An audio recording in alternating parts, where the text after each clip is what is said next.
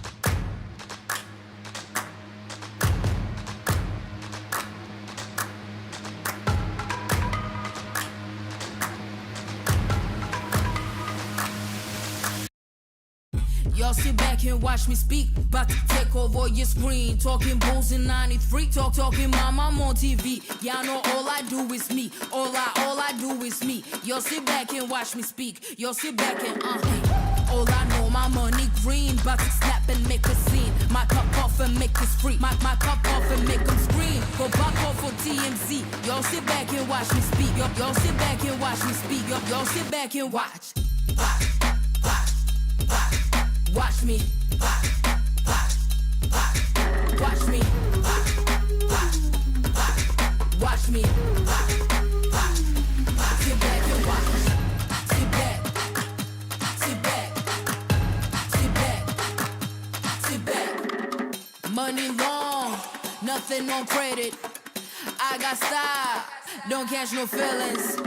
All this bread, ain't got no lettuce. I got style, don't catch no feelings. Watch me. Watch me.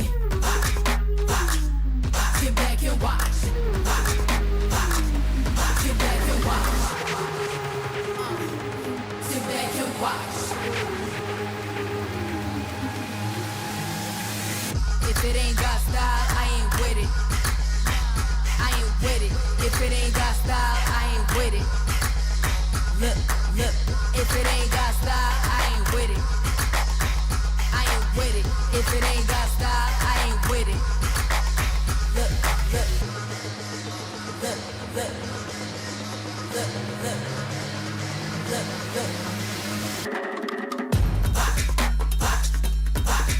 Watch me. Sit back and watch. Watch me. Sit back. Sit back. Watch me. Sit back and watch. Sit back. Sit back. Sit back. Sit back.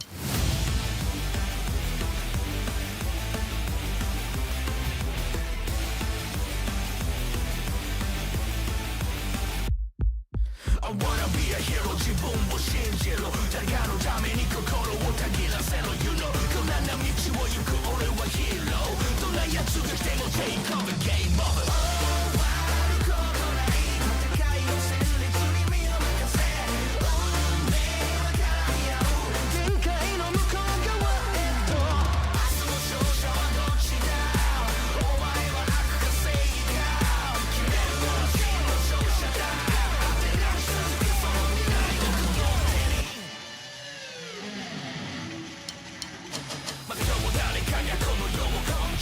しようとしてるんだって誰かが tell me 終わりのこんな道を行くスピードどんな結末でも take over game over そ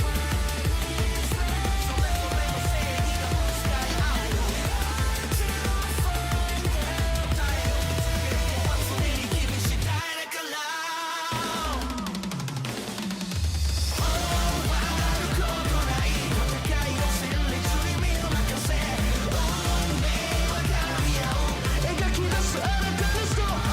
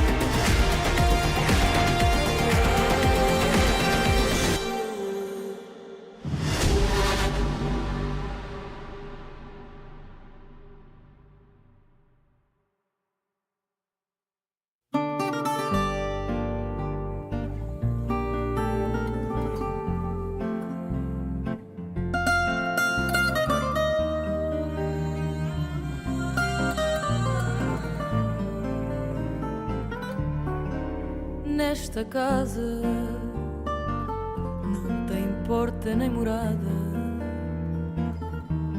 as janelas são fechadas, guardam tudo o que restou.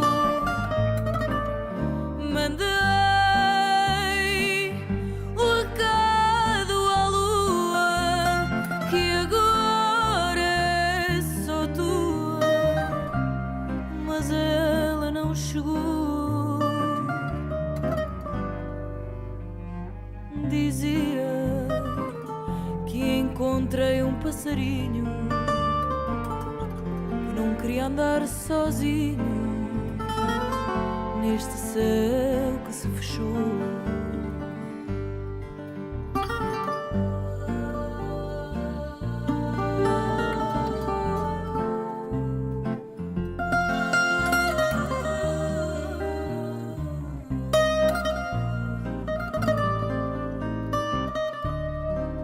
Nesta casa não tem porta nem morada,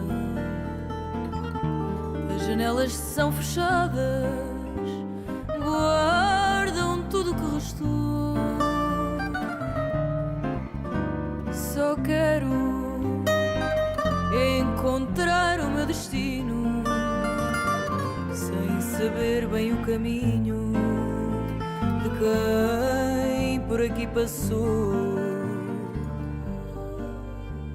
Alvorada que chegou, alvorada que mudou, alvorada que chegou, alvorada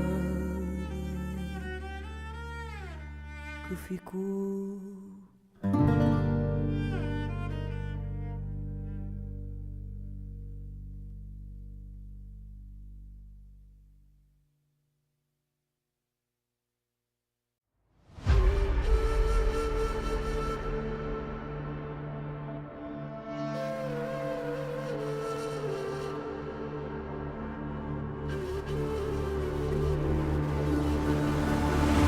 At the world from the eye of the Horus. If you Alexander the Great, then I am the Porus. Coming straight from the mud like I am a Lotus. So हाथियों का बल कैसे सकेगा तू मुझे रोका?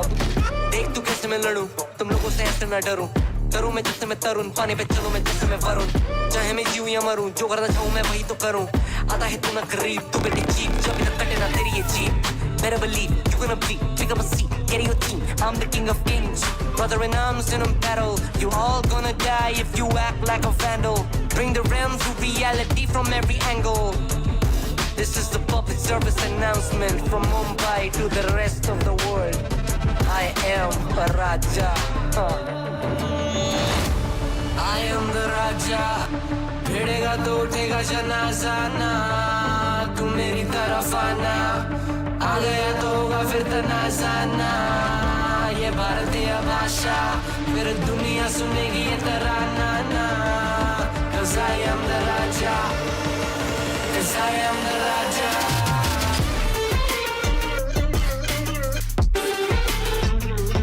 I am the. 'Cause I am the Raja.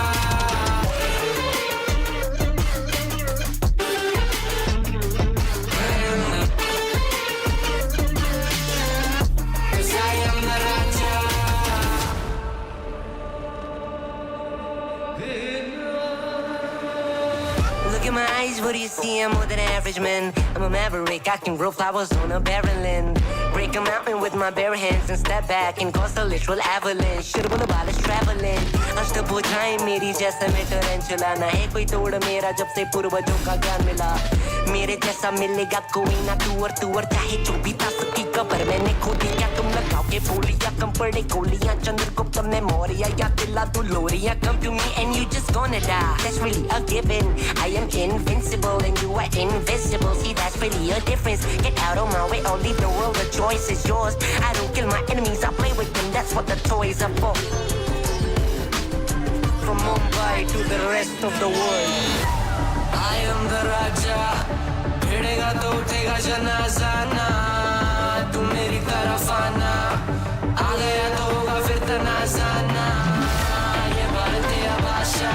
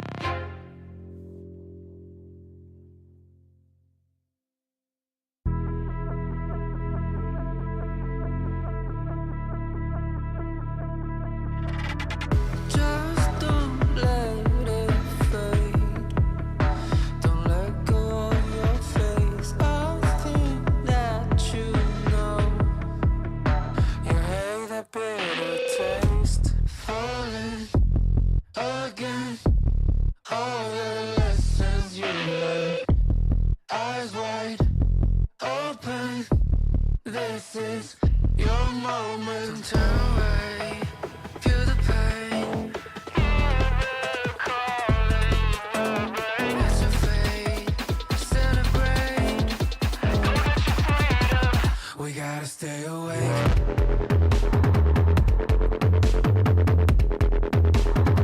We gotta stay awake.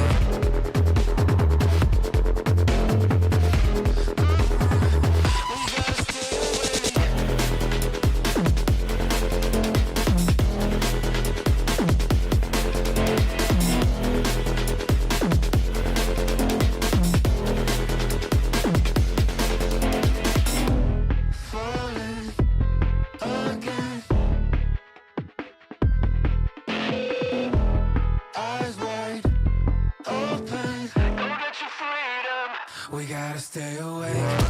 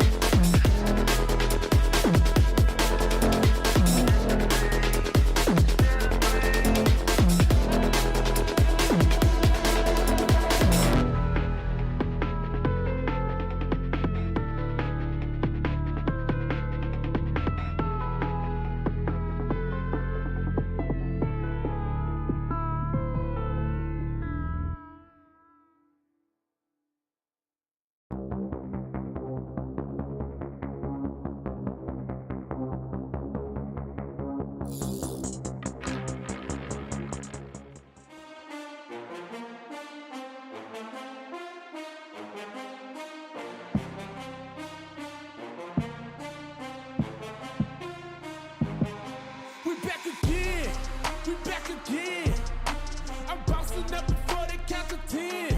We back again, we back again. Tell your mother, brother, sister, and your friends. We back again, we back again. I'm bouncing up before they count to 10. We back again, we back again. Tell your mother, brother, sister, and your friends.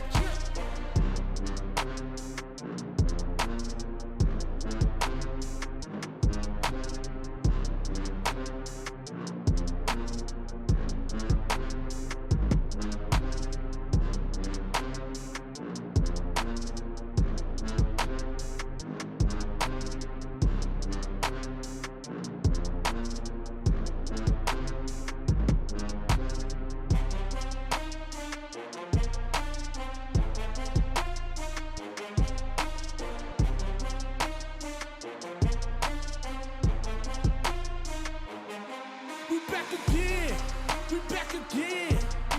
I'm bouncing up before they count to 10. We back again, we back again. Tell your mother, brother, sister, and your friends. We back again, we back again. I'm bouncing up before they count to 10. We back again, we back again. Tell your mother, brother, sister, and your friends.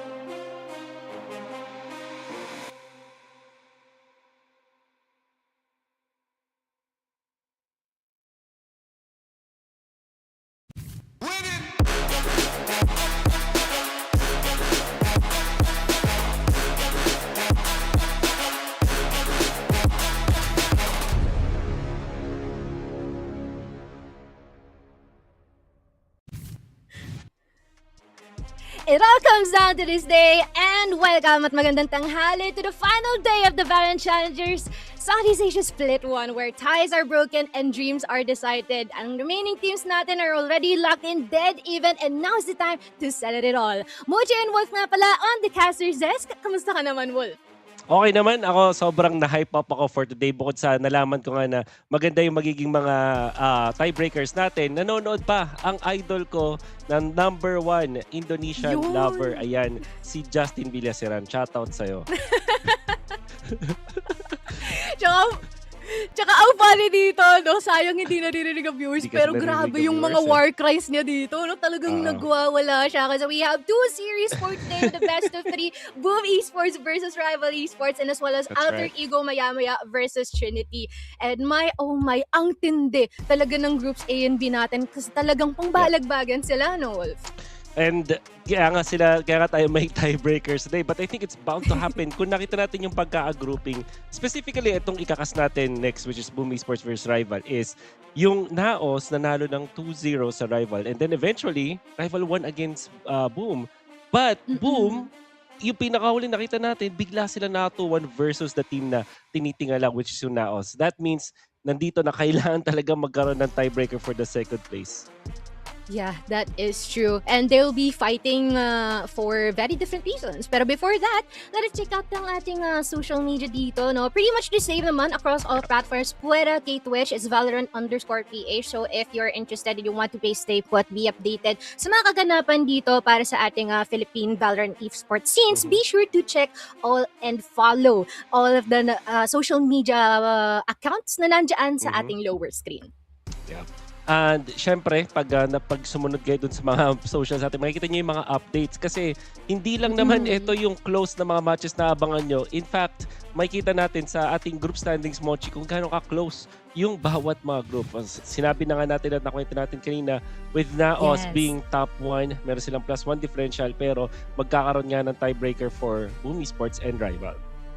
True. At ang malala din dito, Wolf, no, is instant rest back ang possible na makikita din natin dito for these 2 groups na nakita natin with past few days. Ang bilis nilang kailangan maka-cope up and makaintindi sa kung paano nga ba nag-ooperate yung isa't isa. Although, no stranger, kaya lang kasi sobrang bilis nila mag-adapt, sobrang bilis nila mag-innovate, and I'm pretty excited kung ano naman ang ipapakita nila ngayon, or would they stick sa mga previous na galawan nila?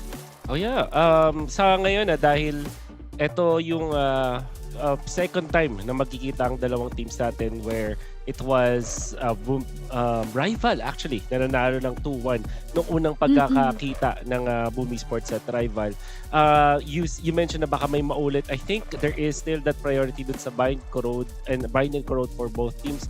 Baka yung pinaka huling game kung sakali mag third game tayo dun na magkaroon ng pagkakaiba. True. And also, baka fix din yung mga bans natin, no? Kalimitan, ayaw nila ng Pearl. They don't like Abyss as well, no? For Rival Esports. So we're gonna check it out, no? Once again, to ang ating schedule for today. Actually, akala ko nung una, magkakaroon lang tayo ng isang series for today. Pero sabi ni Alter Ego, hindi kami papayag. So, they're currently here fighting up against Trinity for the second time as well. That is gonna be later on. But specifically, ulit para sa Boom Esports and Rival. Just a quick recap for all of the viewers natin dyan ngayon. Ang huli nilang bakbakan, it was a 3-game series, 2-1 in favor of Rival. First, it was a very close bind matchup kung saan ang Boom Esports ang nauna.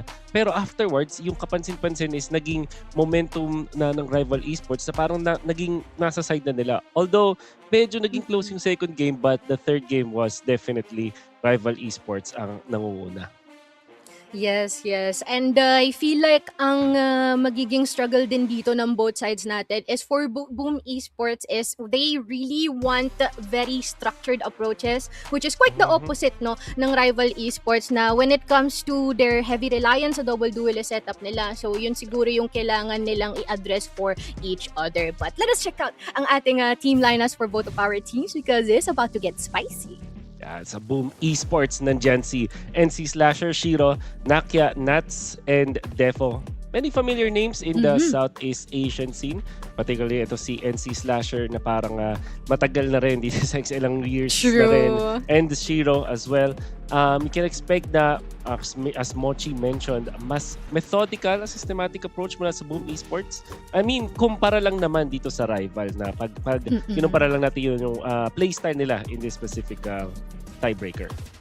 Tsaka ito na rin yung chance ni Defo na mag-shine, no? At ipakita ko ano nga ba yung nakuha niya sa kanyang previous teams being Gambit and as well as M3. Pero on the other hand, no, we have rival esports consisting of former overpowered youth na talagang ka-excite, no? Kung ano ang kanilang maipapakita kasi literal na OP na mga uprising na mga players yung mga makikita natin dito with all eyes on Teddy, considering na sobrang tindi niya talaga mag-frag. Oh, yeah. I think most of the sabihin natin mga viewers ngayon would favor na makita itong si Teddy na malakas, maganda yung performance. Especially kasi nga parang sila yung technically the underdogs in this tournament, this first split natin for VCTC. And it's mainly because dun lang naman sa kanilang history. We know for sure that Boom Esports as a team, as a franchise, matagal na yan. And ito lang specifically for this matchup, rival ang mas pinapaboran na mga gusto ng bagong talents. Of course. And really like din kung anong meron dito, no? The Battle of the Sentinels, wherein for Defo, it is more on, again, proving himself as being the primary anchor na talagang walang pwedeng pumasok, no ID, no entry sa isang site. But on the other hand, for Enfield, is more on being balanced, no? Para sa kanyang team. Talagang team-oriented ito namang si Inf. Yeah. I think yung si Defo isa na rin sa mga matagal na napapanood natin sa Valorant scene. The fact na ganito kataas yung 217 at ACS sa role na meron siya with Viper, and especially kasi on how the maps have, how the games have developed para sa Boom Esports, pwede nating masabi na na-outshine ni Defo din almost anyone in this particular series. And it's mainly because of how dependable he is. Ang kanya namang abangan ngayon, Mochi, ito. Tignan mo naman yung stats ito ni Shiro. Yes, indeed. With the stats lang naman, I feel like that's already more than enough to show kung ano nga ba ang pwedeng ipang tapal ni Shiro dito sa kalaban. No, headline fragger natin dito, definitely capitalizing more on the aggressive entry and always thrives pagka merong mga kaguluhang na gaganap. So, siya din ang taga-set ng pacing natin at kung ano ang magiging behavior dito for Boom Esports. So, let's see if ma-activate nga ba itong si Shiro this time around. 275 ACS, 1 kill per round. Expect a lot of impact mula kay Shiro, especially sa pag naglalaro na siya ng Yoru. And I would assume na madalas din man natin makikita dito yung Yoru. Not only because Yoru has been played so many times, pero pag tinignan natin yung mga potential na mga mapang paglalaran with Bind and with Corrode, these are eventually, baka maban din yung position, di natin makikita yun. But yeah, and especially kasi ganun din ang tingin dito ng rival esports with Teddy. Mochi, yan yung na-mention mo kanina na player. Yeah, true. Talagang kung damage dealing lang ng usapan talagang si Teddy ang maaasahan dito, no, for rival esports. Really excited, no, because both of these players really make the most out of the Yoru pick, and talagang yun yung featured na weapon rin nila, no, pagka tinapatan nila ang isa't isa. Not only ang isa't isa, but across all other teams regardless of whoever ang kanilang mahaharap. So, kung sino siguro yung mas mauunang makapag-convert ng first contact, then that would be the best, no, for them. Yeah. Siyempre, ang kaabang-abang sa mga Yoru battles is the way that they are utilizing the map, yung mga bait plays, and especially utilizing yung kit na meron ng isang Yoru. Parang maganda na rin na makita natin kung paano nagsasaykuan yung dalawang teams natin. The most recent tournament that I've casted and watched na rin was yung sa split 1 ng Philippines sa VCT PH, at Yoru is the agent. Kung dati ang inaabangan mo is Jet versus Jet gameplay ngayon. It's the Yoru gameplay that we're seeing. Expect a lot of heavy and aggressive plays mula sa dalawang teams, but most particularly dito sa rival esports. And katulad nga ng sabi mo kanina, Mochi, yung approach nila sa mga laro with double duelists is mas mabilis at mas chaotic na galawan. Of course, of course. So, let's sum it up, no? Ano nga ba ang meron sa mga mapa natin this time around? We already had our predictions kanina. Parang ayaw natin na Abyss ng Pearl. At yun nga ang meron dito. And instant, they'll be playing on Bind, Corrode, and Breeze. Ay, grabe yung Breeze pick natin dito. Really interested about this one. So, it's the same actually mula dun sa previous time na nakita sila. Literally, kaparehas sa parehas with Boom Esports picking up yung Bind first and that's where they won. This time naman rival naman ang pumili ng Corrode. Ang mababago lang is the Breeze which has been modified along the years, a few months na panood natin. Hindi na to yung Breeze from way back. At this time, usable ang Yoru. In fact, ito nga yung mas priority, mas preference ng mga teams ngayon to play that. Which now makes it so na itong matchup natin between Boom as well as Rival, very interesting. Very, very interesting indeed. Kasi napaka-bossy, to be fair, no? Na yung mga maps natin dito, it is more leaning towards the advantage for Boom Esports, no? For our Indonesian friends out there. And on the other hand, it all boils down to Breeze, which there is quite limited din na parang exposure in both of our teams, but still they managed to do that from the previous match that we have with them. So I wonder, no, what is going to be the look on this one. They might have learned a thing or two when they fought against a different team, which is Naos. So that might pave the way for them to exploit some sort of weaknesses na nabanggit din natin kanina dito. So let us check out na rin ang ating predictions kasi parang ano na to I feel like that's already pretty obvious. No? Well, parehas nga tayo ng prediction dito, but tinignan ko rin kasi yung mga past na mga matches and I think although nanalo yung rival dun sa previous na time na magkita sila, but that was actually last week yun, so more than a few days ago. Tapos recently lang, ito literal na 5 days ago, nanalo ang Boom Esports sa Naos. And syempre ako, biased ako sa mga Filipino teams natin. So, so kung natalo nila ang isang Filipino team, it must be special. So kung last time na natalo ang Boom Esports sa rival, maybe this time they have learned something. And to be fair, the way that they won against Naos was commanding and not only surprising but also makakita ka na maganda yung kanilang na-prepare. So this time against rival, I think they'll be the ones to win it. Yeah, that is true indeed, no? And we might possibly see na muli yung mga usual picks din natin for our players as well. They might be resorting to the usual Brim here for Nats and Fade onto NC Slasher, which is definitely awesome to say the least, and especially when it comes to the util usage, no? So dito din kay Rival, maaaring makita din natin yon specifically for Applix na sobrang consistent in terms of having the controller role din on his end. So let's see if it will be still the same as the last series that we have. Pero in terms of Boom Esports and how we are supporting them, no, tignan natin kung ano nga ba, kung yun nga ba yung kakalabasan din dito.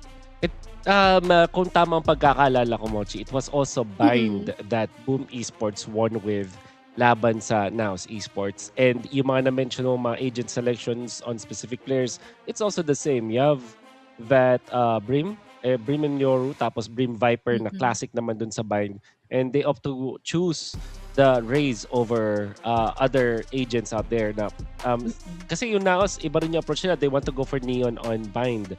And when you're talking about rival, they also don't have the Yoru pag naglalaro dun sa Bind. So very specific for Boom Esports na ito yung parang classic combination nila ng or composition nila ng agent on Bind. And yung last time nga na nagkatapat sila ng Naos, recently, panalo din sila 13-5 na dominant performance doon sa Bind mismo na mapa. True. And I believe na yung kabuuan ng win percentage natin dito for Boom Esports so far in the map of Bind is 100%. Ibig sabihin, ganun kalinis sila trabaho dito. So, Yes. let's check out na rin ang ating agent selection dito for this time around. Kasi I really want to touch upon din yung point kanina ni Wolf, no, in terms of the Neon pick. Kasi may tendency si Rival Esports sa ang kanilang Neon na si IC from time to time. Uy, kalang di yata natin siya makikita ngayon dito, Diba na? which is interesting. Kasi minsan nakakaiwanan sila when they have the Neon pick eh. So I think they wanted to keep themselves on track with Yeah. that one. Yeah, there is that change. They are gonna go on and take the waylay this time. And then, nakip nila yung core na typically ay hinahanap natin dito sa Bind with the Viper and as well as the Brimstone. Ganun din naman para sa Boom Esports. In fact, pag binalikan mo tong Boom Esports, very standard.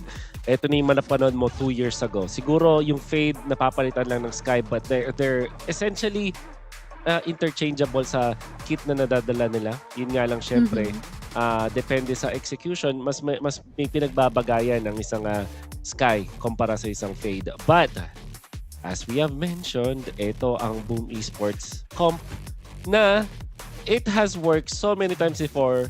Sabi mo nga, 100% success so far. Yeah. Bold move talaga, no? For Rival to let go of that. I mean, siguro, yun na lang inisip nila. You know what? Challenge lang natin sila sa Bind. Kesa naman na piliin natin yung Abyssal as well as yung Pearl natin. So, in short, they got no choice kundi tanggapin kung ano man ang mangyayari din dito in the map of Bind. Yeah. So, when the last time that they have met here, it was a close match. But eventually, Boom Esports ang mananaig at makikita natin. I think that this is now the time to start the rounds. Yes, indeed. Just a matter of time, no? Ano nga ba ang magiging outcome natin dito? But for now, seems like the majority of the players here for Boom Esports ay naka-hover din dito sa ating B site and seems like medyo magugulat o merong surprise element dito kay Temps kung sakali. Yeah. Of course, with the defense massively nandito sa A, kagandahan din dito when you're the Sky, pwede ka mag-act talaga as a great anchor because of the extra info that you get. So mag-out ka lang din. Yan naman talaga value ng Fade at Sky dito sa mga panahon. Yeah, that is true indeed. Pero mukhang rumekta na kaagad si Shiro dito at hindi na binigyan ng tsansa na pag-back out itong si Temps. Sayang, no, yung utility Temps dito kasi sobrang useful sana nga in terms of retake. But unfortunately, they have to work with what they've got with 4 more people left. Shiro! Oh, immediate trade din naman. Kita natin doon. That needs to be style. Alam mo, nagtaka ko na dinire-diretso rin yan as Nakia gets to ice and gets more from top. Ay, si Nakia! Woo! Grabe ka, Nakia. Ang lala mo. Pero tignan natin, no? Imp, kaya mo nga ba na ma-salvage itong round natin this time around? Because you got a base against 3 people! 3K already daw kuha ni Imp dito. Paunti-unti. But I don't think there'll be more than enough my time goodness. with the Oh, 4K and almost an ace. But Nats will be able to shut him down. And again, it's just the first round. You know what's really good about sa mga unang as Shiro steps out of their own smoke, nakita natin doon na kaiba. Nakia gets a 3. The classic, Grabe. that distance, puro headshot halos yung itinatama. And of course, sobrang on point. Dito mo naman yung mga flick na gano'n with that Sheriff. Totoo. Fortunately na masyadong maganda ang post-plant setup ng Boom Esports. Now, I want to say, Shiro, yung una niyang, siya yung nag-enter frag and was able to eliminate 1 agad Sky. I think nabasa nila din na galing A tapos mag-rotate na parang 4 stack dun sa A tapos 1 sa B. Maybe because they've seen it before many times. Kasi nagdire-diretso siya, hindi nga niya pinacheck yung elbow muna eh. And then, for some reason, siguro, hindi ko alam kung anong decision na, nag-slow down siya a bit through the smoke, lalo pa siya napasama. Buti na lang talaga mainit itong Sinakia and Boom Esports fast and good post-plant setup really gave them dividends sa round na yun. Totoo, no? Very worthy to point out yung trust na meron din sila sa isa't isa. Pero wait lang. Grabe. Ang nasabi ko yun, no? Ang bilis talaga ng mga pag-pick off nila dito. I feel like these are the very important aspects that we want to point out for Boom Esports as well is yung ability nila makakuha ng mga early kills in a specific round, which is they're making the most out of. I mean, to be fair, meron naman silang mga upgrades naman ng mga barrel, no? Pero still, they just means na they don't want to leave any room para dito kay Rival na makabawi talaga. Tulo. Definitely. Temps out and yep, almost a flawless there para sa Boom Esports. Tignan naman natin kung ano nila yan. It all started with this, Defo and Nakia combining together for 3. Defo eventually taken out, pero this gave a little bit of information para sa Rival Esports na, yeah, Boom Esports would put one of their controllers as an lurk/anti-lurk duties. So, this might be a slower take, tong bonus round ngayon para sa Boom Esports. Basta, I'm just basing that on the map movements nila in the previous round. True.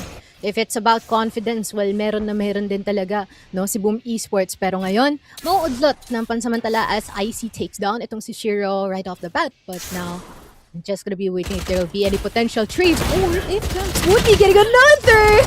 Oh, the crossfire positioning here actually very helpful for them with an immediate response din dito kay IC ASAP. But NC Slasher na lang ang may iwan din dito. What a crucial 3K para kay IC on this waylay. Tapos nakalis pa siya safe and out of danger's way. Making sure na napakalinis din itong retake nila kung sakali. Bilis mag-land ng Boom Esports. I did not expect this kasi the last time that we've seen them, hindi sila ganito kabilis talaga on the RX. Maybe there are rounds that could be like that, pero papansinin natin, hindi sila nag-rotate, nagbe-beat ng plays. It's actually full commit in the past 3 rounds for them. Of course, nag-benefit sila dahil doon, but let's see if Rival will actually act accordingly. Kasi kung napapansin natin ngayon, di ba? Nag-commit na sila ng tatlo doon sa may Dilong, tapos sinabayan na nila yung tempo dito ng Boom Esports. True. And when it comes to that one, I feel like talagang they're trying to amp up things, no? Changing things up a bit in terms of how they approach a specific round, which is great kasi just means it works. And I guess parang given na rin it's a buy round, so Rival should really win that one. If not, there's definitely something wrong. So, ito naman nakuha nila yun. But now, more on the default positioning sila as Shiro takes on a really early pickoff na naman dito onto Akivix. Wala na sila supposed dito and it's gonna be a bit lacking. Yeah. Control onto that. So, an A yung gusto nilang makuha. And this time, ito na.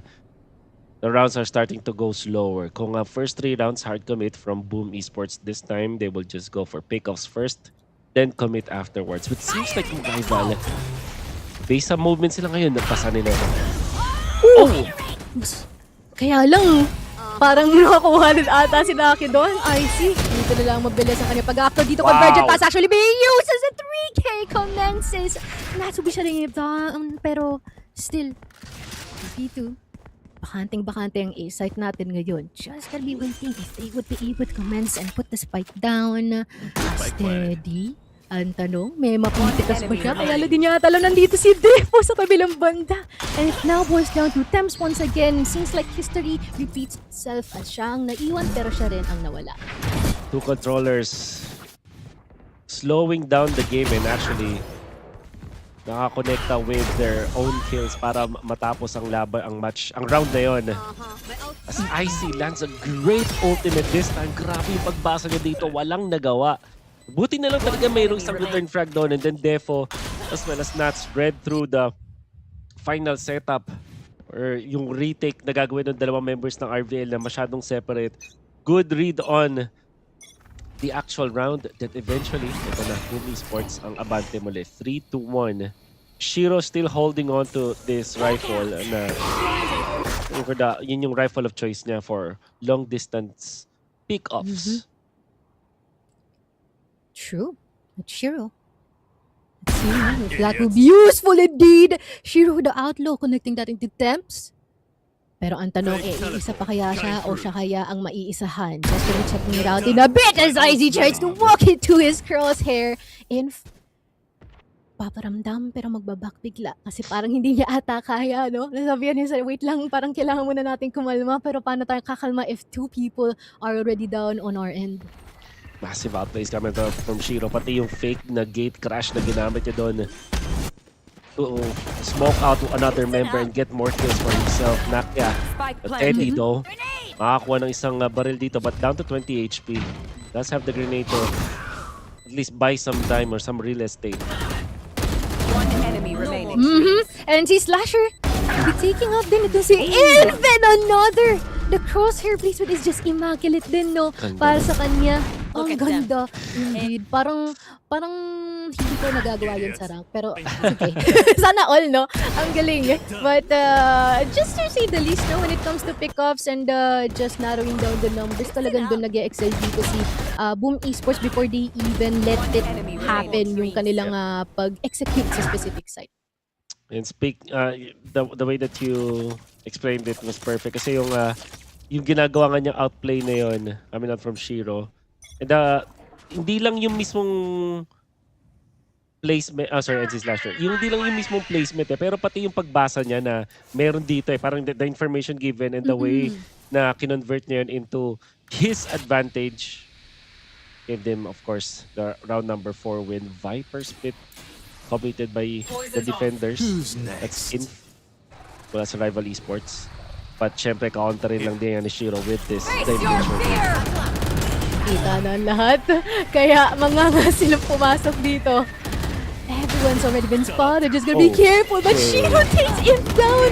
Oh, he got it off by the root. But Thames will try to offer the trade here.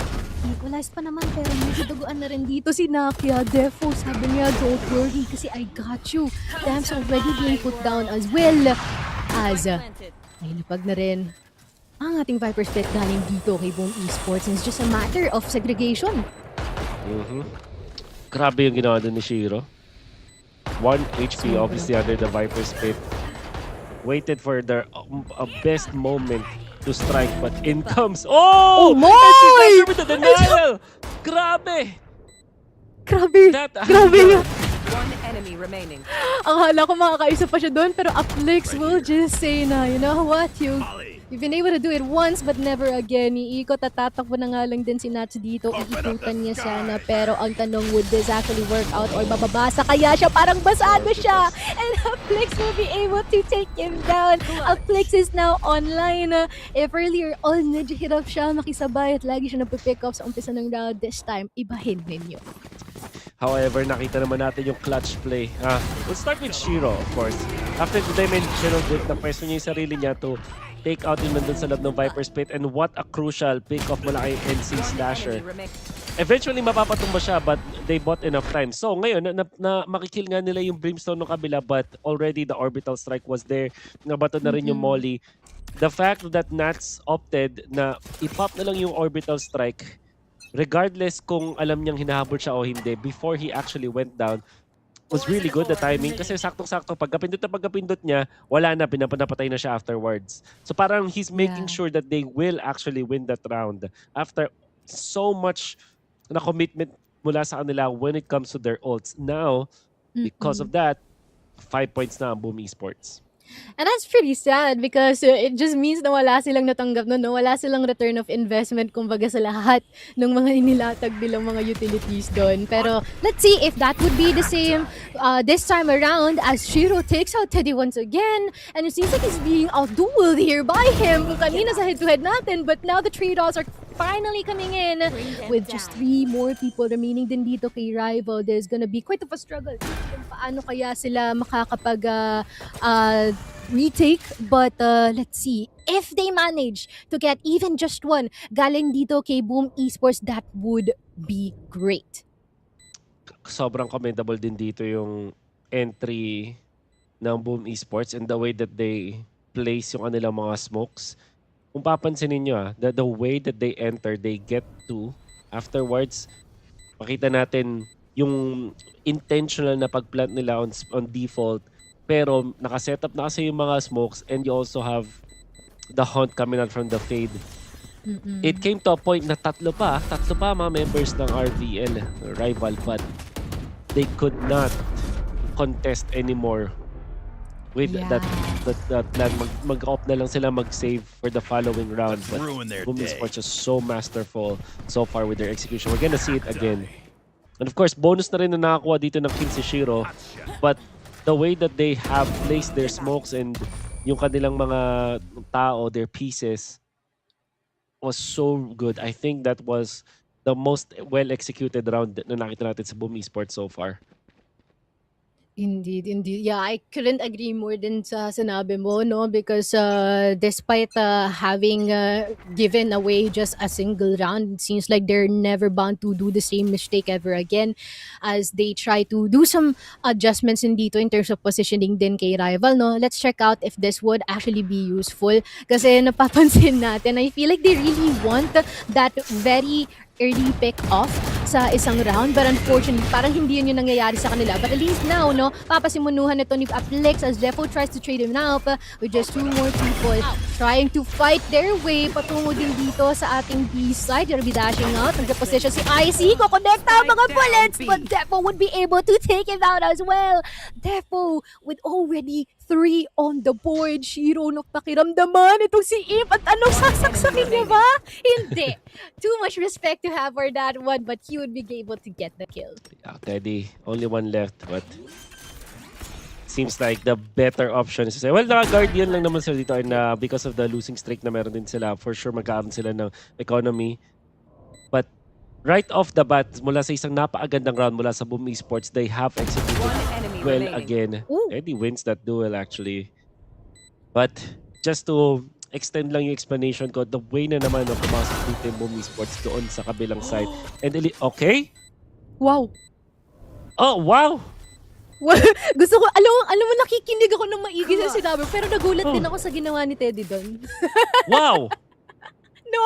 Naklatch niya pa! Well, I was just about to say, after nung isang pick-off, alam na nila yun kung saan napupunta. But yeah, Teddy of Defo, I mean, with the 3K, at syempre, ang laking bagay din itong orbital strike to buy them more real estate. And actually, this one, yung fact na nag-rotate sila afterwards with Shiro as well, ito, right after this kill mula kay Teddy, they should have been well-informed na sana. They could have bought time. Honestly, that was siguro rain check lang din mula sa mga members ng Boom Esports kasi parang yung action sila nun afterwards was unlikely. Remember, nung mag-isa ng 1v1 na dumidepend sa etong si Nuts, he took the more patient route and played for time gamit yung molly and everything. But Shiro felt like, okay, sige, na-try niyang kanina natin highlight kasi natin si Teddy versus Shiro eh. So, siguro nag-gigil siya para, okay, sige nga, papanalo ko nga talaga itong duel na to. But, yep, Teddy now catching Another one. Back-to-back, yung 1v1. Totoo. So kung kanina, no, sige, pakita mo kung sino ka, Shiro, kasi susunod ako. And that's definitely kung ano na yung pinapakita ni Teddy dito right now. I mean, it's still not a bit too late, no? It's still the first half after all, and we'll be spotting a lot dito sa ating A-short rather. Just gonna be forced to back out while Teddy will be receiving a bit of damage galing sa mga shots and as well as utilities na ibabato sa kanya dito. And while aware that someone is quite near dito sa ating lounge area, ay nakakuha pa nga siya ng isa. Sabi ni NC Slash, you know what? Ayokong mag-audition, so aatras na lang ako. 30 seconds left. And rival, finally, maganda na ang kanilang tempo. Oh, the MC! Nuts was not looking that direction. Good flash. NC Slasher, no? Let's try to outlane. No, not gonna be the case. Only one pick-off. And Boom Esports will surrender one more round para sa rival. And I think that wala na sila masyadong economy. We go back to this win, ng 1v1. And if for some reason, Nuts opted to check the smoke on the entry or sa bilong instead of choosing to check yung backside. So, an interesting decision mula kay Nuts. Siguro nga dahil doon mapapa-timeout ka na talaga if you're Boom Esports. Yeah, it seems like we're doing something wrong. Sabi siguro ni Bumiser. Kasi yun talaga yung target nila dito, to milk out as much as many rounds na meron pagka sila ang attackers kasi I mean both of them have double duelist comms and this is gonna be their stronger end of things naman talaga. So I mean when it comes to like the out pickups, is that a word? Parang hindi. Kung sino yung mas umaangat yung mga pickups natin pwede so na yan. far. Pwede natin gamitin yan. Pwede na. Oh, sige. Just this one time. So, I mean, in terms of how Teddy has been able to perform, no? Parang unti-unti niya nang nakakapa kung paano nga ba uli address yung galawan dito ng kanyang katapat. Yeah. What we do know right now ay kailangan refresh nito nga Boom Esports kung sakali man. Kasi sayang 6 points. There's a chance pa na mahabol pa ito ng rival ng 3 sunod-sunod. But this time, hindi sila magkakaroon ng full buy. 2 of them will have to resolve with Sheriffs, 1 with the Judge. But Shiro now, tama na ang kaka-outlaw. Let's go with the Vandal. Let's take this one. Especially 1 orb away na lang siya from getting the Dimensional Drift. It's true. Konti na lang, no? Pero Inf, naku po. Oh, the push alongside with our Sky here na si Thames is immaculate, no? Unti-unti nilang nilalagasan as much as possible, but it's all equalized as of now. Yeah, Teddy. Ito na naman siya. Gonna be a bit careful with how they will be addressing this one. Sama-sama silang atake din, especially they got all the rifles that they need. Yeah. Oh, Defo! Nice shot onto in. Actually controlling Heaven sa ngayon. Here comes the Waylay. Dropping down, but Defo is just too good! Ooh. Buti na lang may trade eventually. But now it's up. It's right now na makukuha pa yung nuts. That was a broken buy mula sa Boom Esports. And after a timeout, Mochi, ang ganda ng resulta para sa kanila. True. At ang tindi rin dun, meron pang bonus na pamboboga, no? Dito sa malapit sa city natin.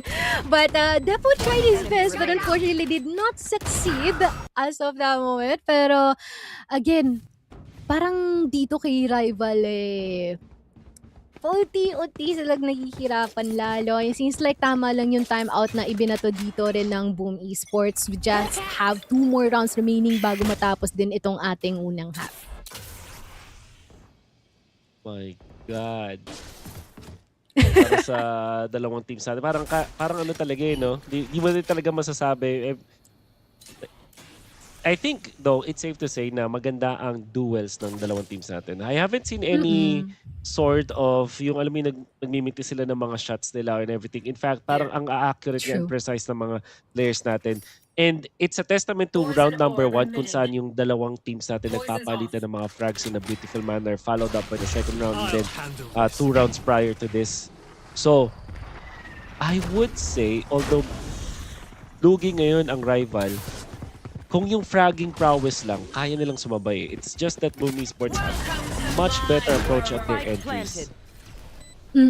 Baka mangyari yon or makita natin yung conversion nun pagdating ng second half, no? Di natin masabi kasi medyo attacking sided nga in my honest opinion itong Bind.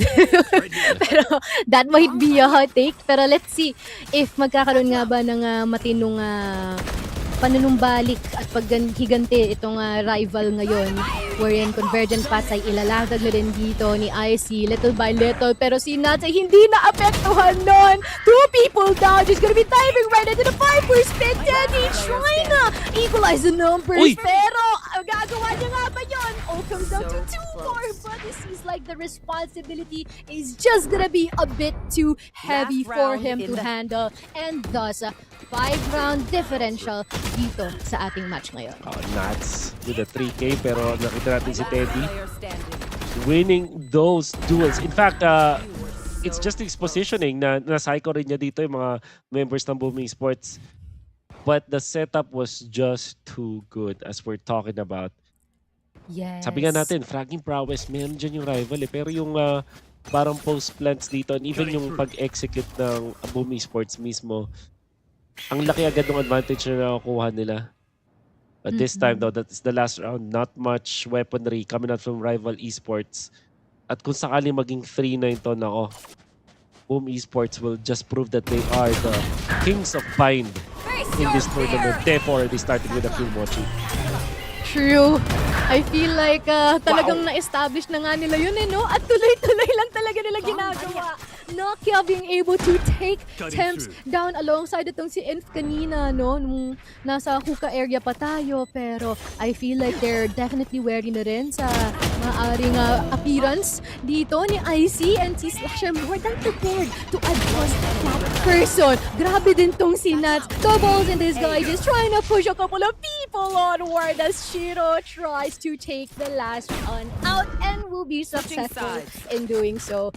So ngayon, I wonder what, no, kung magkakaroon nga ba ng changes. Kasi tignan ko naman, yung ating first half dito, there's like a smack on their face. Oh yes, especially with that Fade ult. Tapos kahit magtago sa smoke, the smoke setup with the Fade ult meant na wala ka talagang takas with checkmate. At syempre, bonus na rin na entry frag na score agad dito ng Boom Esports. Gave them the momentum in that round. There was no chance for rival to overcome that round.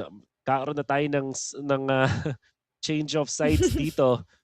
Pero with a 9-3 scoreline, ang problema kasi doon is sobrang lapit mo na makapasok doon sa 13 points. And it's not just about the 6-round difference. It's about how close etong sila Boom Esports to get that 13 points. And syempre, magbo-boil down yan dito sa pistol round.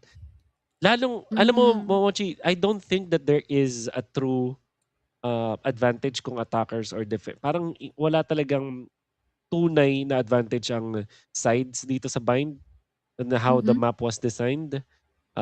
So I would feel like talagang mahihirapan na ngayon ang rival esports with the momentum na meron ang Boom. Yeah, parang nagkakatalo na lang talaga in how good they are in the duels din alone, no? Kasi, to be honest, I expected that rival will struggle pag sobrang slow-paced yung laruan ni Boom Esports. Pero hindi yun yung nangyari sa ating first half. It seems like the confidence is just off the charts din dito for Boom Esports. It seems like they woke up and decided this is such a great day to play Valorant again. So, Yeah. parang talaga pinag-iintingan lang nila yon. Pero, ayun natin, no, kung may bawi. Yeah. The setup, Shiro. It's on a, on a deep part of mid sa ngayon. Nakakakaba. Especially si Yoru. They did set up a smoke for this one. At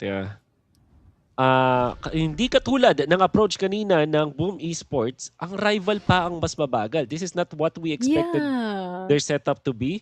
Especially kung papanoorin yung mga previous na laro ng rival. But look at how split they are ngayon. Parang medyo napapakamot ako ng ulo. Nakakapagtaka. Rival is not being rival right now. This is not on brand, I think. Is the best way to explain it. But, let's see, you know, let's just let them do their thing. And hopefully, they would be able to try and rack up the number of rounds to try to make this a bit more closer of a match. But, again, this is pretty similar sa ginawa ng Boom Esports sa ating first round. Dito naman sila sa ating bilong area naglalagi and they would be able to take out the Slasher kaagad-agad. Libreng-libre ang B-site natin ngayon. Nakaabang si Inf pero hindi alam ata ni Inf na marami! Ay, yun nga lang parang wala siyang pakialam. Kahit marami pa yan, kaya-kaya kung isa-isahin yan. And that was so big for Inf here. Oh That's insane. my God.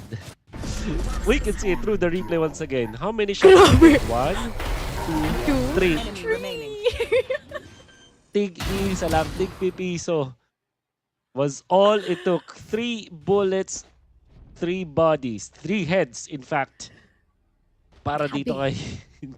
Nagulat ako doon.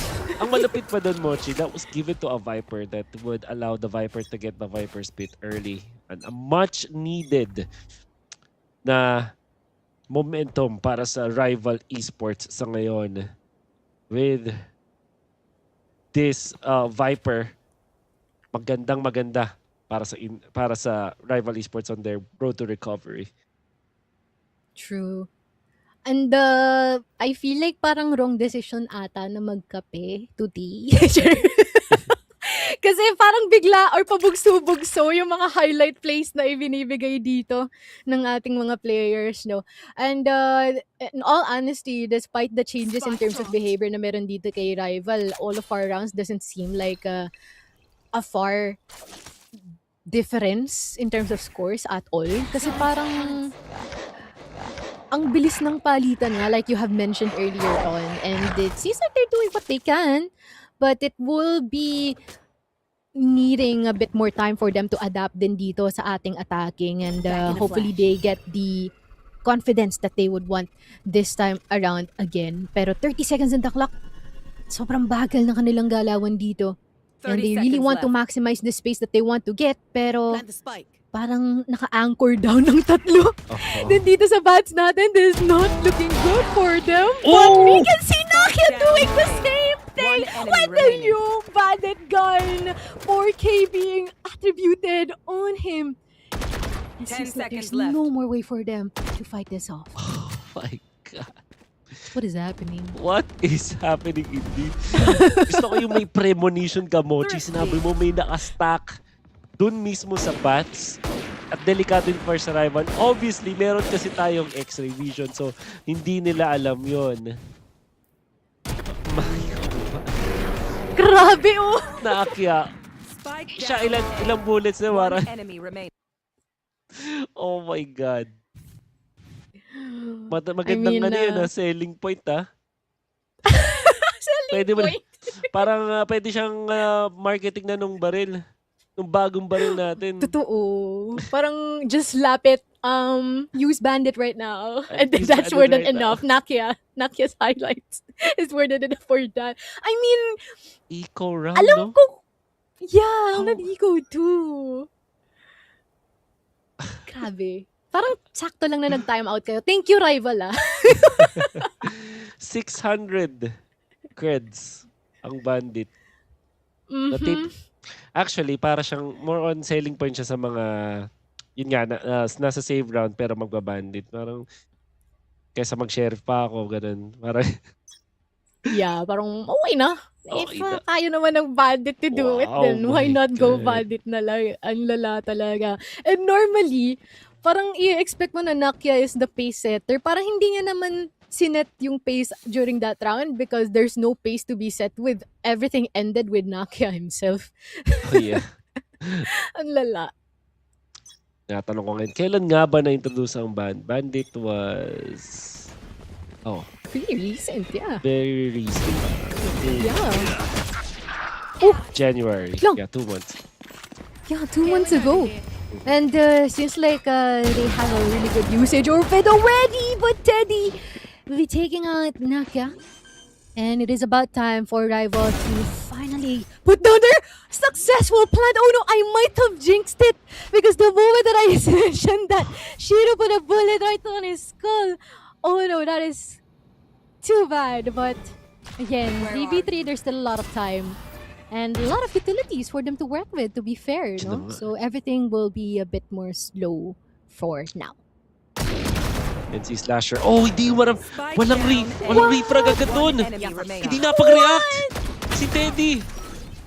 Grabe. Dahil dyan nakatatlo doon si Slasher. Very precise and accurate gunplay coming out from NC Slasher. But of course, this costly stack ulit na nakanda si Shiro. Gonna be a trade for sure. But we can see ito. Shiro will be able to get one kill after the plant. Tapos ito, hindi nakapag-react yun si Teddy. Nakita mo yung Aplix already being taken out. Pero may sound cue ng pagharap ni Teddy. Tingnan mo naman kung gano'ng kabilis siya napatay. And then, the transfer to the right. We're talking about Teddy. We're talking about Nats. About Shiro. Pero si Defo, gusto niya masama na rin talaga sa conversations ngayon. Alam mo, I really expected that it's gonna be pretty similar to what we have from yung unang pagkikita nila, no, with the 13-10. Pero, based on what we're seeing right now, they're just continuously being denied. But Defo, though, will be falling down the hands of Temps with a bit of ample damage dealt dito sa ibang mga member natin from Rival. And already being spotted, walang magkakarabis for today's video for the time being. But then si Slasher, well, just gonna chill dito sa B-side. Pero I feel like konti na lang, aatake na rin sila dito. Hence the little micro adjustments in terms of positions na meron dito for Boom Yeah, Esports. they're selling it. Nagbaril pa sila through the smoke. Or pre-fire. Grabe yung read. Then quietly going in for the complete wraparound. Aplix will be somehow prepared for this one. Pero kung kasi nagsama na ng Prowler, sila magulat. Okay. 30 So seconds left. nag-decide ang Boom Esports to go the other side. Oh, okay. Nagkasalisihan dito. Yeah. Parang di ata nila yung expect. But again, this might be a blessing in disguise. Kasi, you know what, mabuti na rin ganito. At least apat pa tayo, walang namala sa atin. And for the meantime, they're gonna be a bit busy with their first task, which is trying to find one to hopefully even out the numbers a little too... Hindi na pala near because they already even able to do that. But Aplix take that kill already. And the most important is time. Titingin si NC Slasher through the smoke. Nagkasala siya ng konti. Okay, NC Slasher still wins that duel. Maybe Aplix look the other side. Time is not on their hands. Especially with 4 members of Rival. Boom Esports will be just happy to take care of their guns muna ngayon. Yeah. Not give Rival any more kills. And that should be it for round number 16. 5 points for Rival. Kanina pa sila dire-diretsong natatalo, but this time with good execute and a little bit of luck mula dito sa Rival na hindi sila sinugod doon. Doon sa wraparound, doon sa may Totoo. bilong. Pretty good, no? And finally getting a round din dito, no, for Rival after quite a bit of a struggle from the first half. And I mean, still a lot. There's 6 more rounds to go, but if they would be able to rack up the momentum and as well as the confidence that they need in order to do very powerful executes that we know of them of, then that would be perfect. Sana, no? Kaya lang, early bilong take ang meron dito for Boom Esports might be a bit scary for Imp here kasi hindi siya tinatantanan with the ball bangs done through the box. And after dealing a bit of damage, atras na uli sila dito taking the safer route. Shiro is not gonna be taking the safe route. Sugurin pa rin niya dito. Dahil doon, Icy with his Phantom outplay Shiro. And never change. Ito si Shiro, kanina pa niya, from the attacker, from even the pistol round dun sa second half, di talaga siya naghihintay para moment. He makes the moment his. At sumusugod din talaga. Unfortunately, will be punished once again. 4 versus 5 now. Nakendagang. Okay! Oh my Sulit na rin! Sulit na rin. Not bad at all. 2v2 currently right after that makapang-agaw buhay na play. Dito ay lucky out the showstopper. But Inf will be able to take down itong si NC Slasher. And after the showstopper, immediately advantage being hovered dito kay Rival. Safe plant ang meron dito ngayon, no, na pagkakalapag ni Teddy, pero mukhang basado at well-prepared naman ata si Inf in case na magpupush dito si Nats. Pero hindi, nakatalikod pala siya. Wait, expect someone! No, nakatalikod siya! Will Inf arrive at the best time possible? Yes, he would! Whew. And Whoa! you cannot blame Nats for choosing one side over the other. Wala rin kasi siyang information being the last man standing, but that looked to be really scary para sa Rival Esports dahil dun sa 2K ni Nakia. Buti na lang, Inf was just prepared, and first NC Slasher, hindi na hinintay muna si Nats before peeking from that side. And that meant that a 2v1 will be in favor of Rival. Another timeout mula sa Boom Esports. Back-to-back wins para sa Rival now. Yeah. Important 2-round wins for them. Ever so closer para lumapit dito sa points ng Boom Esports at 11 right now. 5 rounds pa din though. Kailangan nila habulin. Little by little. I wonder if they will be online a bit too late or kaya pa naman talaga because so far from what we can see here for Rival, they are relying a bit more. I mean, usual na si Teddy, no? Pero they're relying a bit more on Emp here, specifically on the Viper pick as well, which I mean, it's not that bad, pero it's really important that they would be able to balance it all out, which is if Boom Esports parang sila yung epitome nun eh, no? When it comes to balance and structure as a team and being able to change things up, quickly adapting and being a bit more faster in terms of their paces. Pero bilang huli ang i-occupy dito ni Boom Esports, which pretty much madalas nila ginagawa, pero ngayon na wala sila nakita, magpipipi na ang lahat. At dahil na lang nakita, Sinas nag-push pa! The Prowler timing is just wonderful as Nats will try to find another one. If na lang, nasa likuran, hindi nila i-expect na nandito siya. And instead, makakapag-regroup pa ang Rival ngayon. And they do have the Sky. Ngayon, IC is back to full HP mula sa pagiging 6 HP.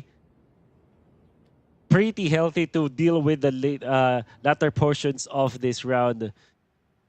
That was great mula sa Boom Esports. The way na ginamit nila yung mga utils nila, like the Prowler that you mentioned, the way they position and read through.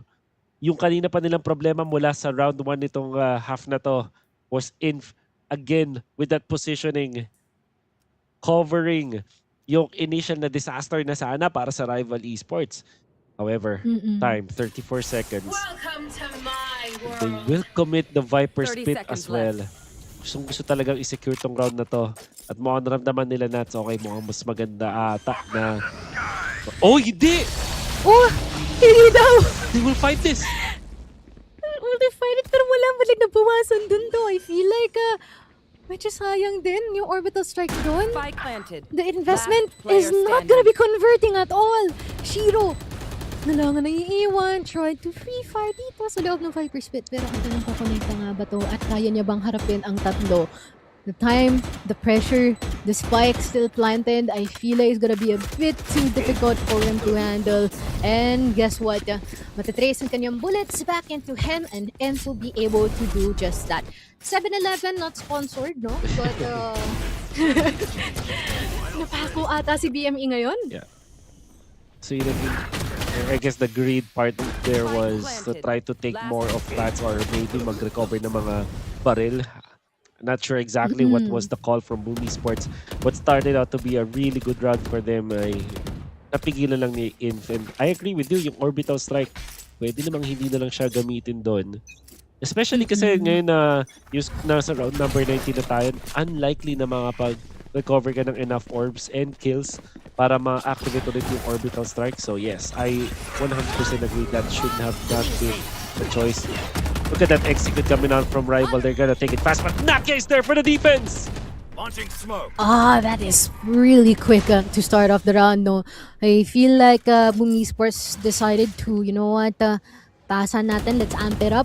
Let's try to duel them ASAP in order to deny them. There's no executes, pero si Inf nandito na naman, tumatrabaho. Ang bilis din nabawi yung advantage na meron sila kanina. But I wonder though, if Shiro can take someone out dito sa ating link, kasi operator pa ang kanyang hawak. Yeah, I'll have to go for the operator. And just light shields. I've got your trail. Yun ang masakit. May information na naibigay. And also, I think that they've heard that from a mile away. Yung tunog ng operator na yun. Dahil dyan, bibilisan nila. Defo with the pick-up though. Can give it another. Defo! Enemy Gets remaining. two. And now only one is 30 left. seconds Temps left. versus Shiro. Nako, Shiro. Shiro, magpalit ka na ng baril. Charot. Ako pa talaga nag-utos eh, no? Pero, malay mo naman.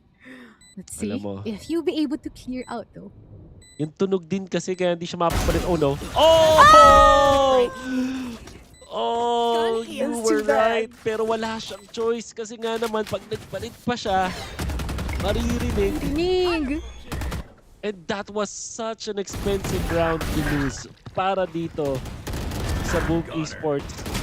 Fortunately for them, they have collected so much points, but with the ults, with this operator, ang daming ginamit ng Boom Esports on this defense, and they will have to settle with an eco sa round number 20. At that will put Yeah. rival ever so closer sa kanila.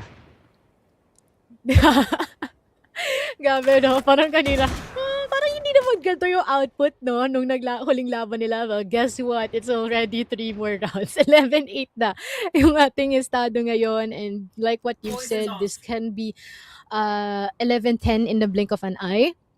But, di naman sa binabati ko, no? Pero baka lang, baka lang.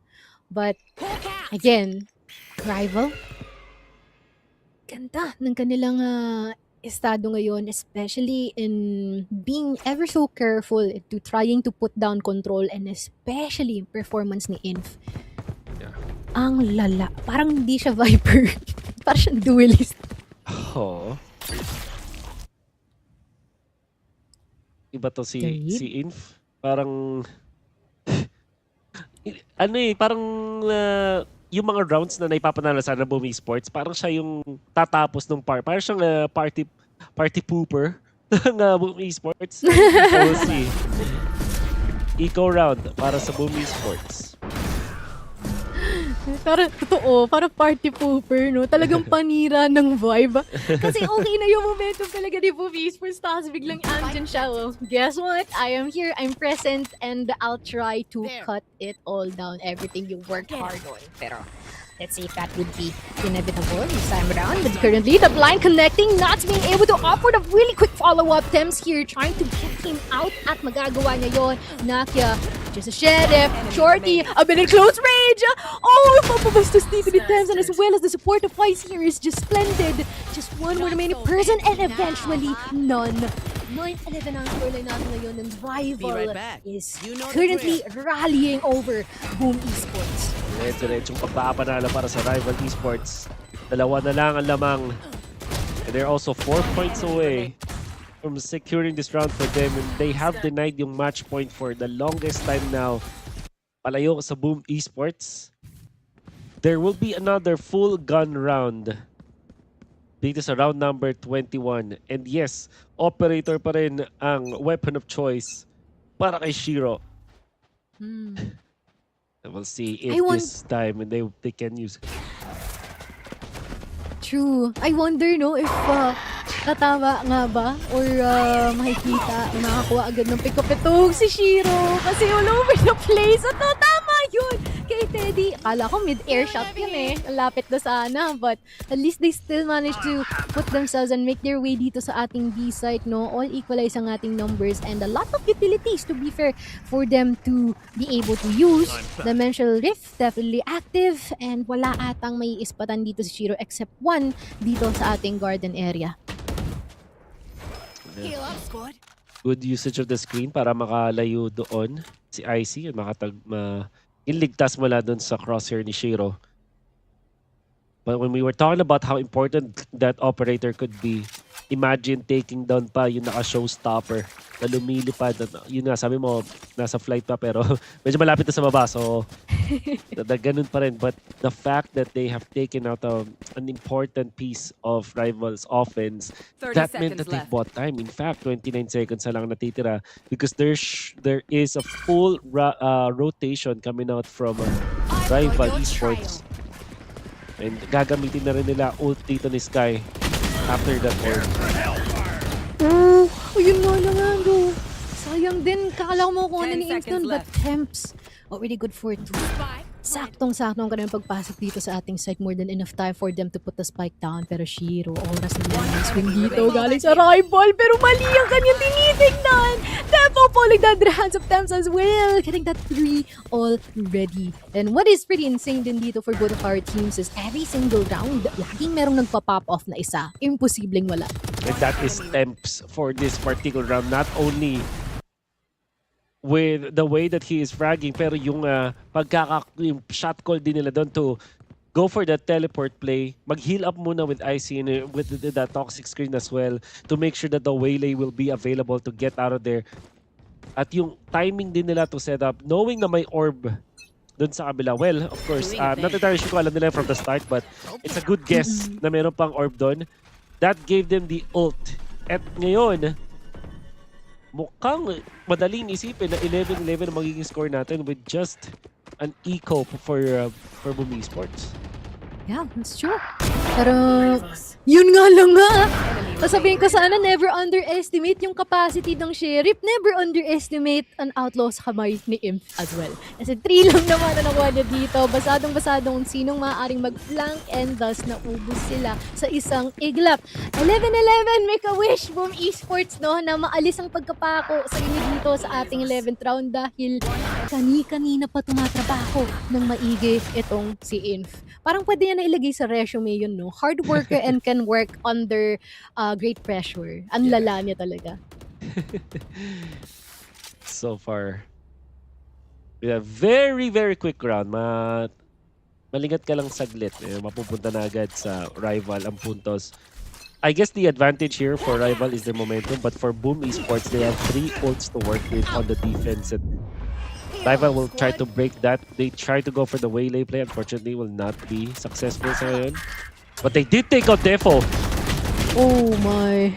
They'll be able to trade off though, as rival still gets the advantage for this time. Nakia on the heaven area. Would he be able to spot one? Yes, he will. Showstopper already activated.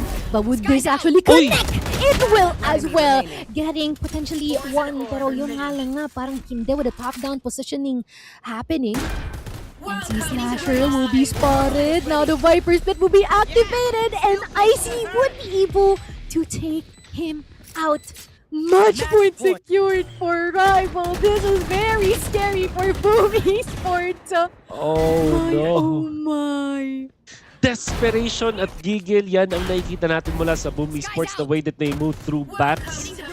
Nakita kung gano'n sila ka-gigil na gigil makakuha ng mga frags na yun to the point na hindi nila ginamit yung distinct advantage nila on the defense. They could have waited, they could have used their Viper Spit, they have the Orbital Strike, they have the Fade Ult. Before nun, si Nakia meron ding potentially papalapit din sa ultimate. Just 1 kill was he needed.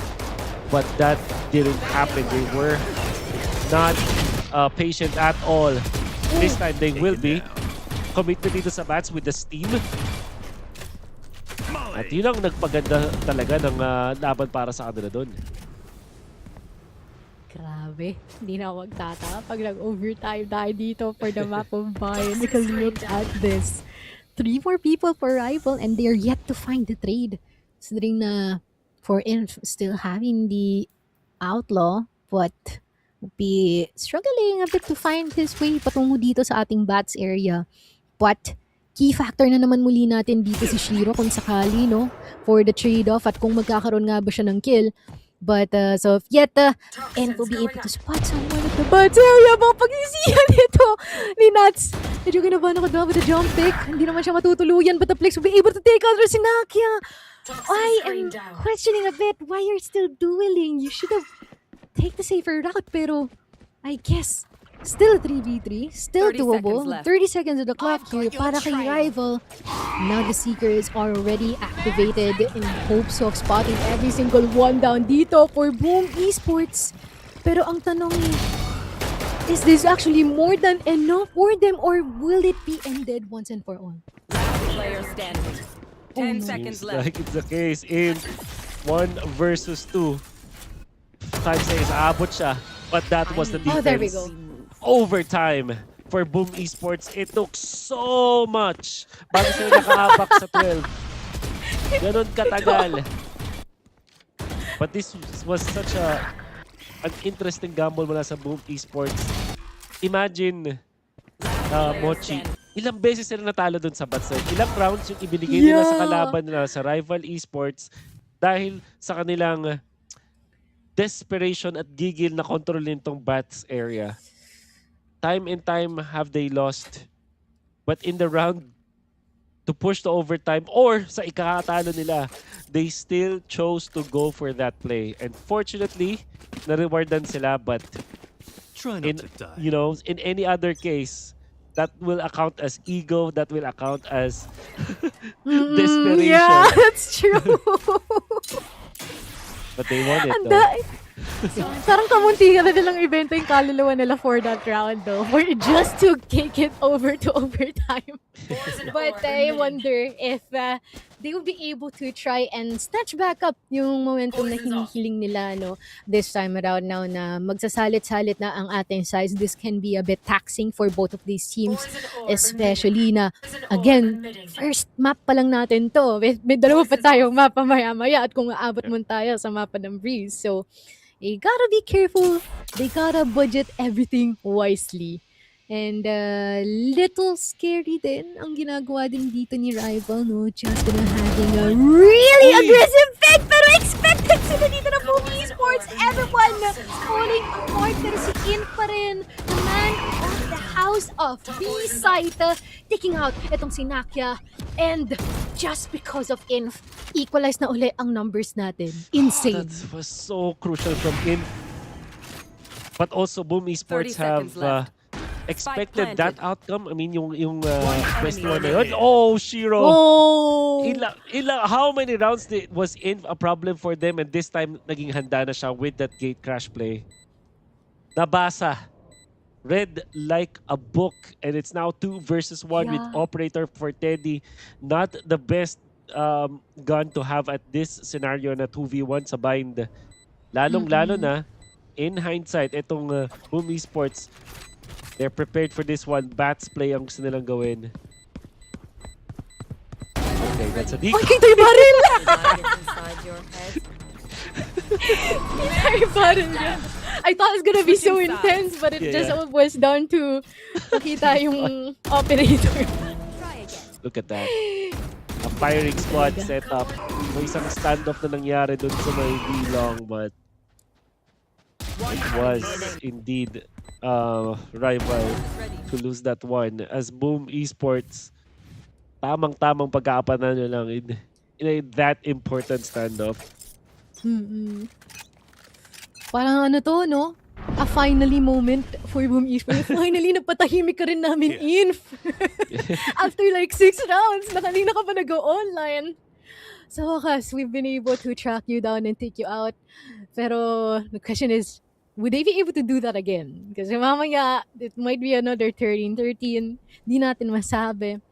Because when it comes to tracking down itong si Im, that is one of the very difficult things to do. Especially in terms of his performance right now. Ang lala talaga. But I feel like they're just gathering some intel as per usual, taking the default route. Pero they gotta be careful din dito sa ating A-short kasi ang daing nakatao. Yeah. Now, it's gonna be another standoff. Oh, Shiro! Nakia! Ubi swinging! Imminaplex! We'll be getting 1 for each.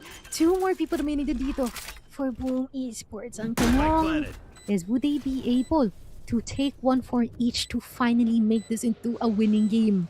A winning round, specifically. Nandito tayo sa isang tiebreaker. And everything hangs in the balance of you winning this series. Makakapasok ka ba sa knockout stages? At nandito tayo mismo sa overtime ng specific game natin. It's just game number 1, but it seems like another overtime is inbound as 3 versus 2. And si Slasher will make that a 2v2. And the second is Tempo! And they might wipe them out. It's gonna be enough! And is it? Actually, now it's more than enough, Mochi. Oh. Yeah! Ang malala din dito was kanina nakita mo ang seryoso na lahat ng mukha nila. Ngayon lang natin sila nakitang ngumiti ulit. Yeah. After such a gut-wrenching series of rounds here na talagang mapapanganga ka, you would expect that Boom Esports would be able to win this no sweat, pero it seems like Rival has other plans. If you know what, kung matatalo kami dito, you gotta earn it. At yun talaga yung pinakita nila dito. And at least, they managed to win. But again, took a lot. It took a lot. It had to take so much, but in the end, ganun pa rin naman. Of course, we cannot discount the fact na maganda ang pinakita ng Rival Esports when they were able to win those rounds. Their bats control was phenomenal, the attacker side. Their fragging all throughout, maganda rin naman talaga. in the end, Boom Esports have relied on their two controllers. Kung tama pagkakalala ko, it was, well, we'll see it later. But it was definitely Defo na natira doon. Oh, I think yung Raze din pala natira doon sa kanina na 2v3 scenario.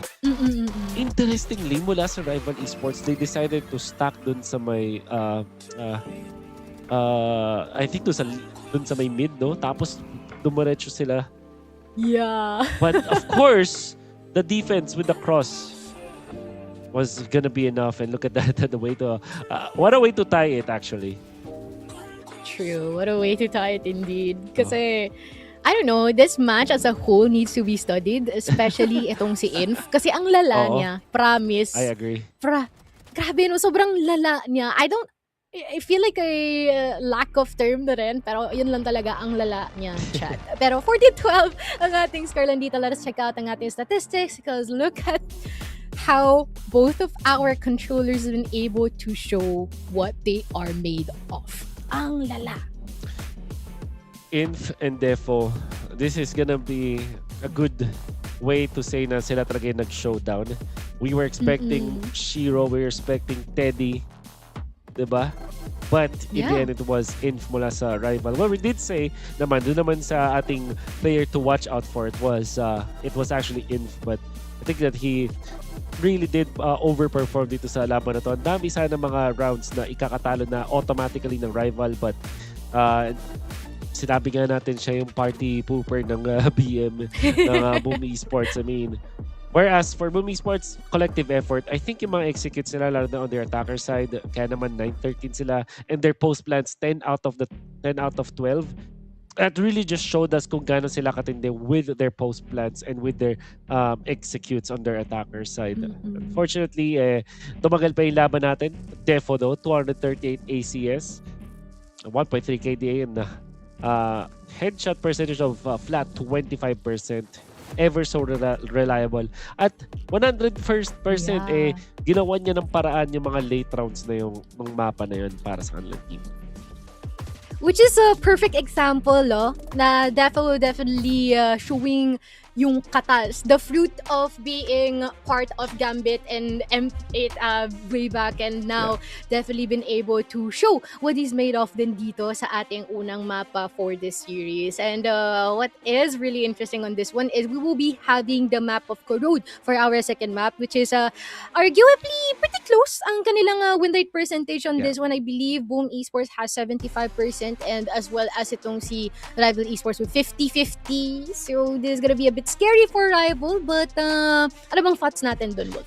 Well, we do know that Corrode is the map of choice para sa Rival Esports, and the last time that they met, it was really close.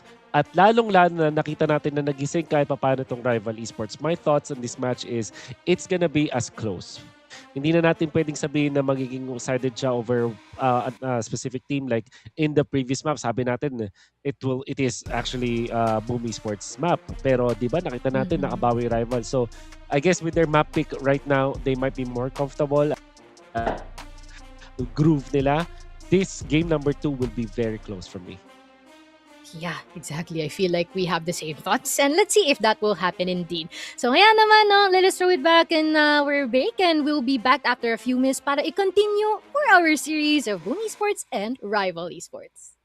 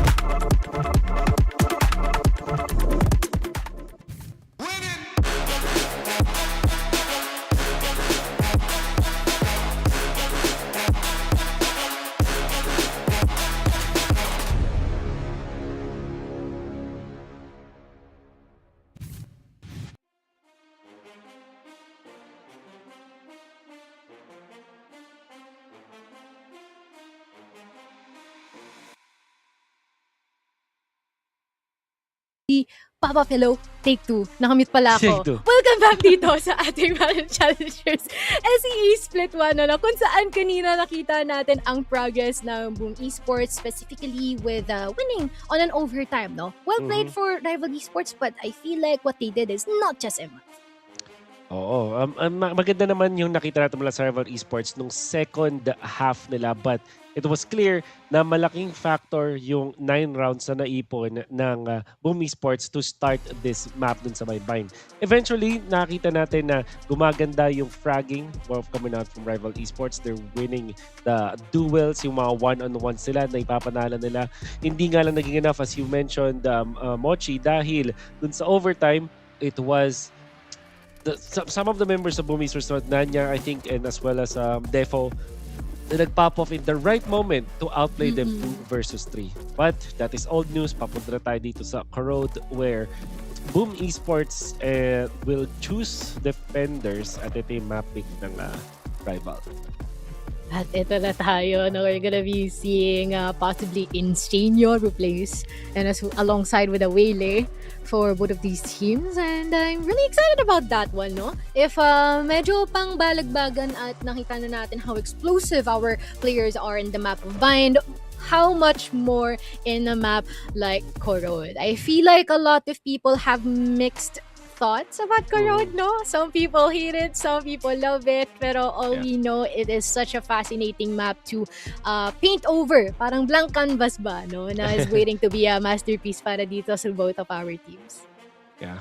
Still, I think parang ang priority ng dalawang teams natin dito is a slower gameplay, kasi kung slower gameplay for Boom Esports but faster for Rival Esports. And the way I say kung bakit siya fast is just imagine kung ano yung choice nila. They went for not only double duelist but also Neon and Yoru combined dito sa mapa na to. Of course, you want to access more parts of the map as soon as possible with the gate crash, with the Neon. But alam na, we can expect them to play really fast this time. Yeah, let's see, no, kung magagawa din nila yun. Or will there be someone that will act as sort of a bottleneck din, no, from each of our sides? Kung kanina, Inf has been able to be that very person to do that? Or this time, sino naman kaya ang outshine o magpapakitang gila sa showing na this is not gonna be an easy fight? Pero ngayon, we are gonna be seeing a vice pick dito, no, sa kamay ni Inf, which I believe nakita rin natin before, but I wonder if dito din sa ating dalawang Neons kung sino nga ba magpapasidlan, because there's gonna be no Wele at all but a Neon instead. Oo, at alam mo, nung last time na nakita sila, this was literally the same setup para sa Rival Esports. They went in for the Neon. And doon naman sa kabila, it was also the same. It was the Vice, obviously, para sa Rival Esports. Pero yung Neon ay pinili din naman ng Boom Esports. But they also picked up this Chamber. So, this is the same agent comp for both teams.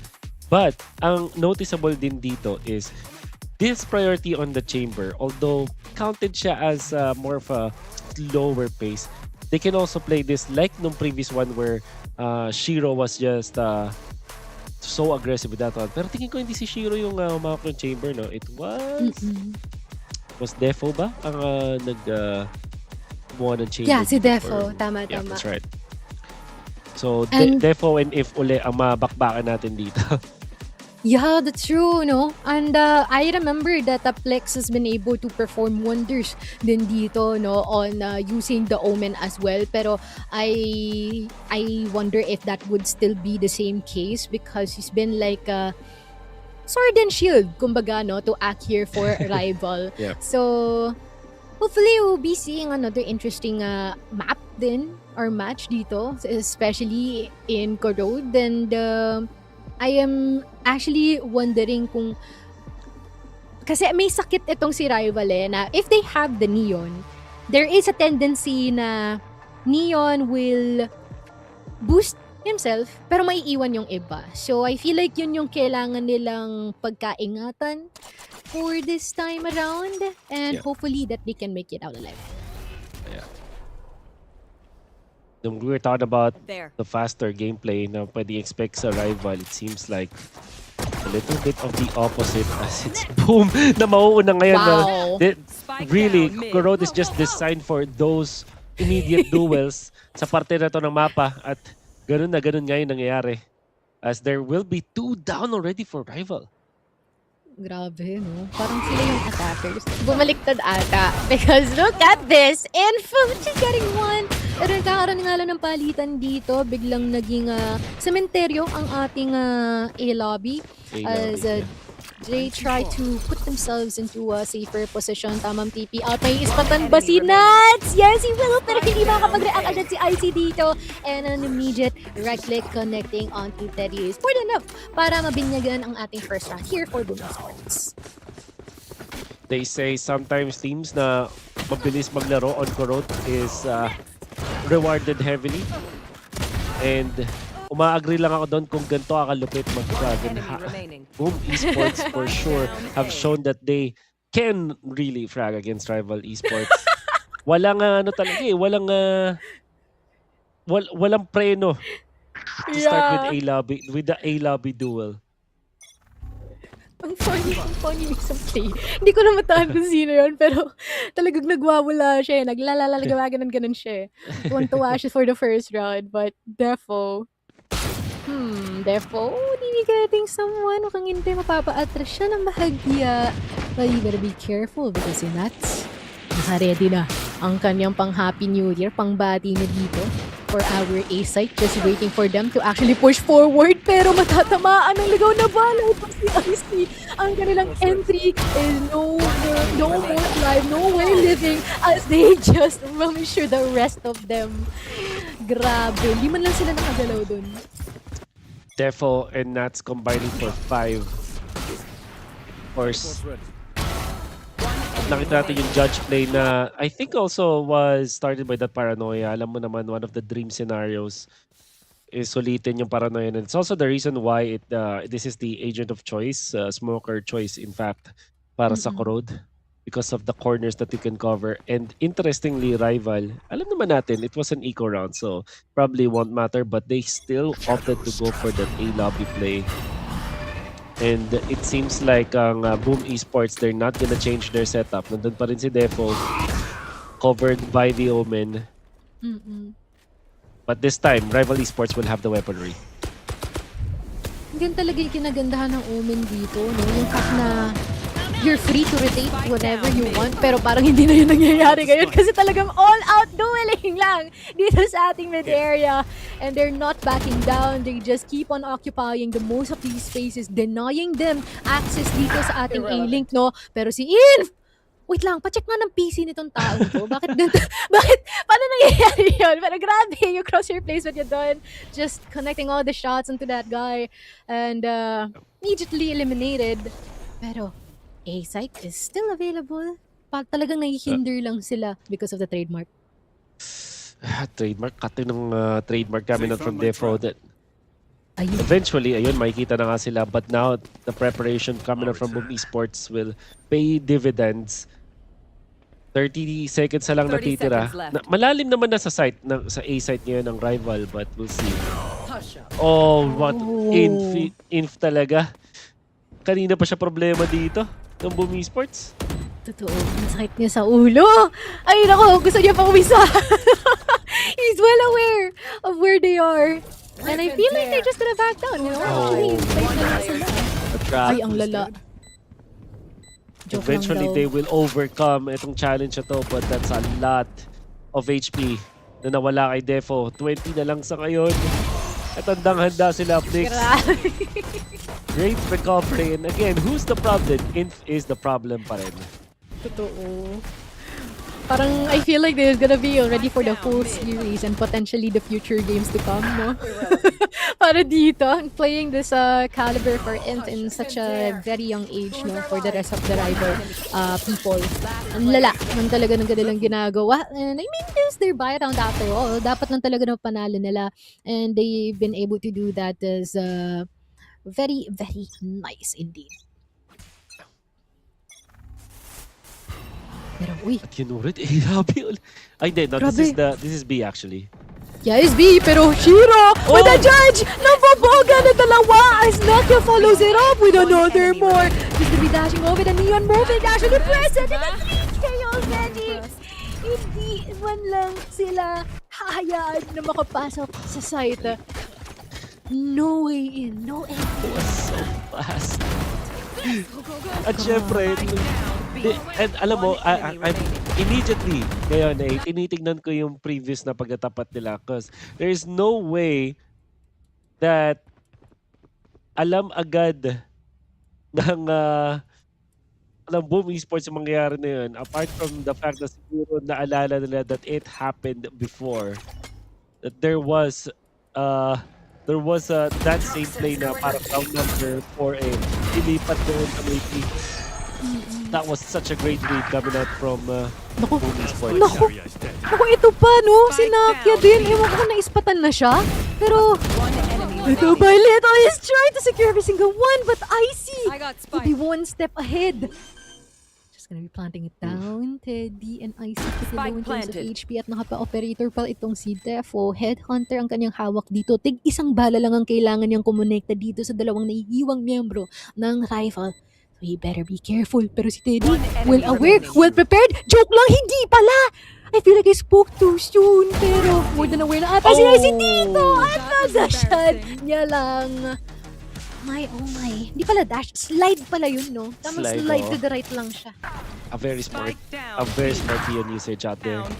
But of course, Icy, sobrang nakakatakot na sana talaga ng round na yun. But Icy have found a way for them to recover in this particular round, and napakagandang thrifty round na yun para sa rival. A much needed one. Si disastrous na nga and also I think that they have denied an operator sa time na yun. Pero same setup kung daming pera ng Boom Esports ngayon, they will go still for Odin as well as the operator. Yeah, they have a lot of funding so far. Pero ang tanong ay hanggang saan aabot yan kasi mamaya maubos. So they better be practical about it and make the most out of the weapons that they have.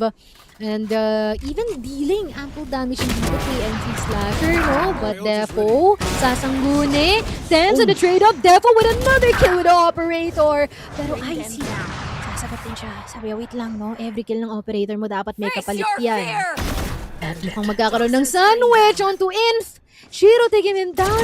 The reads are really good. As NC Slasher just utilizes the Odin on this one. You know what? If it works, Odin na lang ang pangsagot natin dito. Why do we have to be tactical about it if the Odin is more than enough as an answer? I guess yung tactical part na doon was his positioning. Nakita naman natin. Therefore, nagkaroon ng malupit na standoff doon sa may A, but utilized their fragging power, but eventually it was the positioning. Nakita natin wala kay NC Slasher and of course from Shiro that eventually gave the Boom Esports a round again, 4-2. And so far the rounds have been very quick. At ito, pati talaga nung extra info na chicken from NC Slasher, sabay kuha ng Odin. Just getting overwhelmed though. Yeah, a bit too much for it to handle. Pero at least merong kapalitan dito. Pero still, ang may kalamangan pa rin dito ay ang rival. Hindi makakagalaw dito si Nats for the time being. After niya matusok dyan sa inilapag ng ating Vice.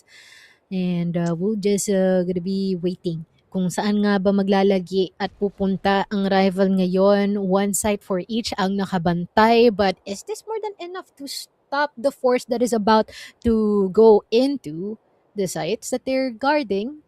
Lalong-lalo na dahil pa nilang time to address and choose, weigh their options. Boom Esports, ang kagandahan kay Nats, gamit tong judge na to is madali mag-reposition. And he also has the ultimate. There's a shadow step and the ultimate. Kaso yun yung -1 na hinahanap nila. 2 versus 2. Nakita pa siya, yun nga. Bandit for the win. talagang grabe, no? Itong series na to talaga parang saktong-saktong pang-ads na to for the Bandit. Pero, Teddy, Atras na muna siya dito. Bakante ang A-side. Pero parang mauudlot at mababati ata ito ni Nuts. More than prepared. Mang-judge na lang siya. Shrouded step and the read, of course, nakarinig ng mga footsteps. But this started to be a very scary round para sa Boom Esports. Naging 3 versus 2 at eco round yun. But fortunately, there was Devo and of course Nats with this bandit headshot kay Inf. 10 seconds At left. yun na nga, ini-utilize ang Shrouded Step to counter that wraparound din mula doon sa Yoro ng kabilang team. Very scary round para sa Boom Esports but they still got it. True. Tsaka ang daing ult na meron ngayon, no? Both teams. I wonder kung makakita tayo ng mga fireworks this time around. Sobrang dami ng pwede nilang magamit dito na abilities. Pero si IC, sabi niya, more than enough na ang isang judge. Even the major and quick switch up dito sa ating operator. A-site natin. Meron pa rin kabantay. Pero, would they commit? Will they commit, no? Tatlo pa ang tao dito ngayon for Boom Esports and they are just occupying as much and as many entry points para maiwasan yung rotations na pwede manggaling dito kay rival. 22 HP laban sa isang Odin pero nakita yung tuhod na yun. Just focus on the ult in, take out Nakia. Oh. Good -1. Ngayon 3 versus 2 na nakakalabang ang rival. And they will be able to plan. Nako, Phantom nako. and Odin. Is this gonna be enough? Well, Shiro wins that peak. And in, ito na naman. Ito na naman But siya. there is the Viper's Pit. Could be good though. Nako, Alam baka niya, hindi I i-check think yung corner. it has the advantage this time and he does! Oh! Wow! Oh, ang galing din ni Shiro dun, no? The moment na makuha yung kanyang kasama, ang bilis niyang nakasagot and is more than prepared for the last remaining person. May Shopping pa nga. nag-shopping pa nga siya. Ano? I mean, may enough time naman, so why not? Making the most out of the... Ay, hindi. Sabi niya, you know what? Wag nang operate. Ano ba talaga? Sige, kaya Ano ba mo talaga? yan. Indecisive ata siya dito mo. Defo really hot with this operator pero it's gonna be run over by IC though. Nagiging problema na rin ng Boom Esports for the past few rounds. But this time, ito naman testament kung gaano kalupit gumamit ng UTs sa mga tropa natin mula sa Boom Esports. And even using his teammate, itong si Shiro, para mauna. I mean, for the retrade. So parang siguro na plan out nila yon. Kinlear out muna nila yung nasa harap nila mismo, yung nasa line of sight nila. And then when they had to turn around dun sa corner na kailangan nilang umikot, kailangan make sure na merong refrag, enough distance between them for the refrag. And I think that's really good. And then afterwards, yung 1v1 na ipanalo ni Shiro was really, really good. So I think that was a well-designed retake wala sa side ng Boom Esports. Kaya din naman sila ang may mga puntos ngayon. 6-2 in their favor. And now, a timeout mula sa rival. Yeah, I feel like well needed, and well-used timeout din ito for rival, no? And not to mention, Boom Esports made the most out of the ultimates that they've got, no? Although medyo naudlot yung overdrive ni Nakia, which is okay. Kasi nabawi naman ng ni Shiro yon by the end of the day. So, now, may operator na tayo kay Defo at may tour de force pa siyang pwedeng magamit in case na mawala ito next round. So, ganun ka well prepared for the future itong si Boom Esports ngayon in terms of economy. So, rival though, makakaroon agad ng -1 after that encounter. Sakit. Of course, long distance to the operator. Tapos Ay, naku meron po! kang malapit dito. I see though. They overwhelmed him. In fact, they're winning this one. Yeah. Parang nagkakagulo na sila dito sa ating A site and they had no plans on stopping and backing down soon. NC Slasher yakap-yakap ang Odin. Pero would this be more than enough to offer the retake? Prowler connecting onto someone. Tamang season lang for the temporary damage. Connecting and it twins! This dude! Parang idol niya ata si Brock. But IC would be able to take it down with a 4K. Wow. What a great eco of the timeout. And syempre, ginamit nila yung idea na they know for sure na ang play coming out from Boom Esports is merong long distance na operator tapos merong judge na malapit. And they've understood na ito yung gustong gawin ng Boom Esports time and time again, kaya naman prepared for sila this time. And after nila sugurin, ang tingin ko commendable din on Mochi was their usage of their blinds across yung kanilang iba't ibang mga utilities. Meron silang concuss, meron silang paranoia, and coming out from their own fade mula kay Temp. So that's also the reason why Defo, after one kill, hindi na makarecover. And also that's the reason why they overwhelmed Nance. Parang ano rin yun, ano? One of two cases. It's either nakikita mo yung liwanag o mandidilim yung paningin mo. Yes. Ang dahil nilang Yes. pwede gamitin talaga. Pero dito, no, munti ka nang makaisa ang member natin dito for rival, but they would be able to turn that into reality for the B site and while simultaneously having duels dito sa ating A-link area. But now, 4v4 with currently from the shadows and as well as the first active naman dito for Boom Esports, pero I feel like they won't be needing that anytime soon or they're currently using it now, but I think wala silang magiging ROI from that one. And now it all boils down to Shiro. Well, 4 people yan, Shiro. And Stinger ang hawak mo, so it's gonna be a tough one. Yep. Well, they just give it up. We did say that this series, this map will be close, and so far, maganda na nakita natin quality ng rounds. Especially because Rival have already won 2 eco rounds. Parang, kung isipin niya, sa ngayon 2 out of their 3 round wins are from eco. So, well, it will be 2-2 sa ngayon. So, commendable plays coming out from Rival Esports. We'll see. Round number 11 is inbound. At syempre, expected naman. Even with the tour de force, lugi din talaga sa firepower itong Boom Esports. Yeah, and I feel like talagang dun lang din nagkaroon ng kalamangan, no, and how they expected na rin siguro yung positioning ng mga remaining members natin dito for Boom Esports, and they were right. 6-4, it's 2 more rounds, no, para makapag full reset dito ang rival kung sakali. And mukhang meron na namang kinukook or niluluto itong si Boom Esports sa ating mid area, trying to detect kung saan nga ba sila maglalagay. Pero ngayon, they already have a full idea. It's just a matter of time if they would be able to offer a really good retake on this one. Yeah. Fast take on to B.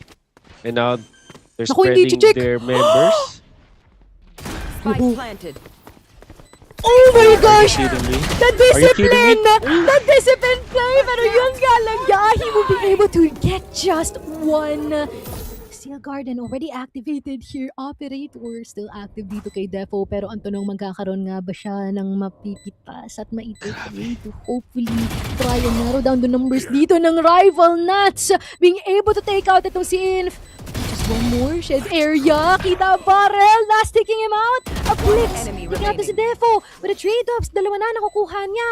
Pero si Nats, lang ang iwan. And he would be rained down upon by IC with the judge. Grabe yung patience na sana from Nankia. We can see it here.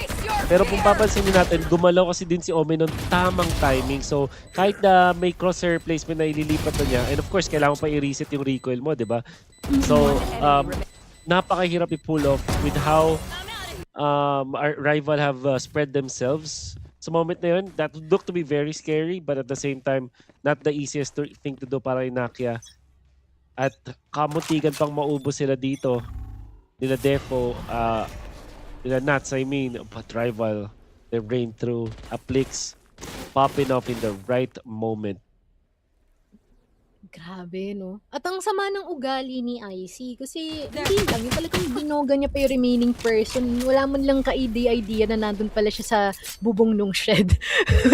Which is ang lala for them, no? But last round, we're in, we have a couple of judges and as well as a Stinger, a couple of Vandals here. Nakabix by ang Boom Esports right now.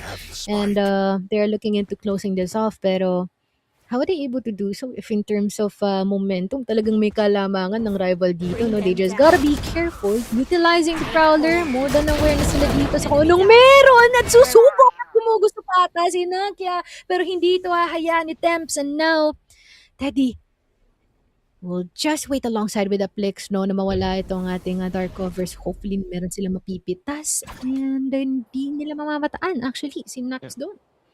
Great util usage mula sa Rival Esports at syempre yung 30 seconds idea left. na alam nila kung nasan si Naka. And another good util usage. Buti na lang si Nuts Wow. from the other side will get a kill.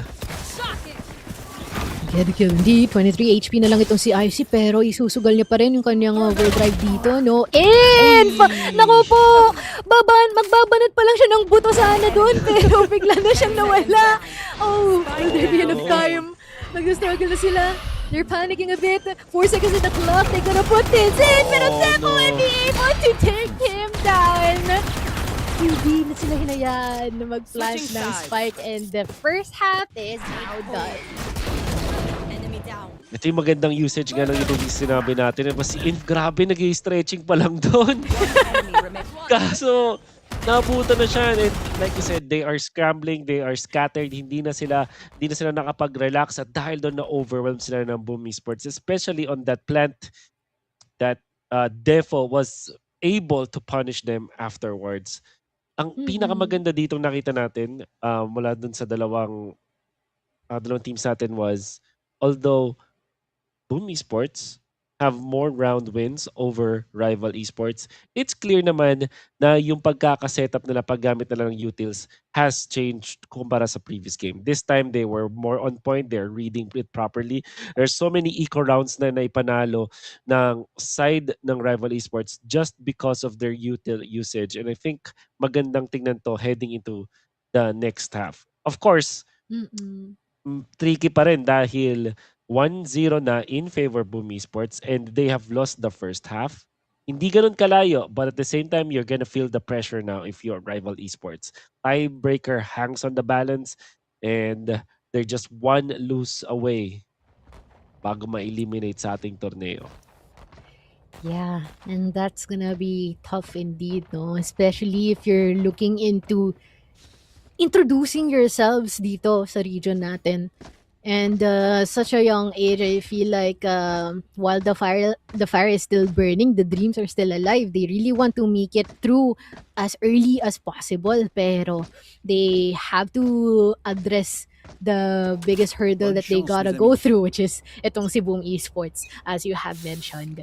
Established na for quite some time and they keep on doing it time and time again. Pero Defo, lamang kung meron mag-pick dito. The free fires from Temps. And hoping if there will be some connection from the concalls. And there would be. Defo will be getting that train. Will be successful in doing it. At ito na, may backup na siya na si Nakia. And they're just gonna be waiting it out. Kasi mamaya may mag-push. And they don't want to risk their lives. I'm out of here. Oh. Critical kill to restart the round. I mean, dahil dyan nakakalamang ng attackers Boom Esports ng isang tao. And this went very slow. Para sa freeze na din again! Oh my God! Spike down Oh mid. my goodness! How many rounds magiging problema para sa Boom Esports?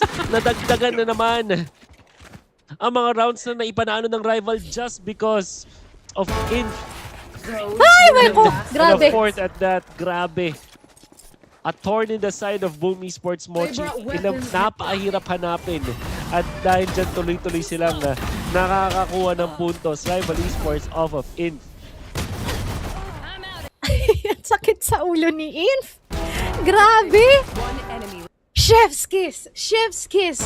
Yung moment na yon, yung able to take out and secure din yung fourth round na yon. Parang kanina pa natin giniglaze ng maigi itong si Wolf.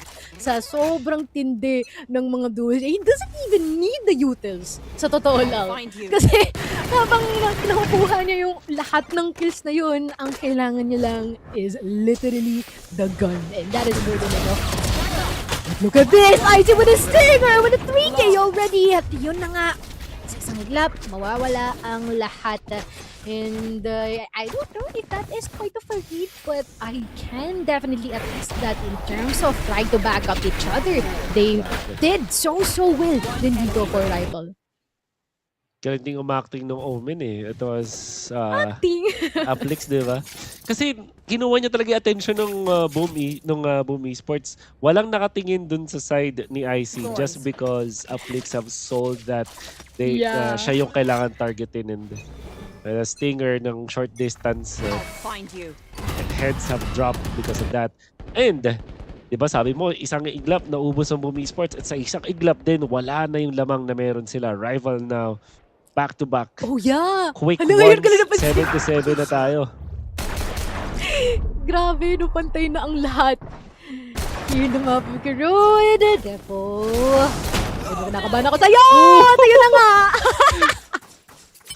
Di wala kailangan gawin yung defo pero dahil doon napani siya. Yeah, these neons.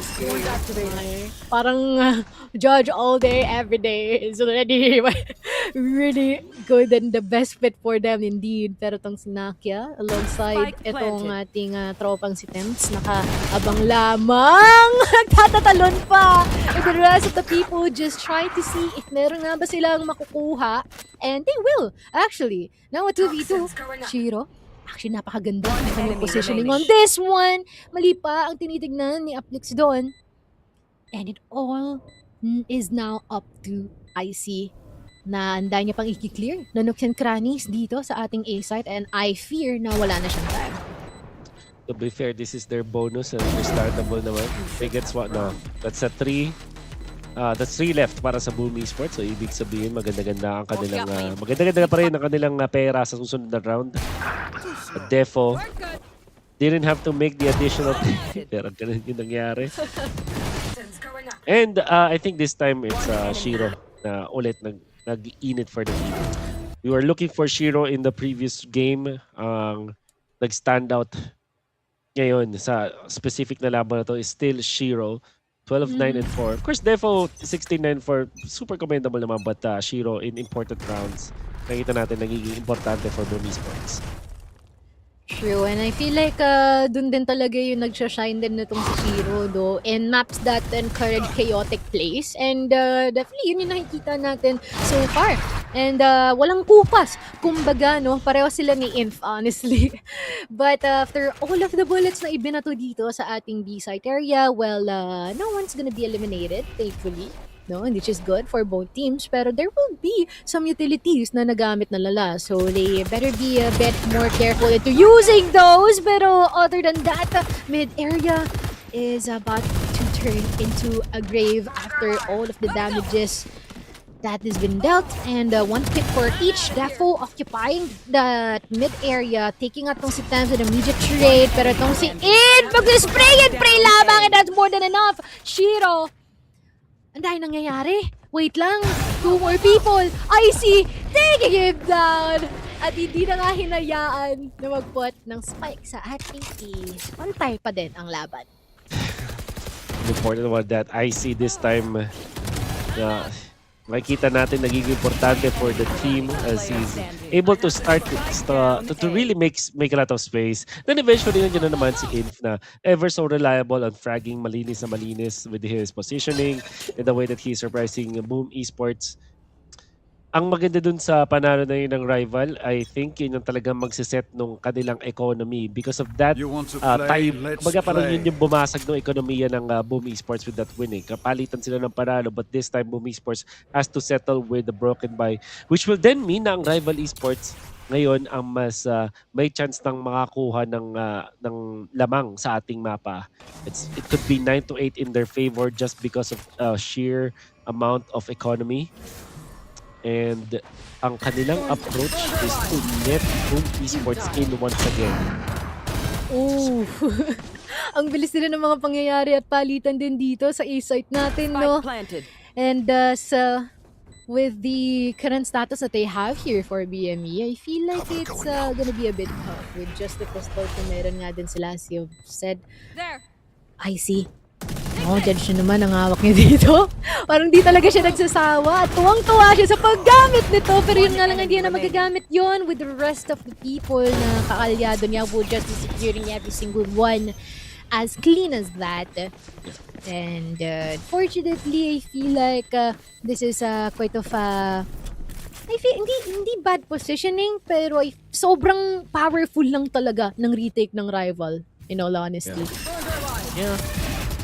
Especially with the position na ito natin dito. I think compared dun sa ginagawa ni Defo na defense on their defender side, na mas malayo pa lang kumukuha na siya ng mga pick-offs. This time ang idea para kay Inf is magtatak lang siya dun sa isang hard na corner, and then meron naman siyang mga vines na nakaset up dun. So kung sakaling may mga natira, at least ma-isolate na talaga yung mga makakatapat niya dun sa entrance ng A, which in that scenario is napatay nga, nakakuha pa siya ng shutdown kay Nats and then kay Defo eventually because of the utilities that we have as a vice dito kay Inf. I think it's a very smart approach to this. At ang kagandahan pa dahil dun sa mga naipon nila dito na mga kills, even when we know na this will be a buy round din para sa Boom Esports, ang advantage ng rival is meron silang deadlock ult that will be annoying to deal with if you're Boom Esports sa paparating na round. Yeah, they better take that into account. Ayan. Parang maghanda kayo kung sakali din dito, no, for Boom Esports. Well, let's see, no. Alam mo naman, they will take a chance in order to na mapitas kung sino man nagpo-possess ng ating mga ultimates na meron dito ngayon. But now, ito na naman tayo sa mahiwagang Odin na si Temps naman na nagahawak ngayon dito for rival. Really making the most out of the bangable walls na meron dito sa mapa ng Corrode. Slide would not be enough here for Nakia though. And si Slasher masisiz at mauulat pansamantala ang kanyang pag-push at pag-abante, pag-push forward, but hence na yon mahiklear na nila ang B-side, which is very much free for them for the taking. I actually think na it would be nice kung kaya nilang i-occupy yung city, no? Yun na nga yung ginagawa ngayon. But, tain nilang hurdles here, no? For rival. But ang kinagandahan, they're complete. Pushing forward. Ito si Nuts. Connecting the shorty. Massive disrespect here from In. At kahit na nagamit yan, Steel Garden, walang follow-up dito at mababawasan pa sila. Teddy and Aplex, the last two people remaining here. Hems trying to fight it off with the shorty pero mabilis din ang pag-sagot din dito ng ibang mga member natin from Esports. And how would you be able to defuse it if ang daing nakatingin sa'yo? And 9-9 na ang score natin. Sobrang lapit. Parang nagtatug of war lang sila dito. Tignan mo yung game sense dito ni Nats as well as yung game IQ. Alam niya na yung deadlock ult, the Steel Garden. Yung casting, yung parang casting radius niya, parang siya melee range, kung parang ganon. Kung nasa harap mo, essentially, parang ganon. So parang yung pagkakabasa niya is, there is some wind-up time for the Steel Garden. Maybe if I go out of my way, risk it with the shorty, mahanap ko pa itong si Inf na kanina ko pa naging problema. So may counting analysis na nangyari, micro-analysis doon coming out from Nats. And that gave them the advantage sa game. Sa bilis mag-process ng brain cells niya! Pero wait lang! Two people down already here for rival. Parang masyado silang natawa tumambay dito sa entrada ng A-site natin, and now they are two people down. Oy, mamamataan pa nga dito si Aplex. Mga po yung tracing natin. Kukonekta. Pero a bit too late as Shiro takes him out as well. Temps with the Odin. Will he be risking this o isi-save niya na lang ba? Wala pa man din silang pera para sa ating next round. It's gonna be quite of a waiting game pero mukhang naka-anchor at nag-iintay lang patiently ang Boom Esports ngayon. Temps is just the only one left at Boom Esports. Nababalik ang momentum sa kanilang side. Cover going out. They have been through the worst. Nalagpasan na nila yung Steel Garden. The next na kailangan nilang hurdle na lagpasan is this Fade ult. But they know na yung susunod na round, nasa kanila ang malaking advantage. There will be another point para sa Boom Esports sa ngayon. I believe that the economy for rival is not gonna be as good, so there might be a timeout because of that. Especially kasi ang bilis nilang naubos dito. how Yeah. they approach this round. So I feel like there will be a timeout. Seems like. At nakikita rin natin wala talaga yung economy ngayon ng rival esports. They cannot fight. Okay, so they will not go for a timeout. Instead, they will maybe weather this one. And by the way, nanalo na sila ng eco before. But we'll see. Oy! Oh my God. Not a good sign. Sabi nila, you'll never do that again. Sabi siguro nila. Pero si IC, ipipilit niya talaga. Knock you though with the collateral onto the end as well. IC. Libreng-libre, no? Ooh. Pwedeng-pwede silang umentro dito sa ating B-site while Aplex tries to cut off etong si Shiro. Pero still, pwede silang kumuha ng baril. Not gonna lie, Kasi may mga naiwan dito ang ibang mga member natin dito from Boom Esports. If they would be able to get one, I feel like parang doable ito para sa kanila na may even out muli. Defo na sinusubukang sipatin kung meron nga ba dito sa ating link. And yes, there would be. Actually, meron pang isa eh. Pero ang tanong, matatimingan niya kaya dahil medyo mapapatigil ng bahagya itong si Aplex ngayon as it's gonna be a bit risky to taking over. Pero yun nga lang nga, he got no choice. Just gonna be just pushing forward, no? Tuloy-tuloy lang ang laban dito for him, but still, I feel like parang wala siyang oras. He doing so at the phantom pa nga by Nakia. Oh, Nakia. Actually, mauubos sila doon, but doesn't matter. They have the economy for it. Yeah. Ang ganda ng pagbasa rin ni Defo. Parang meron kang pwedeng i-calculated risk na talagang umarap lang dun sa entrance ng B because they know, sa B main, just because alam niya na yung mga baril is malapit doon. So most of them died in the mid. So parang dalawa yung option. Parang if you think about it, isipin mo siguro mamumulot ng bala to tapos sa laban yun na nga nakakuha siya ng isang pick off doon and of course info on to a Plix that interestingly won that duel versus the operator. But now a timeout para sa rival as expected. Meron silang fade ult, meron silang neon ult, so I think it's smart to use that. But this time, kasi as compared to the previous round, nagkaroon na ng ult ngayon si NC Slasher. Actually, they can combine these, set it up in order to end the round as fast as possible, no? Lalong-lalo na itong si Nakia in terms of movement lang naman alongside with IC is a bit difficult or sakit ng ulo din. Well, let's see, no? Because mid area is definitely crowded by our members din dito ng rival. They really want to they're cooking up something here that might stop BME on their tracks. As now, tingin lang with the Watcher and the Prowler combined kung meron nga bang madedetect pero wala. They're still wary and prepared for the interaction though. The duels as a Plix tries to get down itong si Nats and si Nakia and then si Slasher trying to follow up. But now, two more people. Shiro and Defo. Buhay pa for Boom Esports. They still have the spike. Hindi naman nalayo. Pero they're definitely outmanned. Naku po, natunaw si IC. What a great ATO from rival. Ganda nung execute na nila dito. Especially controlling mid this time. Remember, 2 rounds ago, ito yung specific part ng mapa na natalo sila at nabuksan ng BME. And now only Shiro is left. Great usage of that mid mula dito sa rival. And of course, utilizing just their utilities pa lang. Wala pa yung mga ults nila doon, but they already won that now. Shiro versus 3, it's gonna be so difficult. Exactly. And not to mention there's 3 people here trying to close upon him at eventually masasandwich nga siya. 11-10, I mean, still an advantage itong si BME pero little by little, rival is definitely in a bit of a learning curve, no? Dito sa mapa ng Corrode natin. If they've been able to win this one side, seems like they are more than eager enough to do it again. And, my oh my. Sobrang lapit lang talaga ng laban din nila dito. Everyone's performing so well. Yep.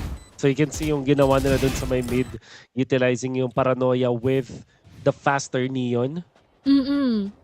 That really they can cover it. Ang ganda nung execute, ang ganda nung read to control mid in this scenario.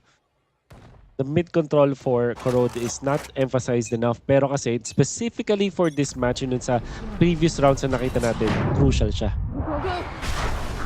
Pero sinimulan na rin ito, no, ni Teddy. With that immediate kill combined sa pangungulit ni IC. Kasi parang nagmimistulang langaw itong si IC. I don't know if that's the correct term. Pero pag nakakainis, di ba? Na syempre, maaagaw ng atensyon. But someone else is actually doing the dirty work for him. And he's just there para manggulo. So instead here for Boom Esports, they're already one man down. At nawala pa ang kanilang vital asset na si Nakia na hopefully maaaring gumamit sana ng overdrive niya. Yeah, I totally get what you mean. Yung parang this para siyang diversion. Itong si Yeah. itong Mia. Oh, nuts. What a great pick-off. And he is actually brave enough para sumugod agad. Now in comes the fade ult. Oh, matuturo din si Imps doon. Wonderful usage of the snake bite as well. Overdrive here from IC though is gonna be connecting onto Nuts. So this is another headache na meron dito. May overdrive na, may judge pa, pero overdrive na lang daw ang gagamitin niya. Wala na siyang pakialam sa kung sino man na kaya makita as he takes everyone down in an instant. 11-11, parang nakita na natin ito kanina from our first map and it seems like it is happening again. And when you said na yung ginagawa dito ni para kay IC is just a diversion, yung panggulo na parang langaw nga na nakakainis, I think that is a great shot call coming out from rivals. There was a time na nagiging delikado na nakapag-plant na yung Boom Esports, na likuran na sila ni Nuts, there could be a good way for them. But they utilize IC in such a great manner in a way na susugod siya ng sugod, activating the overdrive. But there is always a follow-up. Meron siyang util na kasama, meron siyang mga smokes to be laid out, and of course, meron siyang follow-up talaga ng kanyang mga kasama nun na sumasabay dun sa kanyang overdrive. Even after the hunt na wala naman din talagang magandang connection coming out from Boom Esports, they weren't prepared for this very fast-moving Neon na supported ng mga flashes, supported ng utilities coming out from rival. Ang kulit no? Parang yan din siguro yung entirety ng defense side nila. You know what? Sige, manggulo ka lang IC, yun na yung plano natin. And it's actually working. Pero ngayon, sabi ni Nats, you know what? We had enough. We'll be taking two agad from you. And as much as possible, we will be denying ang ating retail capacity. But again, they're still not finished. A flex with a disciplined play, getting two. Pero mas may kalamangan pa rin ang Boom Esports ngayon. If tatakbo patungo, magmamarathon muna siya ng saglit, no? Patungo dito sa ating A side. But the question is, would he be read by Nuts? Kasi parang more than prepared na ata siya na sumabak dito. Pero wait, si Slasher ata, alam niya ba? Oh! Yes! He will know that. And that is unfortunate kasi akala ko i-clear din siya ni Inf. Pero it turns out he will not. Match point. You really have to choose kanan or kaliwa, or especially galing ka din sa kabilang side. There's just no way for you to guess correctly. Kahit, I don't know kung kailangan manghuhula ka talaga to know when or where the members of Boom Esports will come out as the defenders. Rival Esports that look to be really good, pero sa moment na kinailangan nila si Inf to be there, he was on the other side of the map. Kanina pa problema ng Boom Esports para makuha nila yung match point. They had to win it, and now they just give another overtime there. Could be. Not gonna lie. But currently ngayon, ang daming kaguluhang nangyayari sa Mideria natin. Definitely a cemetery right now. A crime scene. Pero ngayon, One enemy remaining. Devo falling down to the hands of Eve, and I feel like it might be a possible good development, and IC will be able to take out itong si Shiro. And guess what? Talagang walang nagbaback down both of our team. They want this so much. But this time yung info na nakuha nila from the fade. I'm talking about Rival Esports here that allowed them to get a pick off earlier onto this round. Tapos nung nagkaroon na ng kaguluhan, Doon pa natin nakita na nag-init na, and of course, Infi, the Steel Garden available for that particular round. Attackers ngayon ng rival, and if I am remembering correctly, 7-5 in favor of Boom Esports. So ibig sabihin, pantay na pantay pa rin dito. At ang defender side ng Boom Esports, again, another back-to-back overtimes tayo. Game 1 and game number 2. Somebody said na nararamdaman nilang tatagal tong araw na to. Well, Yeah. seems like it. Shout out to Ali. And look at this though, kay IC, just 2 more kills to get that 30, no? And my oh my, it's been a while ever since that meme. Pero my oh my, ang lala din talaga ng performance dito ni IC. And it's I guess he might be getting into BME's nerves at this point by the looks of it. But I hope that Defo would be able to make the most out of the operator na hawak ngayon. Kasi it's quite of a hit or miss so far, no? In terms of taking early pickups. But now, A-side nga, ang balak nilang puntahan, and this might be an early engagement. Yeah. Oh! He will! Like that. Wow. The timing. At syempre, out with the rendezvous. Yung IC na kanina pa nangaw sa kanila. Pero no problema nila, hindi nila mahuli this time. Sa first round ng overtime, they have taken out IC, the Neon, and sobrang napabagal ang round na to because of that. Yeah, I agree. Parang ang laking pyesa, no, ni IC in order for this mechanical machine to work. But at least Inf is there to try and cater that responsibility, trying to even out the numbers and try to occupy the entry. Pero si Shiro, merong pang-assiste, pero hindi to ubra kay Inf. Hindi talaga to ubra. Oh my gosh, ang lala mo talaga man. Nuts and Depo. Iba talaga siya. Ang lala niya. But let's see. Would this be enough for Nuts though? Kasi you just have Sheriff. Okay. Connect. Good for one. Defo got 2 people to address here. Ang tanong, is he aware that it is under him? Operator ang hawak niya. Will be TPing out. That is quite of a gamble and a risk at na-damage pa siya doon. If this shot misses! What a reposition. What a great reposition from Temps. Alam mo, Mochi, I think we can see the replay.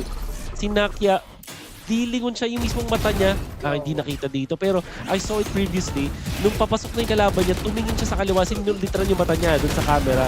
So that might be a little bit an opening for Inf and the gang to get that. But of course, the problem for Boom Esports for many recent attempts. That outplay, ang ganda nung reposition na yun. That was such a great play. Ang lala, hindi niya na nga rin pinabaril itong si Devo eh, no? Nagulat na lang si Devo. Nasaan na yun? Nasa kabila na pala. Honestly, di ako magtataka. I'll probably winning this one. But, ang lala lang din talaga ng performance nila here currently. Because even if IC mawala siya, instantly magsa-step up itong si Inf. Laging may tagasalo, which is something na hindi natin masyado nakikita dito kay Boom Esports, but we can see some attempts, pero kapos kumbaga. Boom Esports have quickly planted the spike. Shiro on lurk duty. Pero 3 kasi ito, ang hirap yan. I think at this point, honestly, hindi na effective yung mga anti-lurk. What? Actually, maganda yung ginawa niya dun, no? Hindi niya, parang aware siya, di ko yun. At least been able to trade himself. They have a lot of information already after that really great sacrifice galing dito kay Shiro.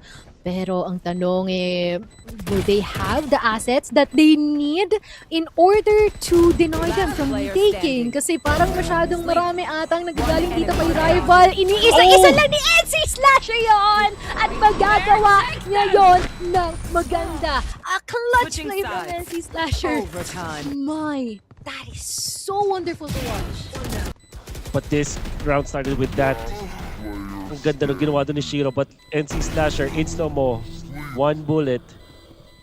Second bullet to the head. And the third one, tigi-isa lang. Of course, may spillover na isa pang bala, but you get what we meant. Yeah. On point, precise, real quick reaction time coming out from NC Slasher.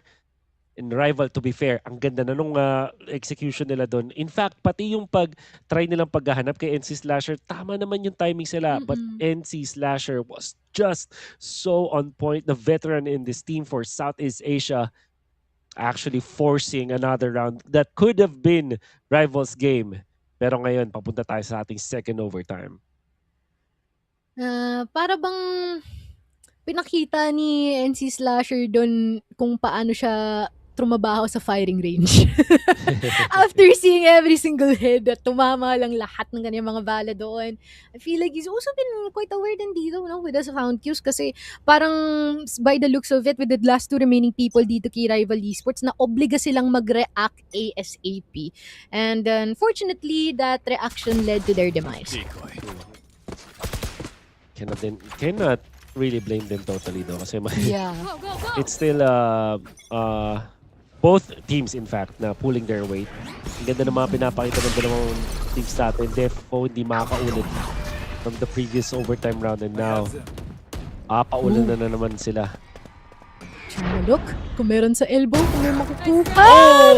That is quite of a hasty move! Maukukas pa itong si Defo. Saktong-sakto pa. Ang galawan dito ni IC parang kalkuladong lahat at basadong-basado kung saan naglalagay yung mga miyembro natin dito for Boom Esports. With two more people here, Shiro and as well as Nakia.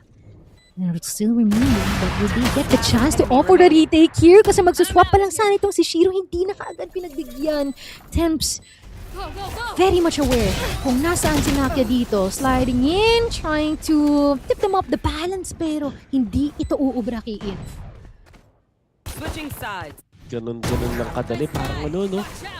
To really, kung sino ang impatient. Sila ang natatalo sa mga laban natin. And it's clear in that round, hindi kinailangan gawin ni Natsyon. Kasi hindi siya katulad nung setup ng Rival na Neo na una sa lahat mas maluwag yung pinagagalawan ni IC kapag meron siya nung gugulo siya tapos merong support. This time as well, ang isang Omen ay hindi kasing bilis na isang Neon. So that really costed the round para sa Boom Esports.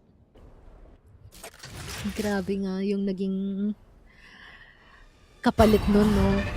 And thus, BME, isang nudge na lang, they will let go of their slot in order to qualify for our next stage, which is something that they wouldn't want, of course.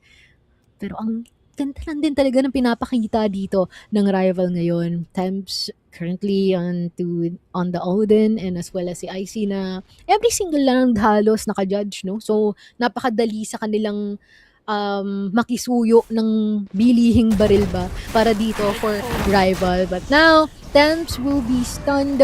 Nakia making his way patungo dito sa B-site natin. Ang daing taong kailangang atupagin. And si Slasher getting two from that. Galing sa engkwentrong yon. Pero Teddy and Affix still remaining. I feel like they already have an idea. Okupado ang city, okupado ang link. Moving prepared dapat si BME dito unless na merong mag-online dito sa dalawang naiiwan from Rival. One enemy remaining. Kita na. Grabe si Shiro. Iba rin talaga to si Shiro. Kung may int sa kabila, may Shiro dito. Ever so reliable. And the way that they handled the Odin this time, again, mas maluwag na kasing gagalaw nila. I think that's the real way to properly actually na lumaban if you are Boom Esports. Hindi ka tulad nung kanina na sa masikip na lugar sumusugod doon si Nats. This time, Boom Esports are have better decision making, I would say. Ito na naman. Third overtime. As expected, natatagal to. Gusto ko yun talagang inassume mo na, you know what, magkakalig ko dalawa to. They're the yin and yang ng isang isa. Well, I guess mabilis to ang mga magiging palitan po dito sa B-side. The trade-offs are just insane! Teddy! Already good for 3! Ang lala lang naman ang kanyang pagpapasiklab dito sa ating B-side at maaaring ibigay na nga ata ng Boom Esports itong run na ito. Might as well. Defo on the operator. I feel like they keep on expecting that he'll be taking this. And he did. So we're just opting for the save! Slot here! Pero kita yung elbow? What is that? It's a pixel! Nakikita pala ni Defo. But both of these people are at the heaven area. Ito na naman tayo. Just gonna be waiting, swapping for a Vandal. Make it a bit more easier for them. Parang aware na ata siya. Expected niya ba that both of these players are in heaven area? They're just stalling for time. And he would be losing the round. Teddy nakabawi na rin. Kanina siya yung ginanon ni Defo. But the Phantom na not having the tracers also is such a clutch na mechanic din na nakita natin mula dun sa dalawang nasa heaven. Ginugulo nila si NC Defo. He manages to get two in a very difficult spot pero masyadong makate yung pagkakasetup ng rivals dun sa may heaven tapos naka-phantom pa nga sila, so that's difficult. Another one na rival ang mauuna. Can they close this game out? Finally with this one, we'll see. I am quite at a loss for words how much improvement din yung meron dito si Rival every single map. They or rather every single round, they always find a way in order to get an advantage kontra dito kay Boom Esports. And by 70%, it is mostly eyes on the judge. And as well as yung mga plays ni Inf. Oh no. They still managed to get the job done. Yun talaga yung maganda sa kanila Sa gitna ng peaking area doon si NC Slasher. And there's no way for him to get out of that spot kung sakali maspatan siya. So, such a weird spot for NC Slasher to be in. But I guess that is their lurk. Defo though equalizes. Eddie. Ayun na nga daw, but Nats will be taking 2! At si Rival ang magtakapos.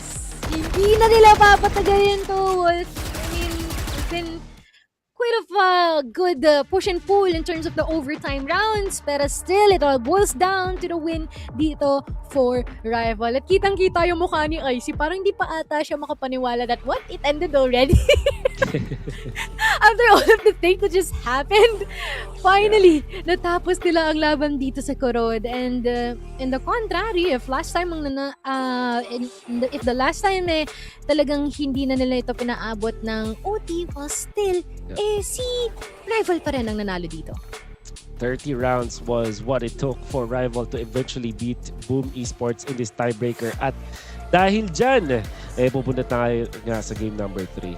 Still, tingin ko yung last 2 rounds natin was so questionable in the side of Boom Esports. Siguro din na may factor ng fatigue because they didn't look like that at all during the previous rounds. Diba? May mga tayo si NC Slasher nakaiwalay. They were trying to go for Nats or the aggressive play. Defo, although eventually nakakuha siya ng mga pagpitas, but it will never be enough kasi maganda na yung pagkakasetup doon ng Rival Esports. In the last 2 rounds, at pinakauling overtime na nakita natin between 2 teams, ang Rival Esports ang nagmukhang mas magandang execution. This is what I'm talking about. NC Slasher just in the middle of the map, in the middle of nowhere. And all the -1s are so important in this particular map. At nakita na nga natin, Corrode now belongs to Rival Esports. And even getting that 32 kills, galing kay IC na super deserved niya, to be honest. I hate to admit it, pero kahit nga na nakakainis siya kasi I can put myself into the shoes of BME nang ito yung kaharap mong Neon, nakakainis talaga. Parang mapapagod ka na nga lang talaga sa finding ways on how to address it. But my, oh my, well-deserved talaga ni IC itong kanyang titulo dito for Rival. And with the rest of the squad being able to support him as well, and how they've been able to follow up, answer back, and even occupy very, very important spaces dito sa mapa ng Corrode. Yeah. We expected this series to be close at nabigyan nga tayo ng isang matinding bakbakan ng dalawang teams natin with rival esports eventually coming out on top. May mga rounds naman na sobrang promising for Boom Esports, especially dun sa attacker side nila. There were times na madaming mga kinailangan mag-clutch for Boom Esports, but overall rival, mukhang kabisado nga din talaga nila itong Corrode as it is their pick. And nakakita tayo ng magandang place camera from IC, the MVP, 310 ACS. Kung ganun ka nga naman ka-active, di ba? Doon talaga magbibigay ng advantage sa'yo. Tsaka lala ng KD niya, no? Parang for sure sa isang round, dalawa yung makukuha niya or more. Ganun siya katindi, no? Yeah. For IC. Ang lala talaga. And I am pretty excited what's gonna be the output pagdating sa ating decider map as well, no? Especially na from before, ang nakuha nating mapa is Haven. Talagang dun nag-e-excel itong si Rival Esports. And now that it's different, this is gonna be a bit of a challenge for them. And it's gonna be Breeze, no? Wherein, so far, both of the teams natin are quite limited. Pero if this was been let out by both of these teams, baka pareho silang merong pin-repair na mga strategiya dito and dinagdag dito sa ating playbook. Any last thoughts here, Wolf? Well, I'm gonna save it for later, pero essentially, magandang operator battle na nakita natin from previous rounds, so maybe in Breeze, we're gonna see more of that. Let's see. And we'll be back para sa ating decider. Sino nga ba ang may huling halakhak? We'll be back after a quick short break.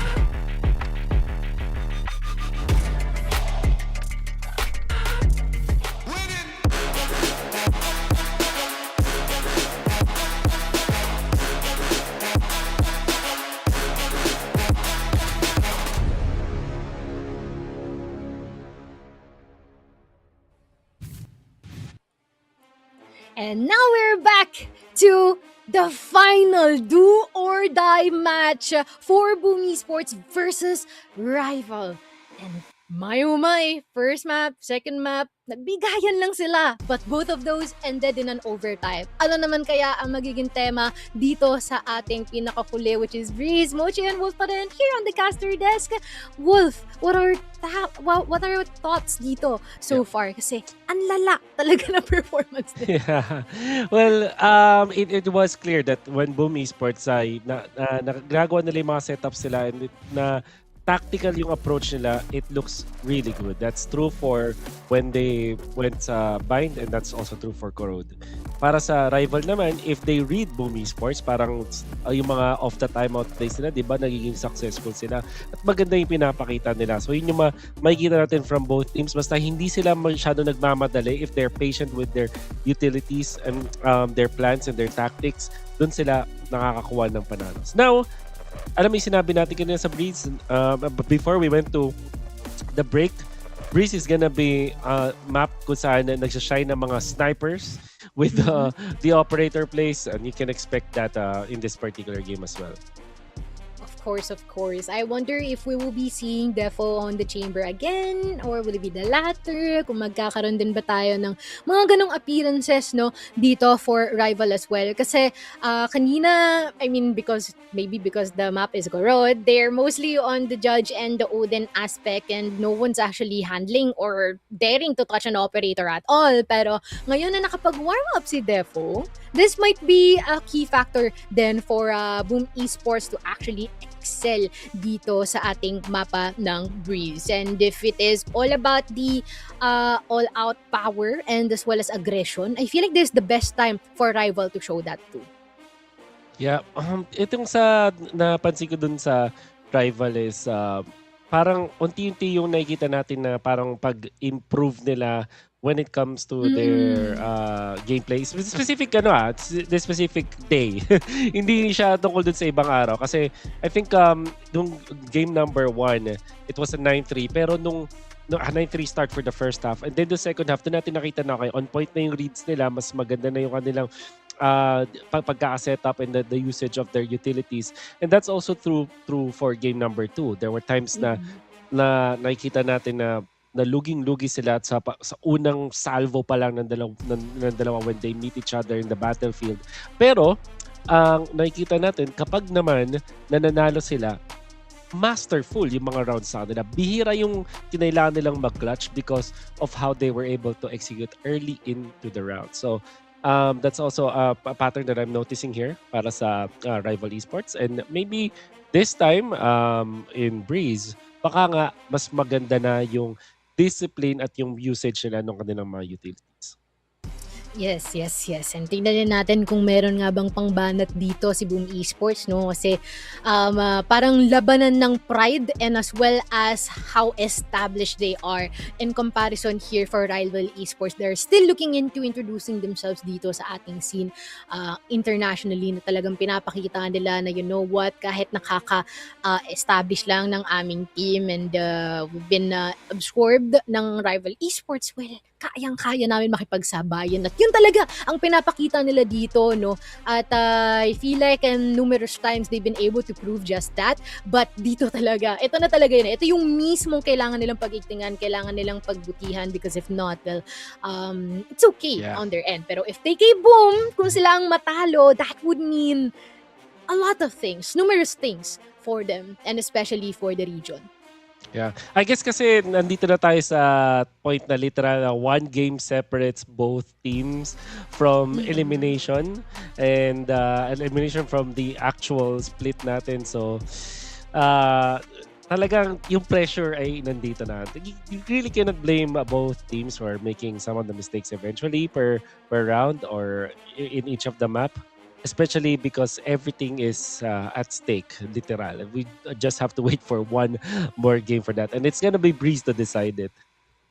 Yeah, and I'm really excited, no? Kung sino naman kaya ang magsashine dito. Will there be some players or kahit yung team as a whole na magka-crumble due to the pressure that they are receiving? At siguro dala na rin ng kakagamit ng hustong brain cells from our last two maps na talagang parehong na punta at naiuwi sa OT natin.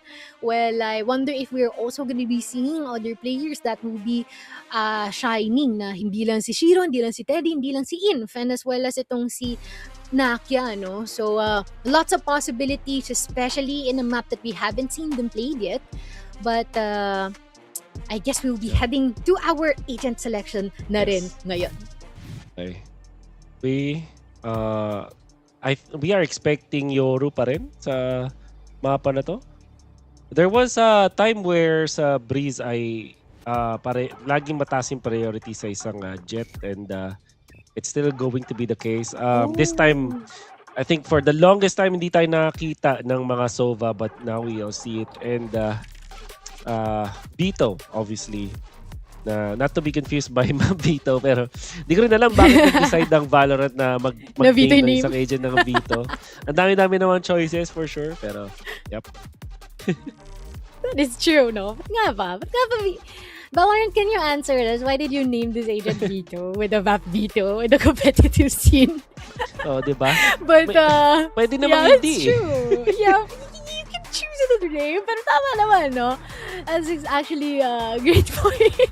Pero other than that, we also have Harbor, no? As a controller of choice here by Rival, and Harbor alone, which might be a double-edged sword with kung ano nga ba ang napoposes ng isang Harbor in terms of the utilities, with the water wall, and as well as yung ating concave. Pero this is gonna be quite of a tricky one, no? Kay Rival Esports. Medyo unorthodox yung kanilang lineup, to say the least. I feel like is the best term to use. But yeah, I wonder if this is gonna be working, and I feel like it's already up to them and for us to judge if it is indeed a good decision. Yeah. Wow. Maganda naman dito sa new and improved Breeze is na-feel ko na mas maganda na yung contention dun sa may gitna, because they modified din yung shoot, di ba? So, dun sa mid, na parang if you convert it dun sa nakita natin dun sa Corrode, where it was a lobby instead na pinag-aagawan yung control, na may mga long range na bakbakan, I think it will be practically the same for this one. I wonder how Inf will use itong dito, lalo na kanina, di ba, on the Vice, sobrang disruptive na niya. Paano pa kaya in this specific talaga na madaming intel ka makukuha with this agent? That is true. Pero habang meron tayong andain nating katanungan, binigyan na tayo ng kasagutan ng dalawang teams natin. It all now shows a 3v3 para sa ating unang round that hindi na, walang patumpik-tumpik no? Rekta bakbakan ka agad. Which is quite scary for one of these teams. But Rival is just showing that sila ang masangat. Defo, evening out the numbers here. 1v1 ang ating encuentro so far. Katamang antayan. The moment na subukang mag-defuse din dito ni Aplix, dun lang siguro magpapakita itong si Defo. Pero still, mamamata na siya dito kaagad. We have the Cove being used. Tamang swing, pero maling desisyon yata yun. First round natin for Boom Esports.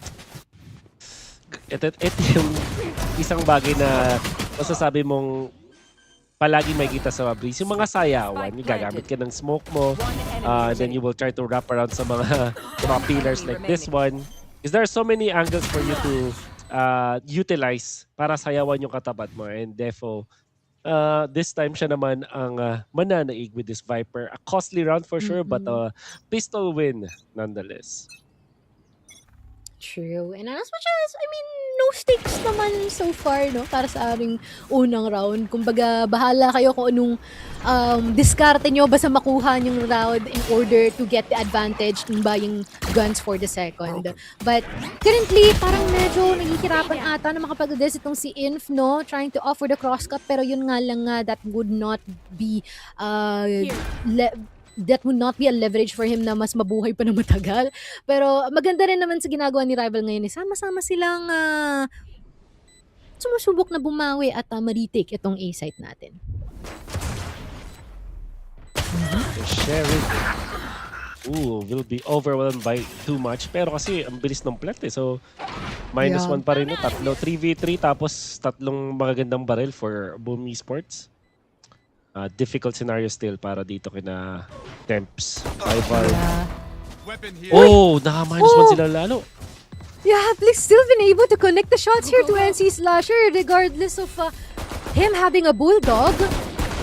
It's pretty good, to be honest. Pero I don't think that there will be enough time for them. So instead, they will be giving this round away. Pero what's wonderful is they still managed to get 3 people. Galing dito kay Boom Esports, no? Which in hopefully taking away a bit of the economy comfort that they have. Great place. Coming out from Boom Esports pa rin, but ito na talaga yung tunay na magsasabi sa atin ng tempo. We're heading into the bonus. Later on, maybe round number 4, that's where we can actually see the real gunfights. For now, Rival as the defenders, they will just focus on Vandals and Phantoms. Whereas for Boom, si NC Slasher ang gagamit ng Marshall. Where if I remember correctly, si Shiro palagi on the Yoru dun sa bind, yung mahilig sa mga sniper rifles. But interestingly, sa isang mapa na in-expect ko siyang mag-long range, naka-stinger siya. Parang okay lang din, no? Kahit dito sa ating Spectre, Depo getting couple here galing sa ating mid area. Sinusubukan pa lang sana nilang mag-rotate. Pinigilan na sila kaagad, no? With the man himself. Aplix, remaining person here for Rival. Hanggang saan naabot ang hawak na Vandal itong ating brother. I guess with just 1 kill, no? But currently, Boom Esports definitely have the upper hand here. It seems like in terms of long-range combats, talagang dun sila nag-excel. And especially in terms of reading kung saan maaaring manggaling ang mga membro natin from Rival.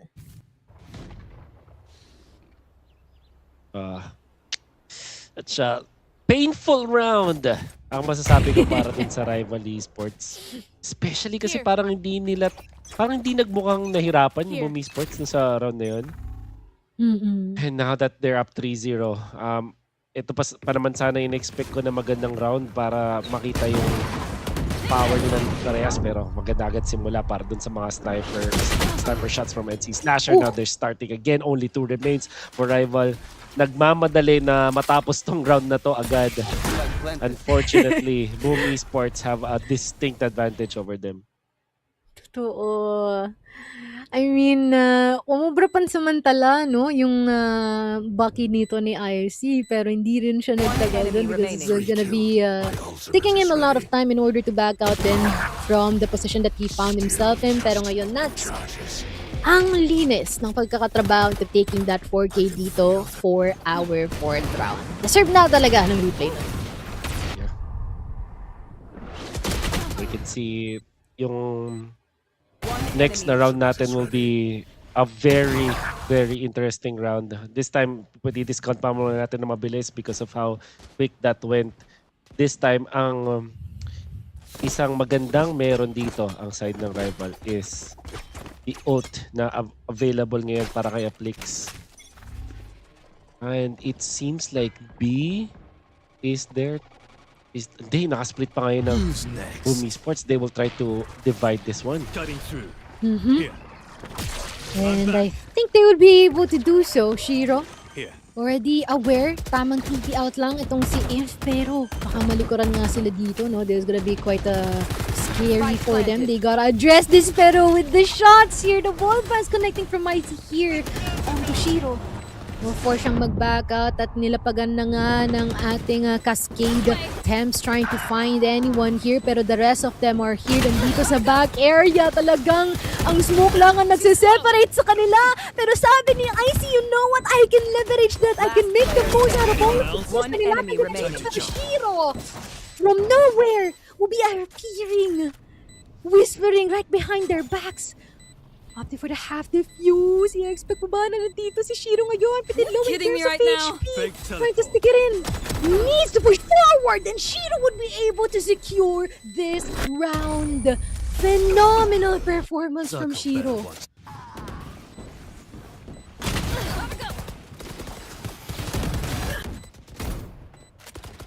Last player standing. Ang lala.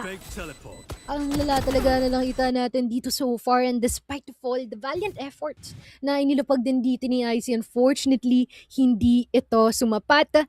And so far though, time out at mapapatay mo talaga si rival doon. I mean, to be honest, maganda naman din talaga yung naging simula nila in trying to entry and been able to segregate them, no, each other here for the back area of the site. But unfortunately, sadyang nag-online lang din itong si Shiro, definitely utilizing the TP as well, creeping up behind the remaining people here from rival, and instead, it is already a 5-0.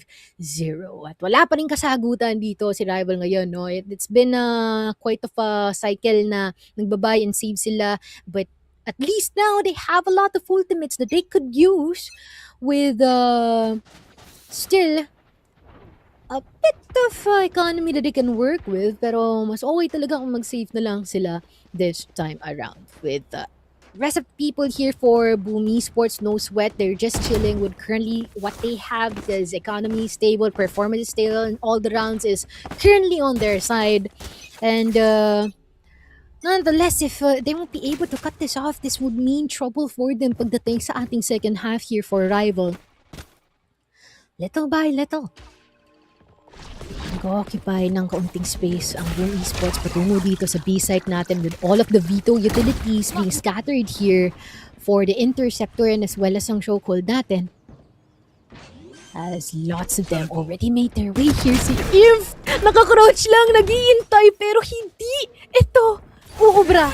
She will be able to get him out, take him out, pero ngayon Teddy will be finding Defo as well from the window area. Well aware na the rest of the squad here for Boom Esports that lots of the members here from rival will be coming from the main entrance, and they are yet to find anyone to break.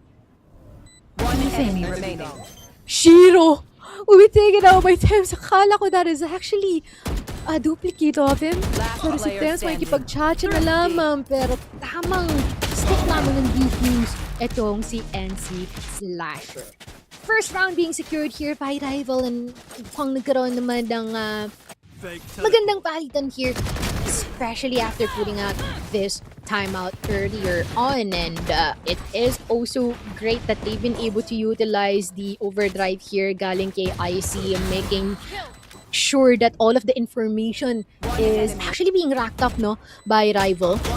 And instead, they've been able to pull off this thrifty round. All smiles on the faces of our players here from rival as Teddy takes out one already. Nakia, mapapatigil pansamantala mga member natin dito from Boom Esports, while Nats is trying to find this way to taking more kills, and he won't be able to do just that. Inf and IC. Never mind, wala na si IC. Inf all alone, evolution activated. Would this be more than enough in order to narrow down the numbers here and try to clutch this round? That would mean a lot for them if he would be able to do just that. Pero yung oras natin dito, hindi na matatapos because Shiro will immediately take him out. Replay natin yan. Actually, maganda yung naging simula natin dito, no, for Teddy, but unfortunately, it has been short-lived after from the shadows na ginawa din dito ng ating Omen, which is definitely wonderful dahil na-sandwich lahat ng mga rival members natin na nakatambay sa ating A site. But now, Boom Esports, lots of ultimates available for them to use, actually. And anytime they can use this, may it be for constant or the moment that they decide na makapag-push sa ating site, pero bandit natin is gonna be more than enough for IC as well. 4 more people remaining here for Boom Esports, no?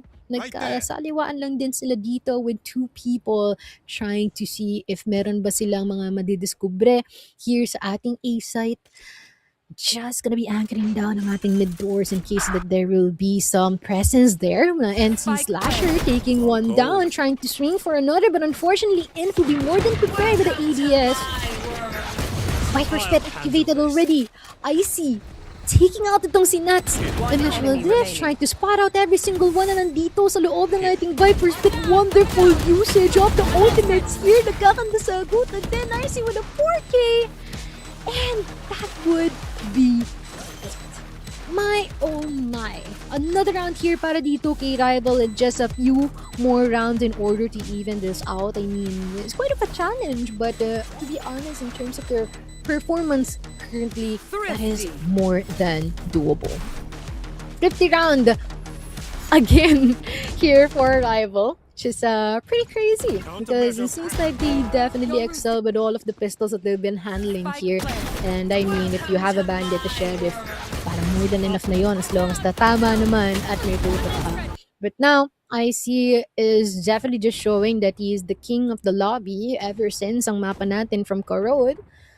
And we have still the overdrive and as well as the Hunter's Fury sa kamay ni IC and as well as ni Temps dito no, with Dimensional Drift already activated din dito for Shiro.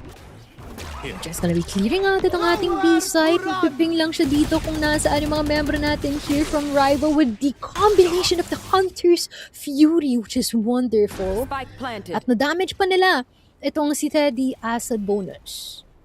Will the operator be useful though for Teddy because there's a lot of smokes for them to work with here for Boom Esports. Had the Viper and as well as the dark covers from Nats as well.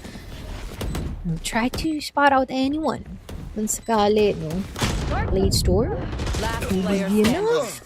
The rest of the people will be taken out here from Rival. Not letting another step into the side. 5-round differential pa rin tayo dito, no? As Boom Esports get the major advantage. As there's still a couple more ultis na maaaring use na ni ICN as well as the Teps. The moment na magkaroon ng ideya itong si Rival that they are actually kind of getting a hang of the things that we're having right now, well, immediately they're proven wrong here by Boom Esports. At least for the first half na meron tayo dito for Breeze. And now, two people. Actually, the rest of them are just gonna be preparing themselves for the best time to strike here for a site. Nakalatag naman muli ang ating chokehold ng interceptor natin from the Vito na si Enf.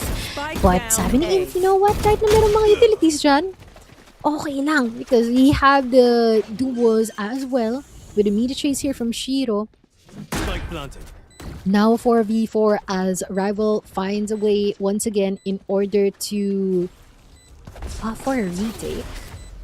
Temps using the drone, not really spotting anyone. Tama at sakto na sana ang angle ng overdrive ni IC doon. But the moment he dives into the smoke, not he'll be able to take him out. Temps be killing him as well. Just a flicks remaining here for Rival. Where would you find yourself? Would it be a really good highlight or would it be you suffering the fate of losing this round? It would be the latter. Boom Esports getting the 8th round in a row win already. And that definitely deserves a replay too, and how they've been able to act quick and deny and contest the force that we have here galing kay Rival so far. And yeah, seems like first half natin dito talaga malaki yung kalamangan dito ng Boom Esports, no? And currently we are really seeing really fast pushes din dito galing kay IC. I feel like medyo hasty din ang kanyang pagkakagawa doon and instead they've been denied. Every single one of them already eliminated and now just Inf remaining. That is still gonna be clearing a lot of spaces. We'll be taking down itong si Nats, pero Shiro is more than prepared in addressing him. And even Nakia, to be honest, no, might actually swing together. But Inf will just decide to back away the moment he turned his back. Shiro will attack him. Talk about timing naman Last din round talaga, in no? the But Boom Esports, I need one more round. I wonder if the 9-3 curse will be activated or not. It is all up to them. But so far, it is so one-sided, and just by the looks of it. Hunter Fury still available galing dito kay Thames, no? And every single one of them is definitely struggling and trying to win the duels that they are taking kontra dito kay Boom Esports.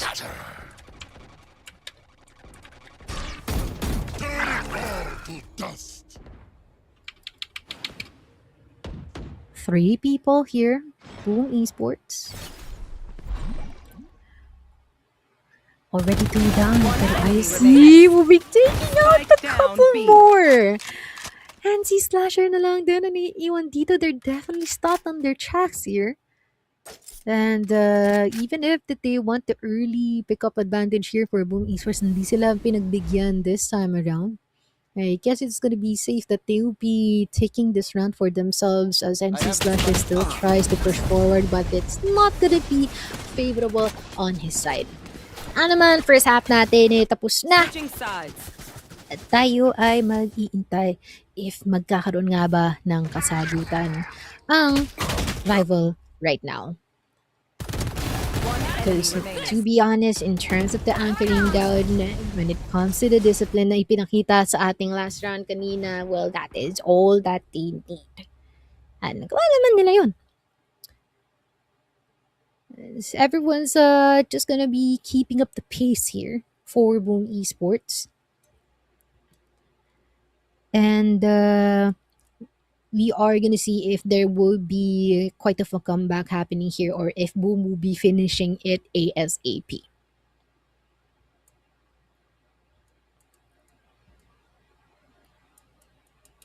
And thus, this is gonna be quite of a struggle for rival. And then, parang ang bilis natapos ng ating first half kasi biro mo. 9-3. 9-3 ang ating scores, which is crazy. Boom Esports definitely showing na sila ang may kalamangan this time.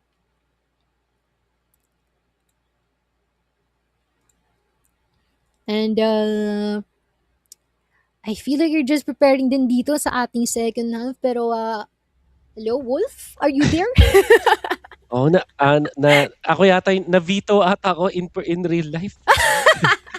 I feel like, you know how it is in the Philippines, and I completely missed out yung dominance dito ng Boom Esports. But I think naman yung first 4 rounds maganda binapakita nila. As expected, Shiro pa rin ang fragger. Kung usapang hanap ka lang ng kills dito for Boom Esports, siya pa rin ang nakita natin from the first half to also do that again. And let's see if that would be the case.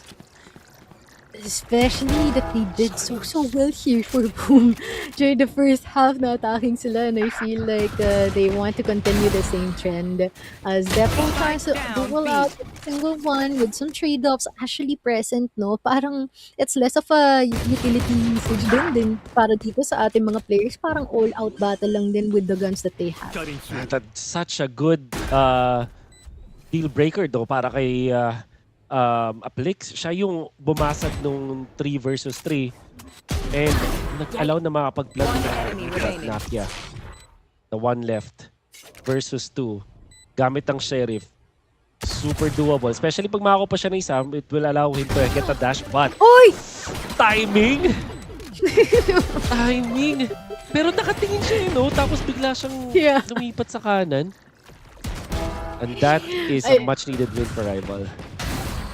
Yeah, parang hindi nga na-expect na nandun pala siya sa specific na anggulong yun, no? Parang kinulang pa siya ng 25 degrees in terms sa kung anong tinitignan niya. But at least, they've been able to win another, no? I feel like this is gonna be quite of a start already for Rival na paunti-unting i-equalize uli ang ating scoreline here in Breeze kasi kanina talagang it's quite of a landslide na pabor dito for Boom Esports. Mhm.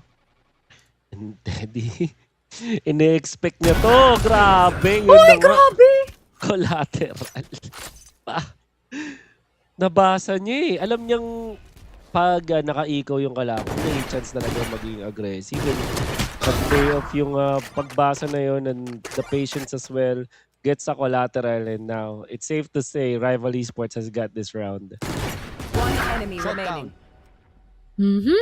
Temps? Ay, nalagdagan pa nga ata ng isa pang kill! 3K already being accumulated on his end, and little by little, no, inch by inch, we're moving closer to the points that we have dito para kay Boom Esports talaga. Grabe si Teddy din. What we like about this para sa Rival is yung momentum, diba? Yun naman yung hinanap nila. They weren't able to get it from the previous round, but this time with on the attackers, siguro they're more confident into connecting with each other sa pag-atake dito sa Boom Esports. Pero syempre, nandito na tayo sa ating susunod na rifle round. It's a buy round now for Boom Esports, bonus for Rival. And the question is, would they be able to make the most out of these bonus that they have as well? No, I mean, they're on the defensive end. At si Natse talagang tamang crouch lang dito sa entrada ng A natin in order to prepare for anyone who's gonna be passing by. Pero it seems like they are prioritizing mid control as of the time being para dito kay Rival. And just waiting if there will be some early frags, early pick-offs, no? Pero tamang bantay lamang din, no? 3 people at B here for Boom Esports. And seems like they have quite of a good read in terms of allocating manpower din here sa ating site ngayon.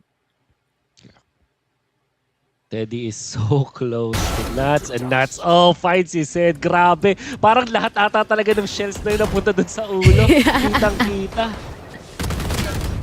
Ang lala, no? Pwede ka rin pala mag-headshot with a judge. Pero anti-flasher. We take it too. And Nakia will be following up as well.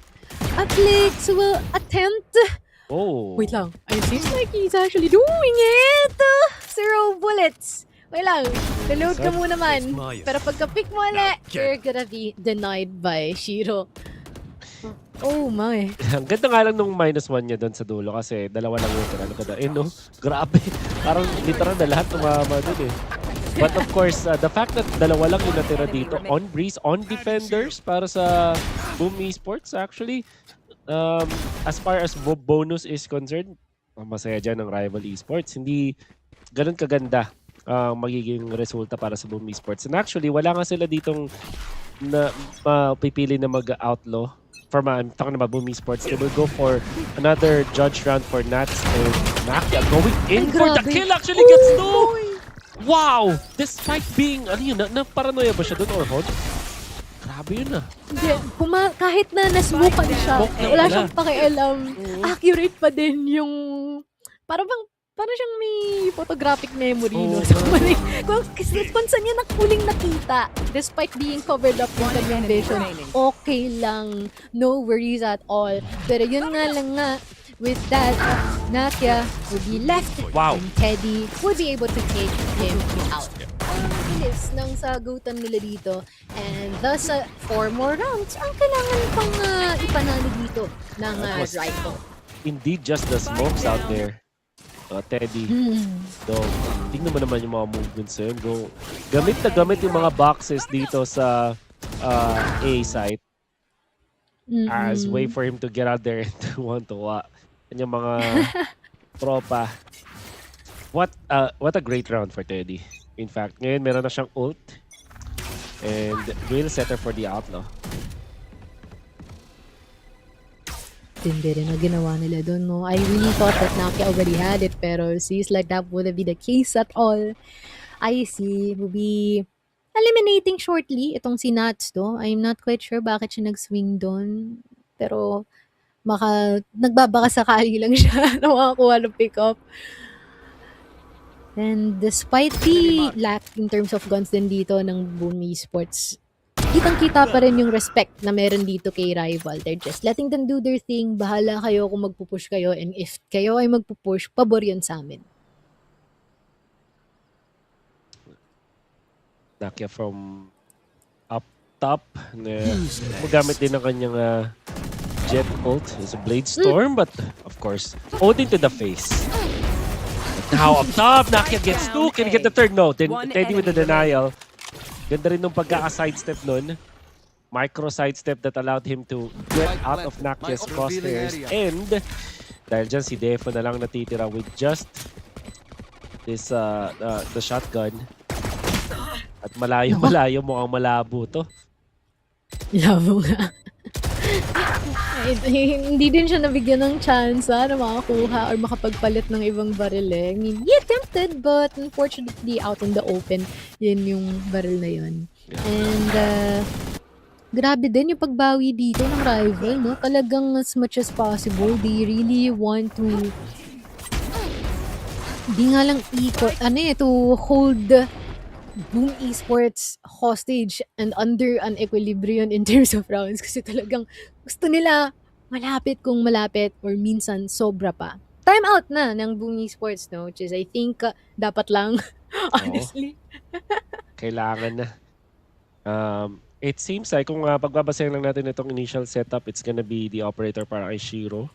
And on the defense naman din ang Boom Esports. So they do have the tools to stop itong ginagawa ng RVL rival. Apart from that, NC Slasher, malapit na sa kanyang ult. Ang pinaka siguro crucial dito is for rival on the attackers. They have yung ult ni Temps. Ang laking bagay nito sa pag-clear out, lalo na kung may mga nakaabang na mga operator. And it seems like ang nakapapansin kong pwesto dito ni Temps, he goes for recon in the mid. But this time, hindi. If forgo nila yung mid, they will hard push dito sa B. Lalong-lalo na kasi meron na silang Sova ultimate and ult din kay Aplik. So, yung pangsugod nila dito. And seeing these Sovas as well, no? It's pretty crazy to think na everyone already has their specific lineups. At ayun na nga, binanatan na ng binanatan. It's actually with a Hunter's Fury. But NC Slasher will also have the answer as well. And Temps will be following up and amping up the numbers that they can rack up kontra dito kay Boom Esports, but Nakia is still alive. 1v3. Ang tanong would he be able to find a way in order to segregate each one? With the drones spotting him out, ma-force siyang umatras. Kaya lang, kayang mawulbang to, eh. Hindi damage a bit. And Aplex will be able to find him instead. What an execute mula sa rival. Sobrang masterful. And off of a timeout yan nung kalaban.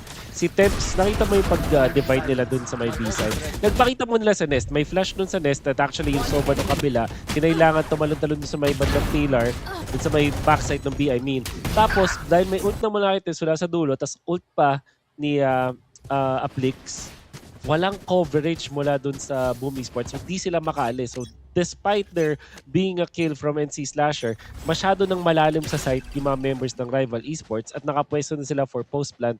There was no chance and such an amazing execute mula sa rival esports, denying yung pag-buy ng Boom Esports. Spike drop. Grabe nga rin yung galawan dito ni rival. No, kung kanina sobrang laki ng kakulangan with the 9-3. Parang ngayon kung baka ma-9 triggers nga rin dito eh, no? Tapos ngayon 10-8 na, no? Ang laki ng naging improvement. I feel like it's just a matter of comfort in terms of sides. Pero Temps, mararatratan niya itong si Nats. And no, 4v4, Nakia taking out to si Teddy as well. And despite the fact that they're on a Nico, parang pabor pa ata sa kanila ito. Nang bahagya. We shall see. Can never really know. Inf does have the ultimate. Yan, isa pang clear out ng site. Although, not sure if they will use it in this specific round. But this is such a good way to start the execute this Ale. 30 seconds left. True. At sobrang useful din nung interceptor nito, no? Parang kahit anong iba to mong abilities, wala, mag-evaporate eh. But now, Hunter Fury na ang inilapag dito ni NC Slasher. Ang tanong ay kokonekta ba at madedelay niya nga ba ang kampo dito ng Rivals? 10 As seconds now, left. will the Spike blind connect? planted. It will. Pero si Depo, grab the back. Kala ko magbe-miss siya doon. Para at least kumonekta yung pangalawa. Shiro, NC Slasher and Depo definitely had the upper player hand here in standing. terms of numbers. Temps, okay. yun nga lang nga. Wow! Yup.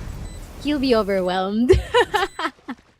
And I guess ito yung mga critical doon was the sheriff shots mula doon sa nandun sa mismong site, and then Defo of course with the lurk.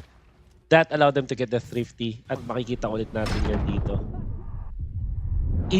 On point. Ano nila dito, sinugod nila, tinodohan nila yung Nakia. That was the shot that actually made so much of a difference. Tapos meron pang bonus skill afterwards.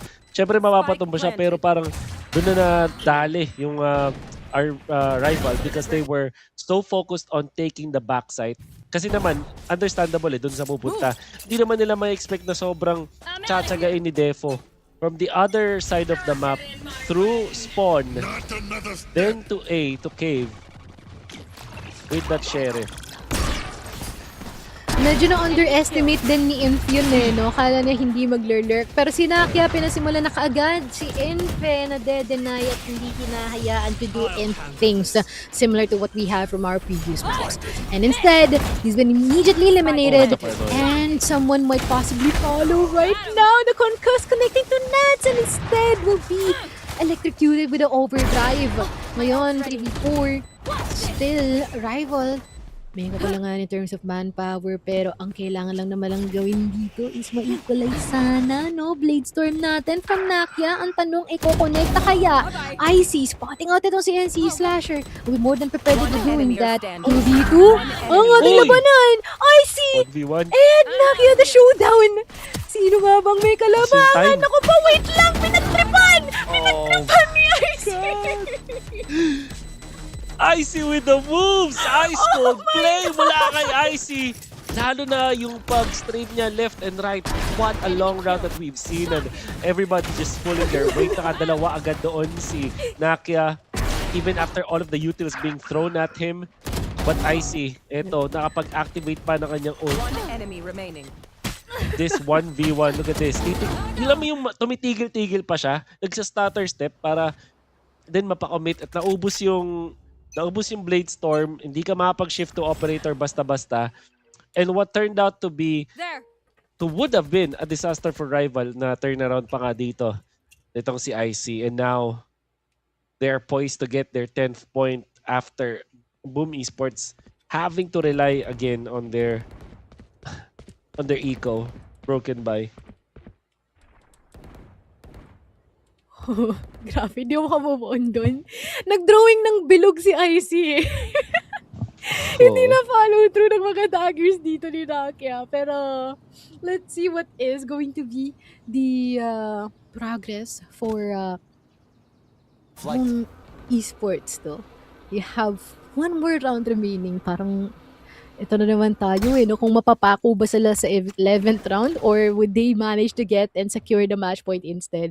Dahil sa to lang for rival, it seems like they're feeling themselves right now. You can see the smiles and yung mga ngiti and as well as kung gaano ka-pump up yung mga member natin dito from Rivals. Pero ngayon, talagang umentra na sila. They're pushing forward. Pero yun nga lang nga, they walked into the Hunter's Fury. Enemy remaining. Oh, BME. Spike down And B. ngayon si Imp na lang ang naiwan. Wala pa yung spike sa kanyang kamay. Oh, Will he be spotted spotted. Both of them are on the main. Oh, nice! Deep. Oh no, yeah. He had the great idea. He had yung tamang angulo, pero yung timing lang. Boom Esports, that's another eco round. Enemy remaining. Alam mo, ang ganda nung idea din ng rival kasi parang they showed this exact strategy, di ba? Nung sinabi natin, there was a time na after the timeout ng Boom Esports, paano nila gagamitin yung Hunter's Fury ni Temps. Same na same yung setup nila. And I think Boom Esports, naintindihan nila na okay, eto yung gagawin yan, ganito yung gawin natin. At ang pinaka malaking bagay doon na naka-1 si Nakia, nung sinugod sila, hindi in-expect ng rival na may Vandal si Defo. And nakadalawa pang kill dun si Defo from backside. Tapos nagkaroon na ng opening si NC Slasher to go for another lurk play. Such a great read coming out from Boom Esports, and dahil doon match point na para sa kanila. True. I feel like hindi na pinagkait, no, itong match point dito kay Boom Esports. And, I mean, to be fair, in terms of performance, napakaganda rin ang ginagawa dito ni Rival, no? Pero in terms of siguro, parang ito na yung panahon na masasabi natin, experience definitely does the talking, especially in terms of mastery across all of the maps na meron dito. Pero si Temps, sabi niya, alongside with Teddy, hindi pa tapos ang laban na ito dahil as much as possible, gusto namin bumawi at magagawa namin yon. Temps, with a 3K from that Sheriff. Ang hindi talaga ng mga tutok nila, no? Ano kaya routine tsaka kinakain nila for breakfast? Kasi I want that aim. I want that Sana. aim too. Look at that. To think that this is a broken buy across the players ng Rival Esports. Match point pa. Yun nga lang, hindi in-expect ng Boom Esports na mag-flood ito Rival doon sa may B-site mismo. Umatras sila umatras sila for a little bit, and that allowed Rival for a little bit of an opening, a little bit of change din para sa Rival. Mid ang kanilang atake sa ngayon. And Boom Esports have not conditioned themselves in this scenario. Well, to be fair, naka-eco lang din sila. Overtime is not an impossibility muli. Totoo. Parang hindi na tayo magtataka. I feel like a lot of people can relate na, you know what? If it goes overtime again, we're not gonna be surprised because they keep on doing round for round, map for map. And they're pretty close, to say the least, in terms of the performances. Kahit individually, laging merong katapat, laging may kasagutan, laging may rebut. And now that they're trying to go to A, grabe yung read ni Nuts. Naka-prep na siya. Ang agad ng paranoia. Ang kanyang paranoia. May coverage din naman dun sa likod nila eh. So, that was unnecessary for him. True, parang sayang yun. Parang sayang yung maaari niyang maibigay for the post-land situation. Pero ngayon, Nakia being overwhelmed by Teddy alongside Temps. Shiro will be forced to back out. Mga nalang ng kanyang dupli and as well as the blind. Pero will be backing out. Parang pinaramdam niya lang na, you know what, sana ma-blind. Pero it will. Pero walang follow-up na duels. Too risky to do that. 3v4. Still doable though kahit sa kanila despite the kakulangan sa ating mga arms, but Defo and Shiro. Swing! Tamang swing! Saktong-sakto! Oy, saktong-sakto talaga yung mga predictions in terms of the where might be itong mga member natin from Boom Esports, and 11-12 na ang score natin ngayon. Such a weird decision din para kay pero buti na lang din talaga yung Rival Esports have prepared for this semi-split na nakita natin. 1-4 split nila. Isa yung nagpakita ng intention dun sa may B-side, but that prompted some reactions mula sa Boom Esports. So, hindi sila totally nag-rotate agad papunta dun sa A. And that meant na yung 4v2 with a lot of utilities tapos kulang pa sa baril etong Boom Esports, 4v3 I mean, naiglang din talaga yung mas maraming pera sa pag-execute nila doon. Siyempre, mas maganda yung long distance fights. Even after the paranoia, meron naman sila mga counter flashes themselves. And we know that the smokes and the nakikita natin from Aplix also naging effective siya. So, ang naging resulta nun, kinulang na ng tao at weaponry ang Boom Esports going into A. It was a slow game that Rival Esports have played. And this is also their first time doing that kind of split na totally caught off guard itong Boom Esports. Now, heading into the last round of regulation for this particular game, another overtime ba to? Or will it be Boom Esports taking it? Ult economy from the Shadows and Viper Spit available for Boom Esports. At nakahanda na si Defo dun sa may B-side. Rival, hindi nila papansinin yan. Bibilisan nila dito sa A. They really want to get this done and over when they want BME to be caught off guard. Pero the question is, will they be? Actually, yes, no? Everyone already out. A-site natin, kanilang-kanila na. It's just a matter of how, it's just a matter of how they will be able to prepare themselves for this post plan. Teddy! Taking out the CNC Slasher. Gotta go. Shiro, Nakia, and Defo still left here, pero I feel like it's gonna be a bit too much for them to handle kung sakali. I see being blinded. Shock dart connecting on to Shiro. Teddy, tamang swing lang. Getting the shot, hindi to tama kay Shiro. Pinausod pa siya, pero siya pa rin ang mananaig the last few moments. OT tayo ulit dito Switching ngayon. No? sides. Game Overtime. 3, sa pangatlong OT. Basically, we are the tiebreaker. Everything matters. Both teams not letting up. One enemy And remaining. napakagandang mix-up mula dun sa rival esports.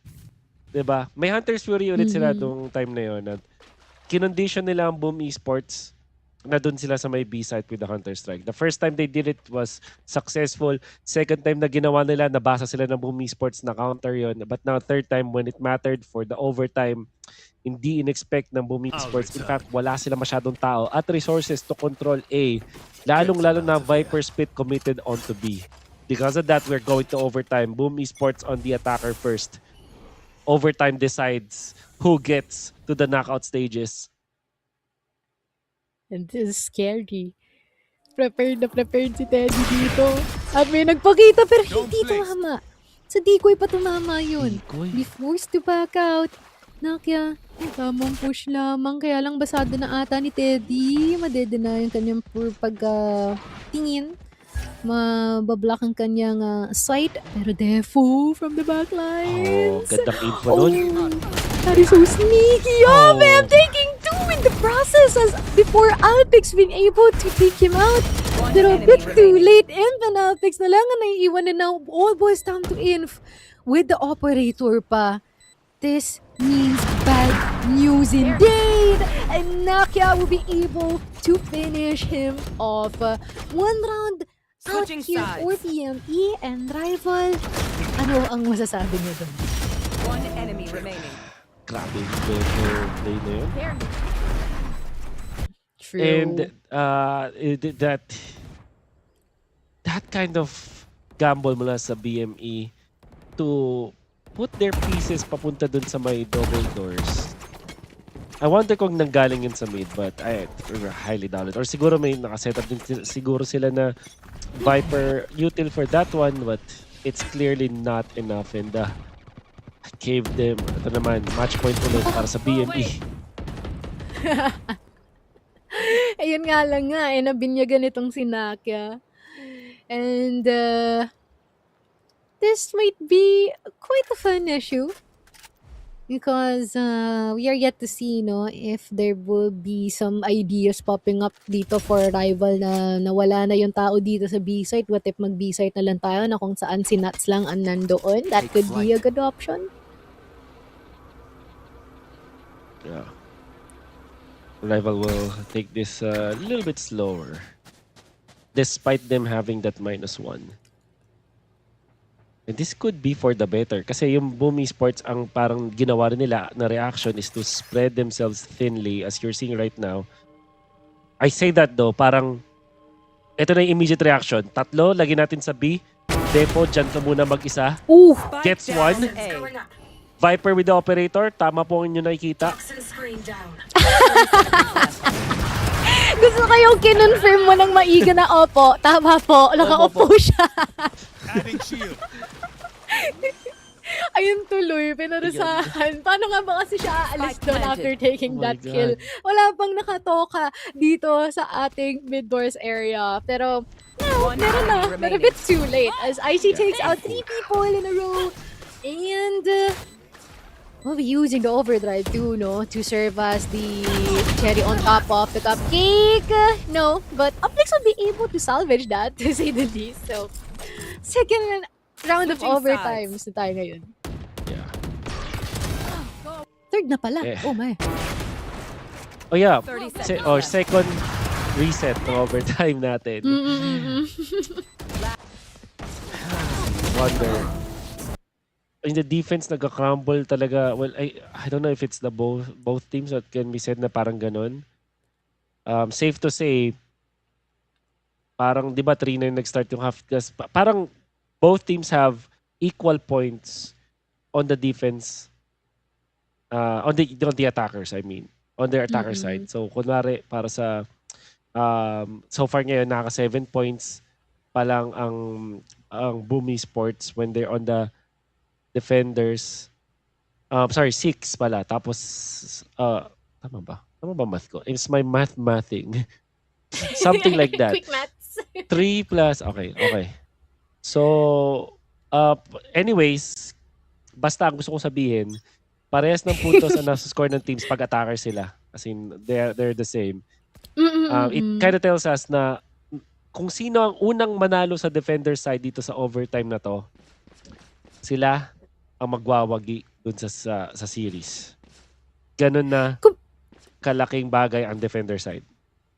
And it also shows how much confidence that they have in a specific half, though. Whether they're attacking or defending, makikita mo kaagad kung saan nga ba sila nag-e-excel. And so far, both teams definitely have the advantage in terms of being on the attacking side. Which is talagang nakikita natin dito. Pero ngayon, I see.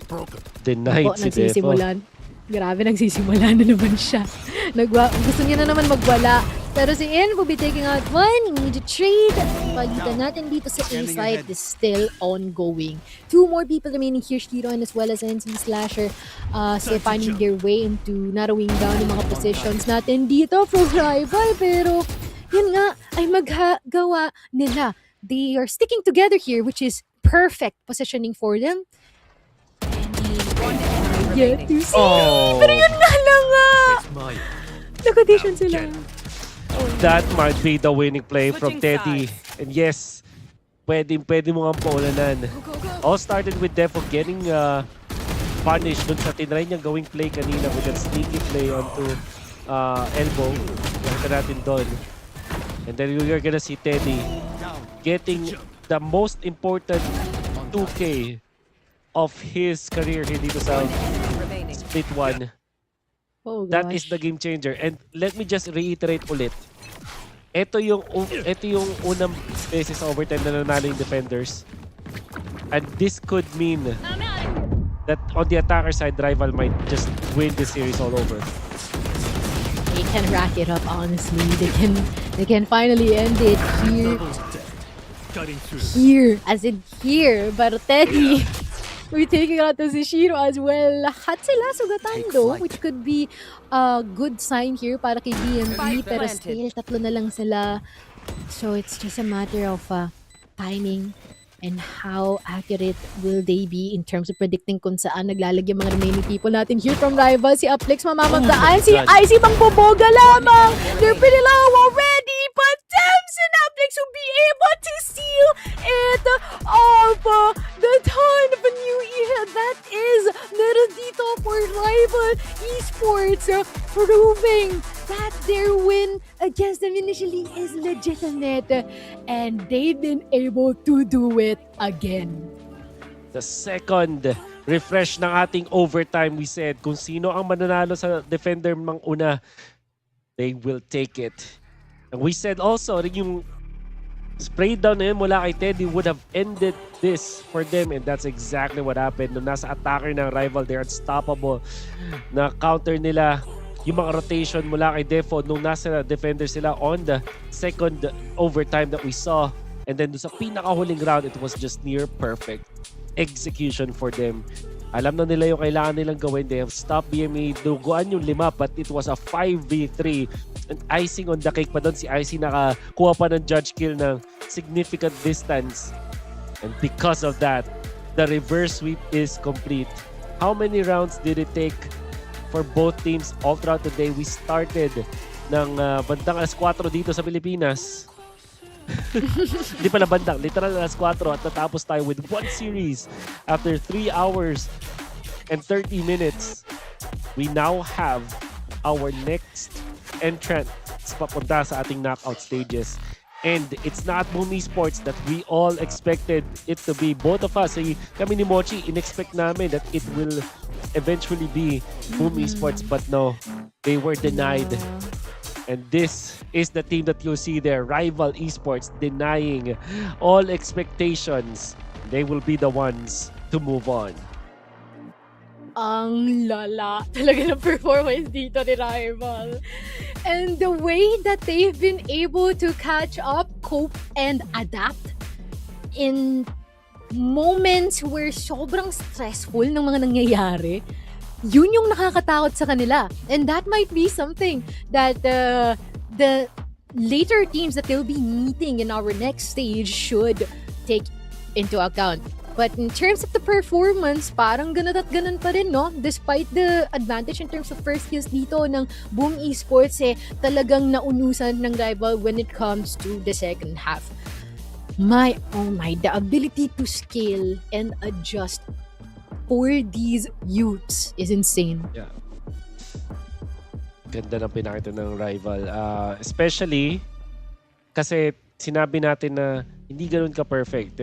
Game 1 was BME, and then we saw some rounds that they could have closed out, pero hindi. But it still was overtime. Second thing happened, this Breeze map, sobrang importante. 3-9. They took it to overtime. Had to win a single defender round dun sa overtime to eventually take it. At ating MVP of the match, was Teddy. Tandaan, second to the last round of this particular map, nakakuha siya ng 2K that on a 2v2 scenario was the one that actually won it for the team. And safe to say, yun yung play din na nagpapanalo dito sa Rival Esports nung mismong mapa natin, Mochi.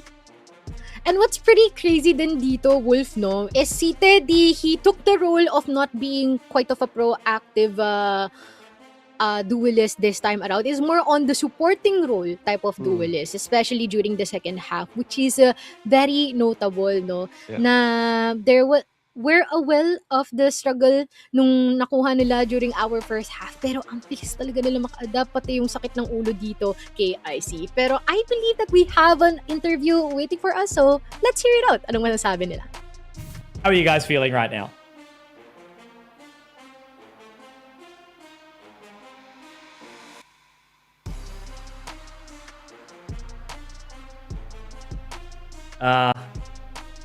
Hang on.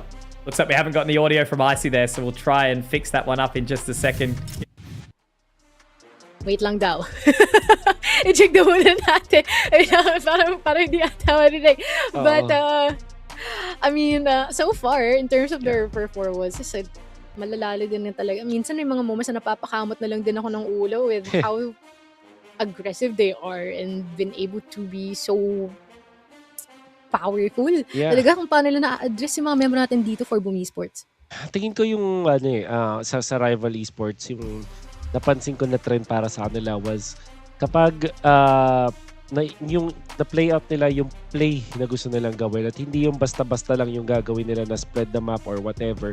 If they have an actual execute with the utilities, tapos may gagawin si IC na i-interview natin eventually, nagiging maganda at one-sided siya towards Rival Esports. But when they try to go for siguro pick-off plays or duels, luging-lugi sila. Although, I think it's commendable. It's important to also talk about yung fragging na nakita natin mula sa Rival Esports. Maganda eh.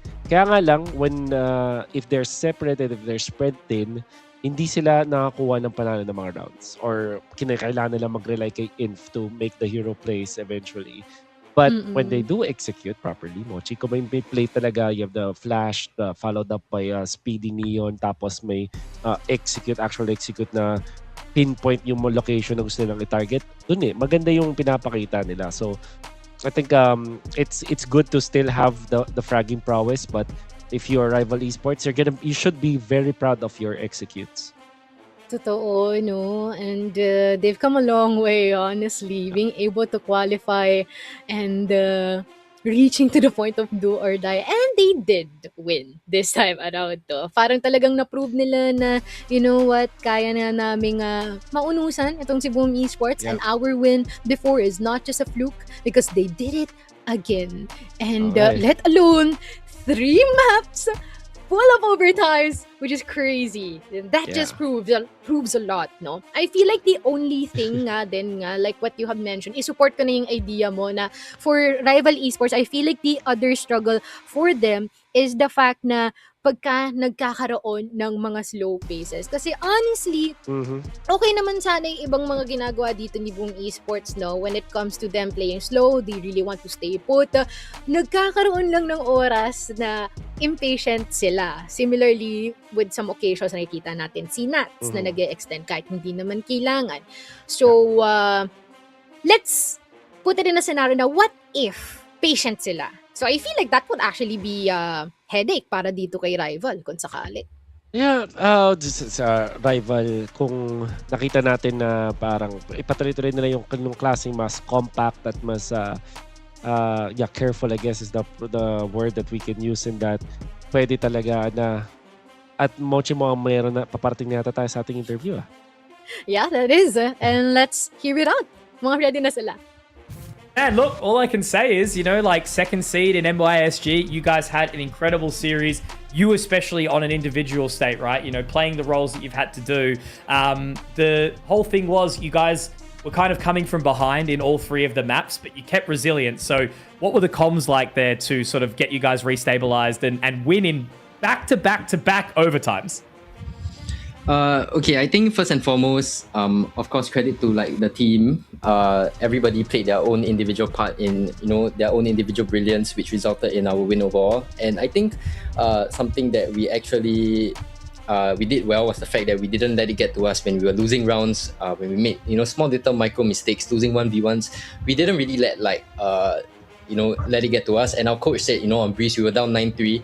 And I mean, it's my fault also as a veto on Breeze. I felt like the defense half, I didn't have as much impact as I could have had. And there were a few rounds where I could have done a lot better also as an individual. But it was 9-3. And when we won the pistol round, you know, our coach told us, you know, to do things one step by step. You know, we were losing rounds bit by bit. It's not as if we were like getting overwhelmed every time. We were losing 1v1s, 1v2s, you know, we were throwing rounds. And even, you know, the pistol round where Defo was flying with the Sheriff and he killed AP like that, which was a bit tilting. Yeah. But we didn't let it get to us, and slowly as you know the rounds edged forward towards the win, we felt that, oh, this is doable.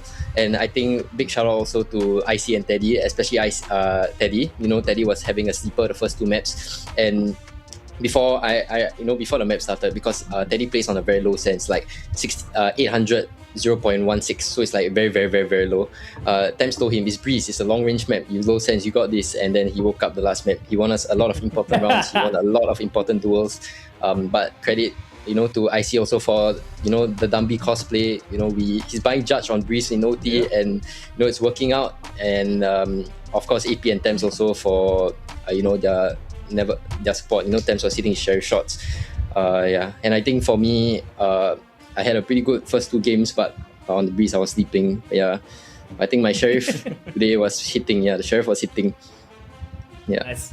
No, that's good. I know the low sensitivity thing all too well. It's a very similar sense for what I play there. What I wanted to know though is no team in any of the partnered regions around the world run a solo harbor on Breeze. Can you give a bit of insight onto why this composition was chosen for your team? Actually, what we felt was that we've been screaming a little bit, so we actually only have maybe total like less than 10 days of practice together because this team is newly formed. So we were testing things around. You know, we had EP on the Viper originally, and after that we felt sometimes that we want the utility that Harbor has, you know, to smoke the center, to stun, to ulti. It played a lot into what our strengths, you know. IC as the duelist, I can say, you know, quite confidently, he's one of the best duelists in SEA right now, on the Neon especially.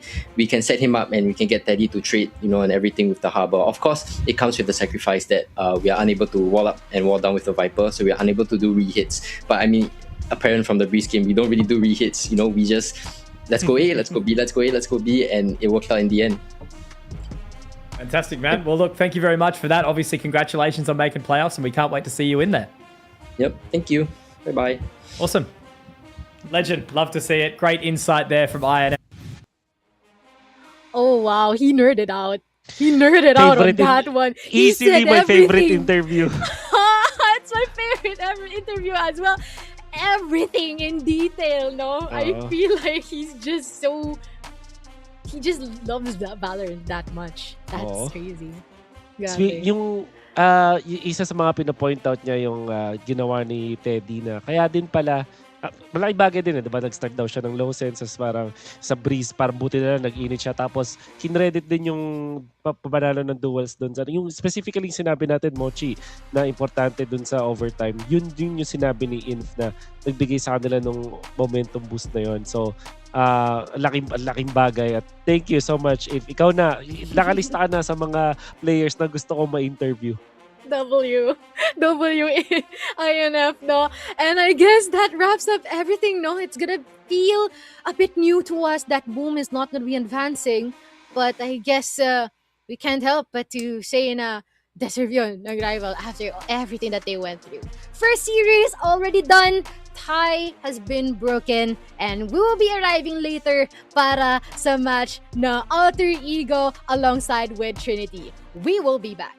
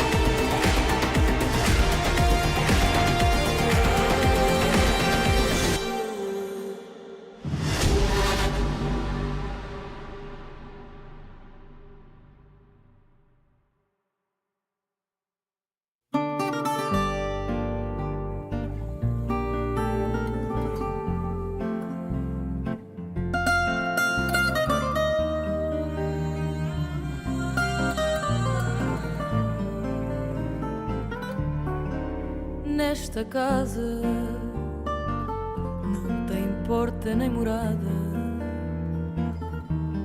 as janelas são fechadas, guardam tudo o que restou.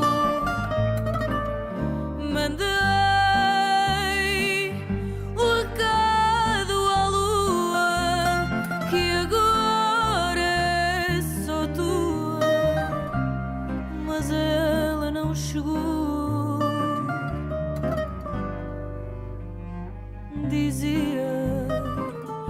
E encontrei passarinho que não queria andar sozinho neste céu que se fechou.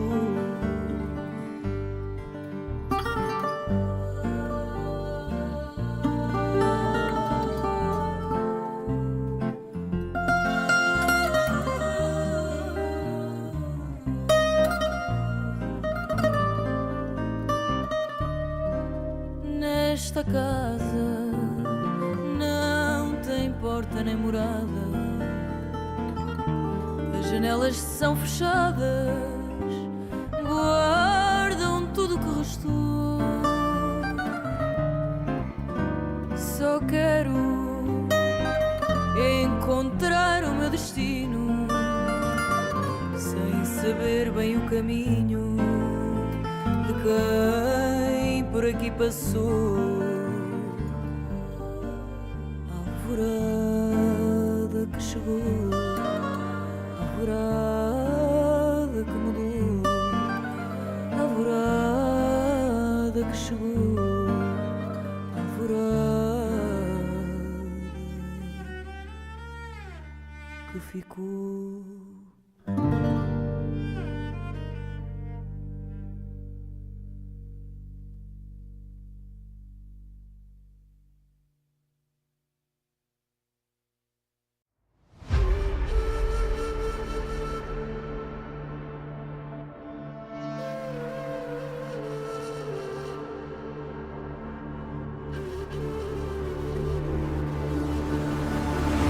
At the world from the eye of the Horus. If you Alexander the Great, then I am the Porus. Coming straight from the mud like I am a Lotus. So हाथियों का बल कैसे सकेगा तू मुझे रोका? देख तू कैसे मैं लड़ूं, तुम लोगों से ऐसे ना डरूं. करूं मैं जिससे मैं तरुण, पानी पे चलूं मैं जिससे मैं वरुण. चाहे मैं जीऊं या मरूं, जो करना चाहूं मैं वही तो करूं. आता है तू ना गरीब, तू बेटी चीप, जब तक कटे ना तेरी ये jeep. Better believe you're gonna bleed. Pick up a seat, get your team. I'm the king of kings. Brother in arms in a battle. You all gonna die if you act like a vandal. Bring the realms to reality from every angle. This is the public service announcement from Mumbai to the rest of the world. I am a Raja. I am the Raja. भिड़ेगा तो उठेगा जनाजा ना. तू मेरी तरफ आना. आ गया तो होगा फिर तनाजा ना. ये भारतीय भाषा फिर दुनिया सुनेगी ये तराना ना. 'Cause I am the Raja. 'Cause I am the Raja.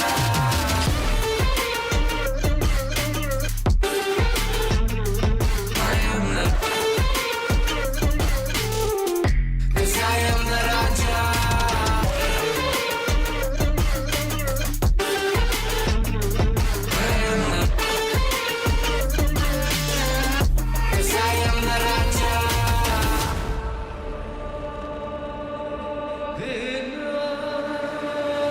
Look at my eyes, what do you see? I'm more than average, man. I'm a maverick, I can grow flowers on a barren land. Break a mountain with my bare hands and step back and cause a literal avalanche. Should've been about us traveling. आज तो बुझाई मेरी जैसे मैं tarantula ना है कोई तोड़.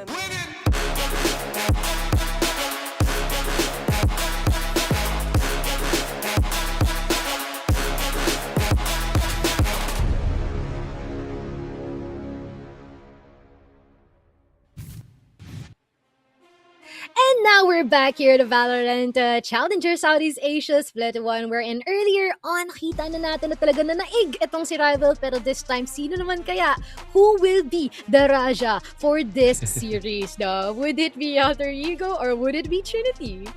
Yeah, yan ang abang natin for this tiebreaker dun sa other group naman. Dun sa previous one, it was very close, tatlong overtime. If that's not enough for you to know na close yung match na yun, I don't know what is. And that being said, mukhang na-expect ko rin na magiging close din itong ating tiebreaker. I feel like ng pagka-design ng VCT Challengers SEA ng Split 1 specifically, parang meant to be na magkaroon ng mga tiebreakers. Pero siguro ang hindi nila in-expect is how close the tiebreakers will be. Especially kasi dun sa number of teams na per group, diba? So tatlo siya. So parang bound to happen na magkaroon ng mga tiebreakers. At ito nga nakikita natin ngayon. Alter Ego going up against Trinity though might be a little bit different kumpara dun sa previous one.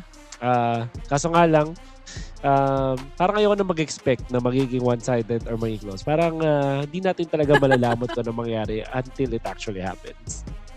Totoo, no? Because there is this certain vibe then, pretty similar from the first series, no? It's quite a fun underdog and experienced team laban na naman muli. And knowing that Trinity is quite of a walking on the same path, similar to what we have with Rival earlier on, no? Underdog with explosive potential. Ewan ko na lang talaga. Pero let us check out ang ating team lineups for this second series.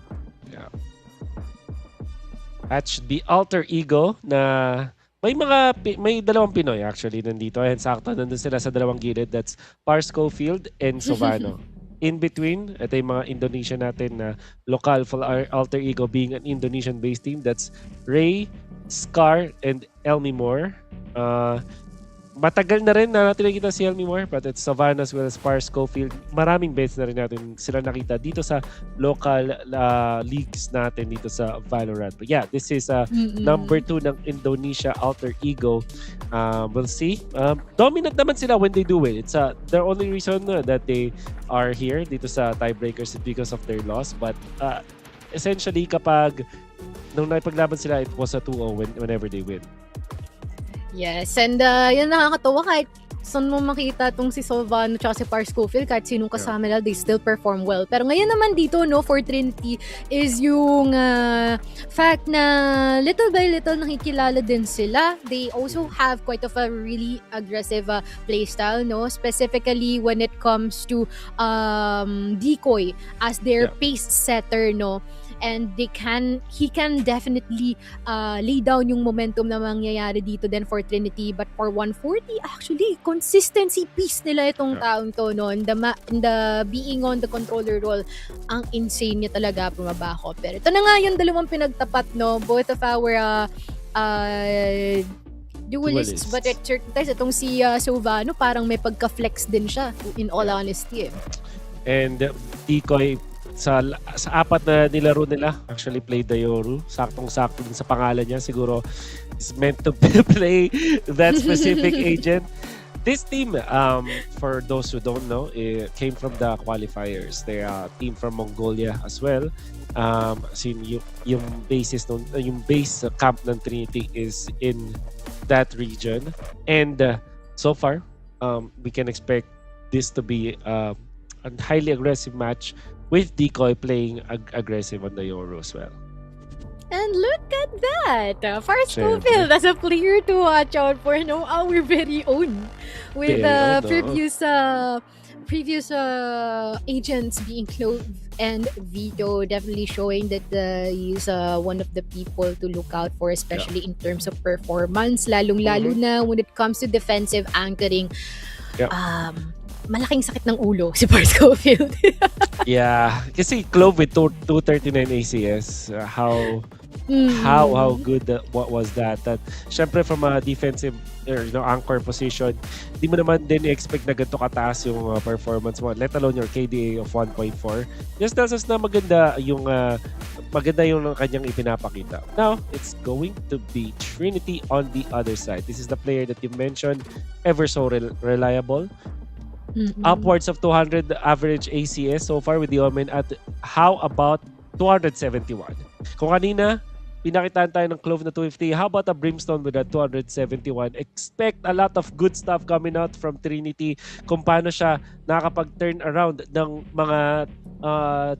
mga rounds, and most importantly, how patient this guy can be at ang paggamit niya din ng kanyang ultimate. 34% lang naman ang kanyang headshot percentage. Diba? Ganon katindi ang pwede natin expect dito mula kay Trinity. Although from Trinity themselves as a team, diba?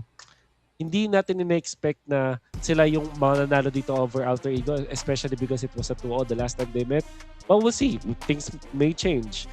Tulad nga nung napanood natin in the first series, di ba? Totoo. Ang daing pwedeng mangyari, to say the least. And I believe we are going to be seeing our maps as well here. We have split Pearl and Abyss. Very, very interesting itong ating Abyss as our decider, no? Lalong-lalo na both of these teams, 100% ang win rate nila dito. Yeah. Let's see if we ever get to that. But we do know para sa split, I think this is a comfortable map. Yung Vito, yung map Vito natin, parang okay to para sa Alter Ego. They have won in split. And then dun sa Pearl, dun nga lang sila na dali. But it was still I think they still won with it 1-1 to 1. So far the past few days at maganda pa rin yung kanilang performance. So in terms of map dito, pababor agad sa Alter Ego this time. But again, di na tayo pwede manghula dito, Mochi. Anything can happen on a tiebreaker basis. I'm actually wondering if our director will be calling up the predictions because at this time I don't even really want to say our predictions because we're always being proved wrong so bad. But let us show our predictions as he mentioned, and obviously we've been able to just lay down that we are siding with Alter Ego for a set here. But again, if we're gonna be proven wrong by Trinity, well, we'll keep our tongue-tied na lang. Yeah. Well, we had to say it. We had to say it. We had to show it para sa mga viewers natin that we chose actually Alter Ego as our predictions. That we have been wrong before. Yan. Will we end on L? Di natin alam, but doesn't matter. As long as we see good VALORANT action, nakakita tayo ng magandang bakbakan between two teams, it will be great. At ang maganda pa dito, Mochi, we can see a fresh new set of maps din. So, both Split Pearl and then eventually Abyss, di natin sila nakita. So, baka puntahan pala natin lahat ng mapa ngayong araw na to. Mag-tour tayo sa mundo ng VALORANT, it seems like. True. Which is nice, no? Kasi we're so accustomed and used to ascent uli sa susunod na series. Which is now, walang ascent. So wala silang choice but to explore the rest of the maps na meron tayo dito ngayon, which is great and A-okay for us. So let us see, no? What would be the possible agents that they will be playing? Especially that our first map here is gonna be split. I feel like it is safe to assume there is always gonna be a race here. But, nothing. They might change things up a bit. I mean, there's a lot of very innovative agent lineups that we have so far, and we're seeing that here for Trinity. Wow. Quick comment lang, ganda ng bootcamp ng Trinity ngayon. I'm just saying. Look at that. Parang gamer na gamer, futuristic vibes. But going back to topic, on to split the choice of agents, it's literally as expected. In a way, na yung Raze tsaka Sky, this is a classic na dito for Alter Ego onto split. I guess the only difference is there is the waylay in favor of the Raze para sa Trinity. So, I guess yun yung massive change dito. And Omen for Astra, yun yung parang pinagkabago. But so far yun, my instincts tell me na Sky and Raze onto split makes for such a great combo. Ang daming coverage, mid will be controlled easily with all the abilities na meron sila dun sa may gitna. Tapos, controlling from heaven to the normal platforms on both sides is also easy with this Raze. Tapos yung coverage nga ng flash. So, I'm interested to see paano rin itong waylay by Trinity. But, first, na lang natin. True. I feel like pwede rin natin siguro i-highlight din yung maaaring maging downside sa lineup ng Trinity as much as it is gonna be quite explosive, flashy plays waiting to happen. Parang meron silang possible tendency siguro na parang hindi maging consistent because mamaya if they won't be able to start it off the best that they can, then that might lead them to suffer in the long run. And as well as in terms of tactical discipline, syempre malaki pa rin ang pinagkaibahan kontra dito kay Alter Ego. But let's see, no? Ang daing pwedeng mangyari in such a short time. They might have already known the answer and adjusted that one. So yeah, first round natin already starting here sa B-site natin, no? Ang tamang pakiramdaman lang muna. Well, there's already a lot of people facing up against dito. Santas taking 2 already. At mukhang mapapaatras ang bahagya dito ang alter ego ngayon. Pars Schofield will be taken down by Dicky as well. What a defense. What an anchor from Trinity. The 140 with just the paranoia. Tapos quick na movements coming out from Santnas or controlling the entrance of B site. Tapos nakapag-out pa into safety. This is a 4v2. It's safe to say, with 3K dito kay Santnas, that is such a good start mula sa Trinity. And sabi niya, di ba nga? We're talking about exceeding expectations. And yes, ganun na nga agad ang simula ng laban natin. Yeah. Gusto ko yung parang, diba, yun na nga Yeah, acceptance. Parang dumadaan tayo sa 5 stages of grief. I mean, it's not grief, pero alam mo yun. Stages of acceptance. Yun na lang. Let's leave it at that. This is esports. This is VALORANT na napapakita sa atin ng ang tikas ng dalawang teams natin. I mean, to be fair, Trinity has been able to deny si Kadi Liman din before, no? With the 2-1. So, they might already have an idea how some of our Filipino friends might actually play this time around. Nako, this is gonna be indeed an issue para dito kay Alter Ego. There. See, Santnas, again, reading this situation. Round number 1. Tatlo din yung kinasalubong niya. This time, handa siya. Ayun na naman siya! With a perfect hand.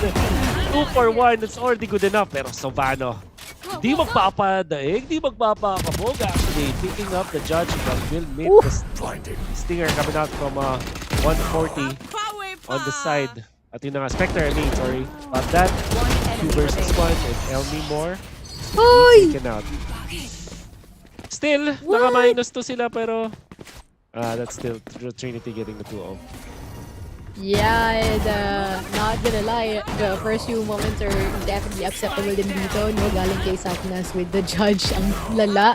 Pero medyo mahirap tanggapin yung kay Almimor and as well as kay Pars Schofield kasi hindi naman hawa yung mga bala nila dito sa last few OS. Pero again, papainit pa lang. Pero here for Trinity, they're starting off so good, no? Dagdag na rin natin siguro na they're very much momentum based. Parang common trend na rin yun para sa mga bagong teams or newly emerging teams natin dito na talagang may malaking potential. So, ayun, granted and great para dito for Trinity taking the first 2 rounds. Yeah. A very important 2-0 at that.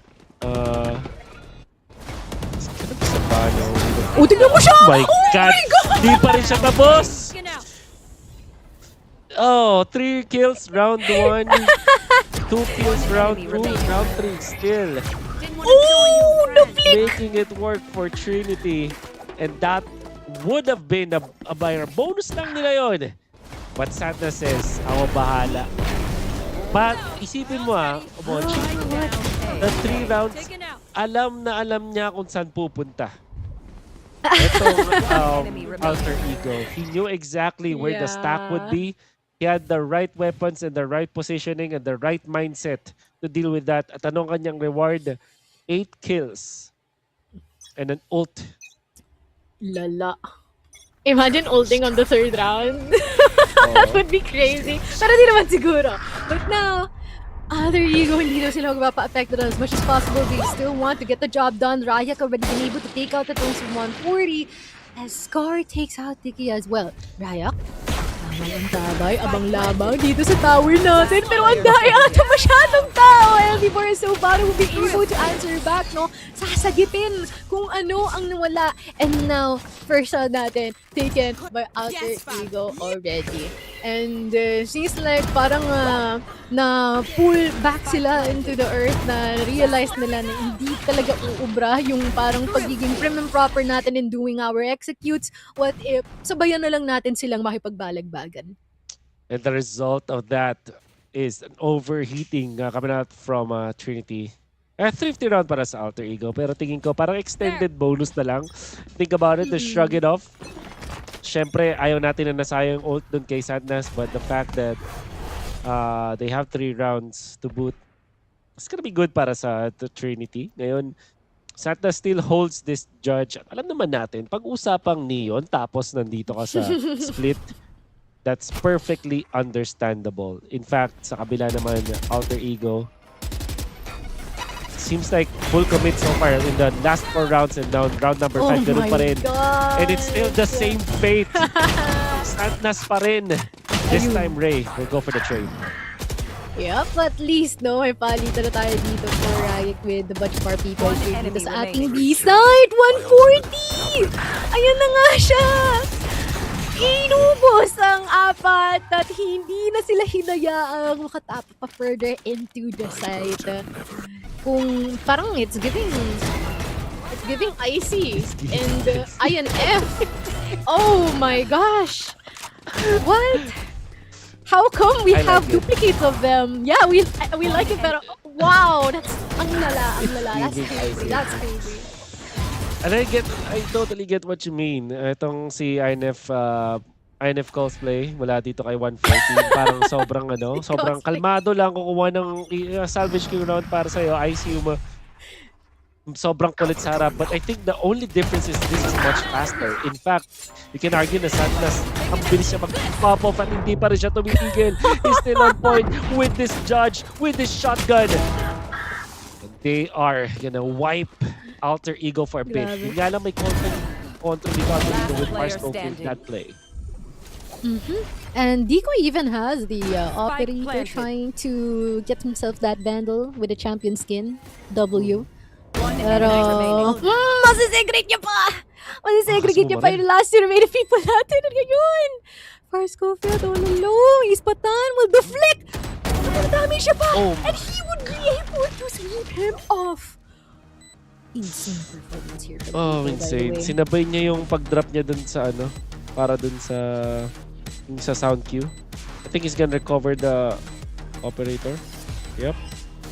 Yeah. Ang taas. Napakaraming ginawa in the past few minutes or past few seconds mula dito ay... It's just 6 rounds! Hello? Nag-ult, nagpalit ng baril, kumuha ng isa, bumaba, nag-click, nag-half defuse, binalikan yung operator, defused it completely. What a guy. This is so entertaining. This is not what you expected at all. Yeah, I mean, I know that they're aggressive, pero I never thought na it's gonna be almost a carbon copy of what we have earlier on kay Rival, no? And parang naka times 2 speed lang, ganun yung na-feel ko. Totoo. Ganun na nakikita natin. This is fun, especially kasi people are already discounting Trinity, right? And so they syempre, in fairness naman kasi you may have not seen much of Trinity there from the qualifiers. Alter Ego is a much more established na club when it comes to Valorant in general and esports in general. So it happened. To think that they are 1-5, Alter Ego, this is such a big surprise to everyone. Ngayon, paano sila recover? They have to start with a timeout. They have a full buy and all of them have ults. So, yeah. If they don't score this next round, nako, ang sakit na yan masyado sa moral nila. Yeah, that is true. Tapos nandito na naman siya. Present na naman si Santas. So far, no, being eliminated by Decoy as well in the process. Batig, taking Riot out.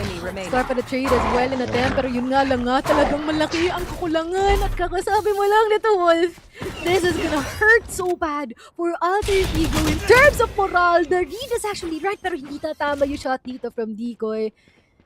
Napaprolong ang lifeline natin dito for Farscofield. Hindi man lang sila nabigyan ng chance na magamit din yung mga ultimates nila at sinimplehan lamang din siya dito ng ating Viper dito, 6-1. Napindot yung showstopper but he was quickly denied. Yeah. That's a shot coming out from the sky. And kung nakangiti ka ngayon as a Trinity fan, you well-deserved. That's all I'm gonna say. 6 rounds. Yung isang round na naitanalo na was more of an overheat from them. lahat ng mga rounds na inipanan na 6 of them came off of there just destroying Alter Ego. Syempre, sinimulan niya ni Santnas. But everybody's like picking up the slack. Si Decoy, di ba, from long distance shots with the waylay. 140. Sobrang reliable. Everybody's just pulling their weight dito. Yo, totoo. Oh my God. So, Vano will try to do the same thing na ginagawa ni Santnas dito. Pero sabi nga nila, you cannot outdo the doer. Santnas. Ay, naku po! Parscopian na buhay pa dito. Isang ihip ka na lang. 40 will be able to take him out. Almi Moore.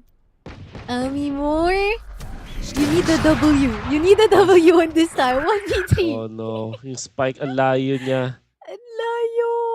Picks up the outlaw actually. But with the operator, with so much, they're pre-firing na nga dito. Susugurin na nila. They played that so well. They played that so well. That cross, the shorty, alam nila. Oh my God. Trinity, ang ganda ng lahat ng reads nila. Hindi mo ito mid-animation na, nakikita mo yung desperation na dito sa Alter Ego. Off-timing na. Nag-peak si Sobano. Parang siguro 1/10 of a second bago matapos yung animation ng kanyang ult. Tapos, sobrang cracked sa reaction time ng mga members ng Trinity. Sobrang bilis nila mag-react. And then Santnas, this is just round number 8. May ult na naman siya. Pangalawang ult na niya sa half. Tapos halfway pa lang tayo sa half. It's like they haven't been able to cover up for each other at all. Which is quite sad para dito, no? Sa Alter Ego. Pero, ang lalo talaga. The reads are just so perfect and on point para din dito, no? For Trinity. And more, we'll try to equalize everything. What magagawa niyo doon? Raya, put it close here, trying to extend! And that's gonna be a wrong decision on his end because genuinely si Santana. So I feel like the full game, ito lang gagamitin niya and the overdrive kasi parang hindi naman siya kumukota sa kanyang ulti. Laging meron. Laging present. And now they're trying to opt for the retake here. Bateng. Tama bang yung mga bala? Would it be accurate enough? Would you be able to spot out that someone's actually lurking within the smoke beside you? At saktong mawawala at pabor ito kay Par Schofield. 7-2. Finally, Alter Ego's been able to answer back after quite some time. I like how Par Schofield actually played it na ginamit niya yung smoke ng mga defenders against them. And he also utilized yung kanyang teammate. You can see yung ginawa dito nung we can see Tibatek. But of course, Par Schofield to eventually take it a sigh of relief. Ganun ka iba yung atmosphere sa dalawang teams natin. When you see Trinity, when they win, they're enjoying, they're popping off. Whereas yung Alter Ego parang nakahinga na maluwag. And even with the round that they won, it was very close. But of course, importante makapanalo. They're na up 2 points. Team na ako. Napipigilan sila! Oh my! Grabe, ang laking sakit sa ulo nga talaga nito ni Santnas, no? Pero at least merong advantage ang Alter Ego ngayon. There's 3 of them still living. 2 controllers, ha? So, you can utilize a lot. And as well as the Cosmic Device still available dito for Par Schofield. But I don't think that they would be needing that, honestly. Really good crossfire positioning dito, no, malapit sa ating bulletin and main area. Decoy, having the operator. Hindi siya makakapag-react enough. Not there pulling the trigger. Almi Moore swinging in at the right time possible. 7-3, little by little, Alter Ego bumabaw. I like this from Alter Ego. What they did is to play much faster than before. At wag na dun sa tight corners dun sa may heaven. Of course, nandun pa rin si Santos, but they know, basta may isang mauuna tapos nandun sa likod lang ng kahit paano yung iba para merong agad retrade. I think Alter Ego are accepting the fact that there will be casualties sa pag-entry at parang yung unang papasok, which in this case should be Savano, meron siyang backup na medyo malayo para hindi sila madire-diretso na ma-judge. And the rounds have been very fast for Alter Ego ngayon. No? Really good start. May kasagutan din si Santos dito. Grabe! They're just lang. But, rebat kung rebat, no? rebat kung rebat, palong-palo po teams natin. Sadyang hindi lang nagpapatilag si Statbus. And what's crazy is 19 kills all because of a judge. Pero, let's see. Ego, really good positioning here. Pero yun nga lang nga, ang more defeating daw may 140 maaaring pong wala pa. Never mind. Park Schofield with the judge. We more than enough in order to shut him down. Saan ito na heaven? Hindi niya anticipate si Raya. So, 7-4. Wala sa ating first half. Not bad here for Alter Ego. Yes, Park Schofield again. Naging patient doon. Did not try to go for the refrag. Instead, prioritize take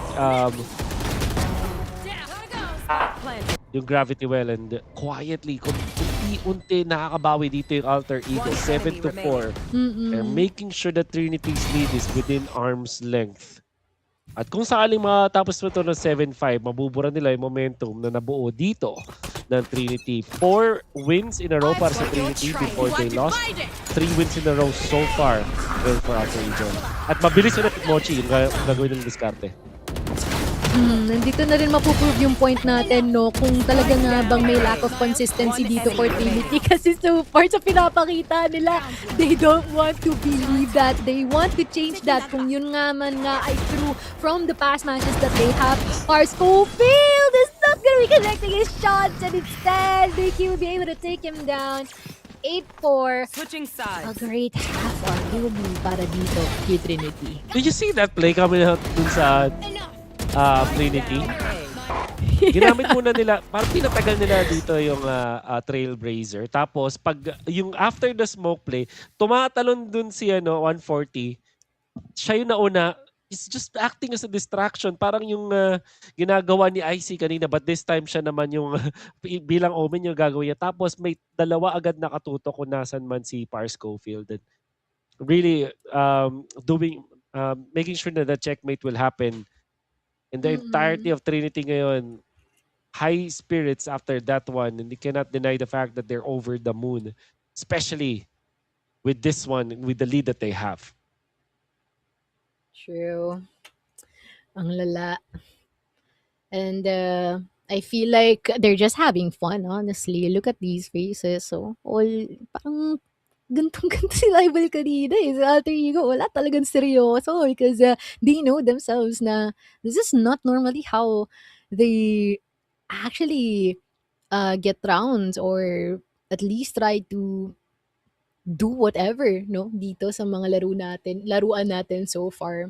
And look at them. Seems like they are definitely brainstorming. Maaaring pinag-uusapan din nila kung meron nga ba sila mga pagkukulang so far, if there's gonna be some over-aggressions. Kaya lang kasi yung mga over-aggressions nila, effective eh. Especially for Santas. But the question is, would it be the same thing dito? Pagdating sa second half natin, they can actually copy that strat here from Alter Ego. So Vano can do just that, no? Try to inflict the same wounds na ginawa ni Santas sa kanila kanina. That would actually be pretty funny to see, if ever man. Here's the change. Kung gaano ka-aktibo si Santas as the defender, gaano kaya sila kabilis as the attackers. Yan ang exciting. Siyempre, siya pa rin ang mauuna for team. Interestingly though, naka-split sila. Di katulad ng Alter Ego kanina na magkakaiwalay. And already a -1 courtesy of Savano. I'm out of here. -1. Magkakaroon ka ng sagot dito si Trinity. I mean, to be fair. Never mind, they won't have it. Santas will be spotting Raya, but he will be able to track him down. And instead, all of the people na nanggaling dito sa screens area natin dito talagang overwhelmed na lang din siya nun. First on natin dito, all good for Alter Ego. I feel like this is their better round after all. Pretty similar sa kung anong meron din kay Trinity kanina lang. And they played here before, no? With the 13-10 din. I wonder if it's bound to happen. Alter Ego still getting that win. I wonder how about this time. Yeah. Ako, kung I'm just gonna be basing on the raw power of their composition. I feel like mas fit nga naman sa defenders itong Alter Ego. Especially kasi they can easily control mid with Sky tsaka itong Raze. We'll see. Ito na, si Sandnas. Wala kasing shotgun sa round 1 eh. Kaya ngayon ito, masaya na siya ulit. Before we even know it, no, nasa screens na siya kaagad. In a span of like 5 seconds, he's already there. Been able to trade off himself and been able to supply a lot of information din sa kanyang mga kasama dito. Well aware that Riot is actually handling and holding a judge. They'll be distancing themselves from elbow and hence now 1v1. Scar? Against Sticky, narinig Oh, yung if he's kanya. fast, mas mabilis siya. Oh, Uy! kaya lang hindi naman yung mga shots niya! Oh my Nag-attempt of God. trying to defuse it. Saktong-sakto ang pagbaril din ni Diggy sa kanya. Unbelievable. Of course, it all started with Grabe. Sandnas na nasa screens agad. Just a few seconds. And that -2 is so important para dito sa Trinity. And then, of course, yung last play that we will see from Dicky. Imagine mo parang tama na yung gustong gawin ni Scar eh. Naglalakad siya, nagbite na siya sa melee, tapos hindi lang niya talaga naabutan perfectly. And that meant that Alter Ego will lose another round. Ego pa, ano pa yun? Uy! Ano naman? Ito na naman sila! And their read is so on point! They expected that everyone's gonna be in mid. And yun nga talaga yung nangyayari dito for Alter Ego. Oh no, scores left alone and trying to run and finding saan nga ba would he be able to find himself an advantage? I guess not.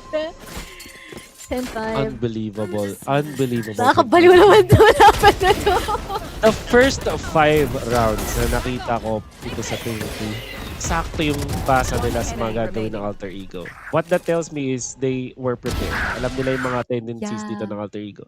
And you would think that that will stop there. Pero hindi. So far, in the second half, ganun pa rin. Nababasa nila yung galawan dito ng Alter Ego. Unbelievable stuff that we are seeing from Trinity. And apart from that, ang confident nila mag-commit dun sa kung ano man yung plano nila. If they want to play aggressive and fast, they will.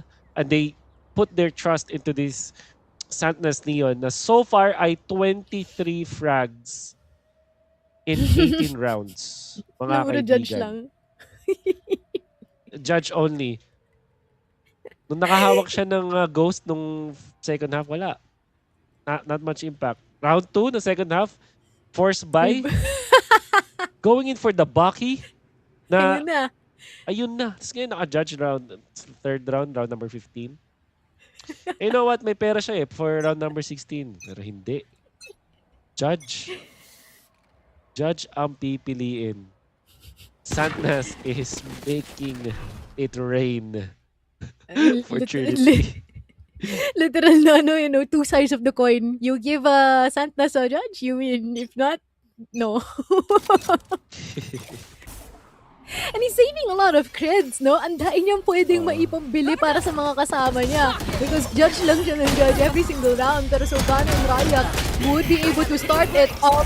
Riot trying to inflict the same damage that's being dealt from them time and time again. Pero Decoy will be able to take him out as well. 2 more remaining people din dito. No for Trinity. And hindi nila makukuha yung spike is a bit too far. They've been segregated. So Vano would be able to top it all off. 4 rounds. Ang meron dito, no, na kailangan pahabulin ng Alter Ego, pero paunti-unti, they're trying to equalize everything. See how slow the previous game was? This time, sobrang bilis. Sobrang on point ng mga fragging dalawang teams natin. And when it comes to their executes, they're both fast. This time, Alter Ego on the defense have decided hindi tayo pwedeng magmabagal against Trinity. We have to match their speed. At ito, mukhang magiging sapakan talaga sa entry points. Sa lahat ng mga entry. Yun ang pwede natin expect. Grabe. Parang ano na to literal na Rumble Royale every single round, which is crazy because how are they able to follow up on each other in this type of performance! Dikoy naman ang nagpapakitang gilis ngayon. And si Diggy ang laging nakakakuha ng ating mga last spells for every single round. 11-6. Ha? Dapat may measurement tayo ng ano, ng average seconds per round. I think under 30. Pwede. Yeah, Sobrang they're bibilis or 30. maybe exactly between 30 to 40 seconds ang average per round natin. Just like that, Honestly. 11 points para sa Trinity. Grabe. Bugbugan If we are kung to bugbugan. check it, baka nga back on schedule na tayo ngayon. Because of how fast they are! Look at this! Sadness! Nagwawala na naman! Taking out ito si Silvano. His battling tries to follow through. Hardball field. Dangle! Will be taking out multiple people in the row being assisted by Rabbit as well. 140. Trying to answer back. Blind.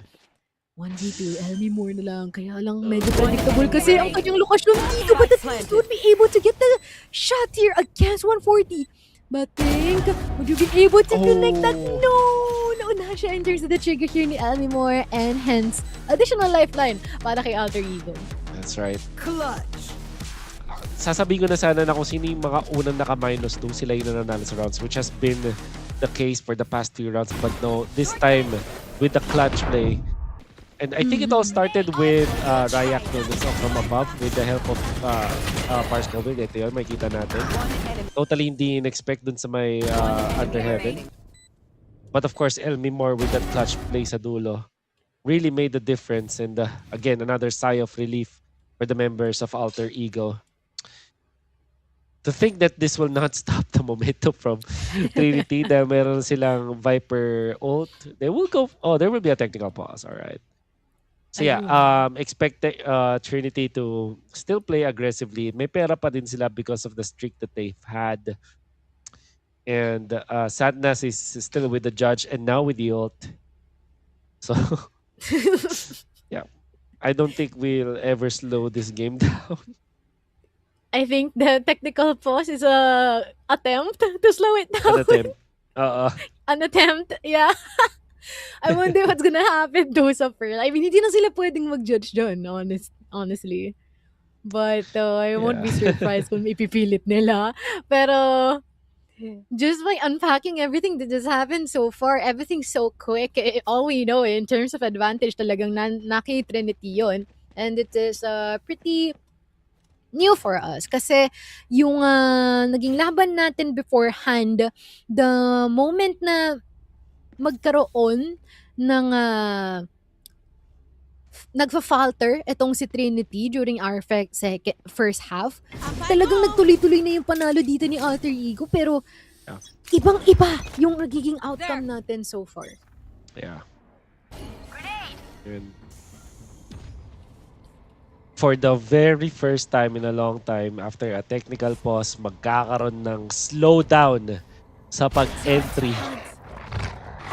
Mid is gonna be controlled a little bit by the attackers, Trinity. And for the very first time, hindi full commit. At wala munang magkakabarilan in the first 20 seconds of the round. Kahit kami nagugulat.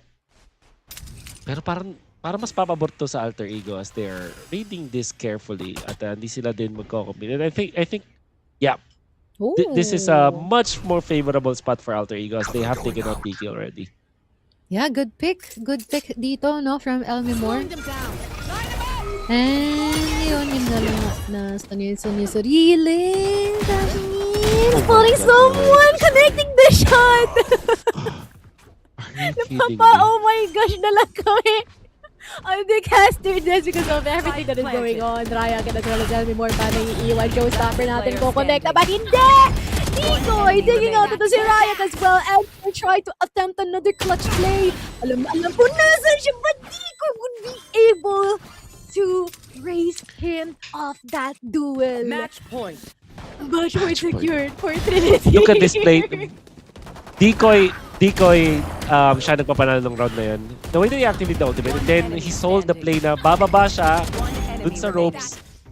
Pero bago pa siya makababa totally, umakyat ulit siya. Nag-benefit siya doon. Napatay niya si Par Scofield because of that. And they have gained ground. Tapos siya pa yung nag-clutch doon sa dulo. Trinity are so creative. You would think na hard commit na yun, pero hindi magbabalik sila doon sa papapakit doon sa may heaven. Because of that, they were able to plant the spike. And ngayon, match point na sila. Grabe. Tapos, mga eco pa. Si Alter Ego. Broken na broken. What else is there left for them to do? In this type of situation, I mean, they gotta be careful at the next area because there's two people there. Never mind! They don't care! They don't care at all! Rayang is so low in terms of HP and now being ended by the overdrive as well. Tuloy-tuloy lang. Press W ang meron dito kay Santnas. Taking out ito si Elmi more and I wonder, would he be able to top it all up? An ace! Would this be it? The first ace of the day? Mukhang hindi! I jinxed it. So Vano trying to salvage what is left. 4 more people remaining dito para kay Trinity. Talagang makikipagtakbuhan, makikipagbalitaktakan na nga lamang siya dito sa mga naiiwang mga miyembro natin ngayon. 3K for Sovano. Tingin sa kaliwa, tingin sa kanan. Would he be able to spot out our members here? Batink is just waiting patiently for reinforcement to arrive. Hoy! Wait lang! Na-timing na nata siya! Batink will still be able to take him off! This split map is insane! Sadness with a 30-piece. Wow. Hindi niya nakuha yung ace pero saktong-sakto for his 30th kill. And the highlights that we are gonna see, they're gonna be very fast. Ilang rounds lang dito yung tumagal ng more than a minute, I would say. Mga siguro 3-4 lang, but everything else lasted 30 to 40 seconds. And I might be over-exaggerating, but that's what it definitely felt like. An exhilarating match between Alter Ego at Trinity. And who would have thought that it would be Sadness on top? If there was a very important match for him, eto na yun. And this is such an entertaining game. And most importantly kasi hindi basta-basta yung nakatapat nila. This is Alter Ego. This is a team with Elmi Moore, with Par Scofield, with Savano. Players that have been in the scene for a long time now. Whereas for this squad from Mongolia, they had to go through the qualifier and they're playing like they belong in this league. Parang sila yung mas confident. Parang sila yung nagpaumbisa ng W Gaming. Decoy making the decoy plays with that smart movements. And of course, a lot of good stuff na nakita natin coming out from Trinity was coming out from Satnas himself. Ito na tayo. Ito na yun. Let's see. No? First off pa lang. Pero ang tindi nga talaga na naging performance, no? If Valorant is looking for a reason if they should what they call this, try and nerf the judge, I think this is the reason. Or nerf Santas na siguro.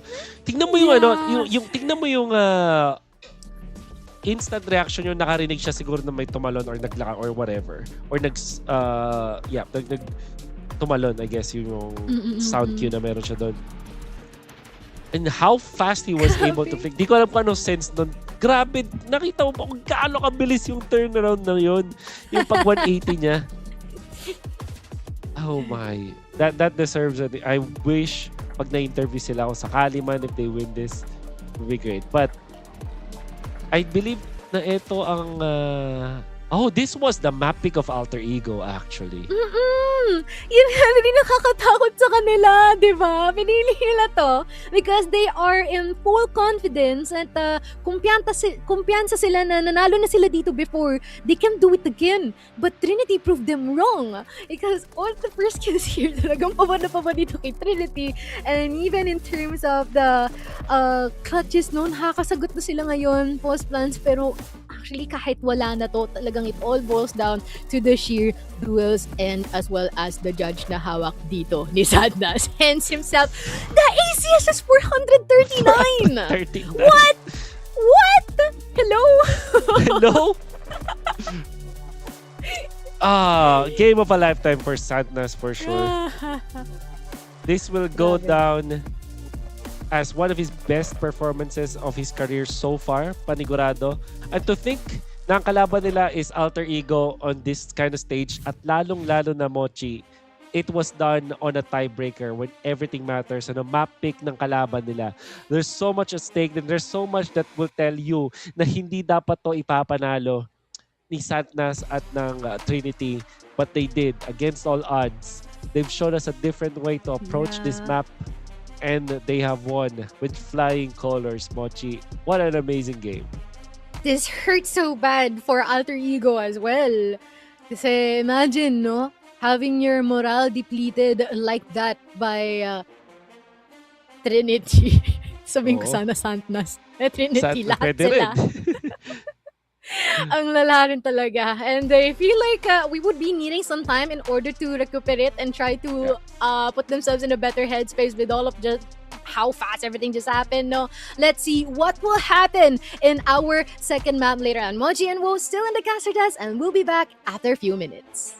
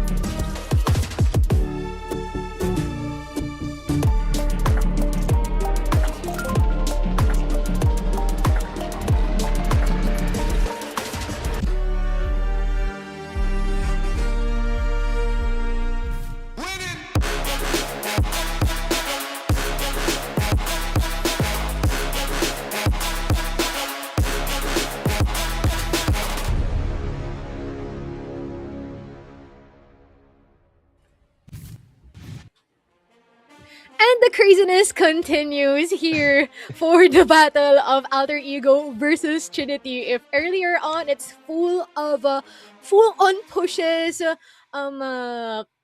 judges, decoy, everything that you might think of, all fast-paced rounds. I wonder if there's gonna be anything different this time around. Mochi and Wolf still your casters for this series, and Yeah.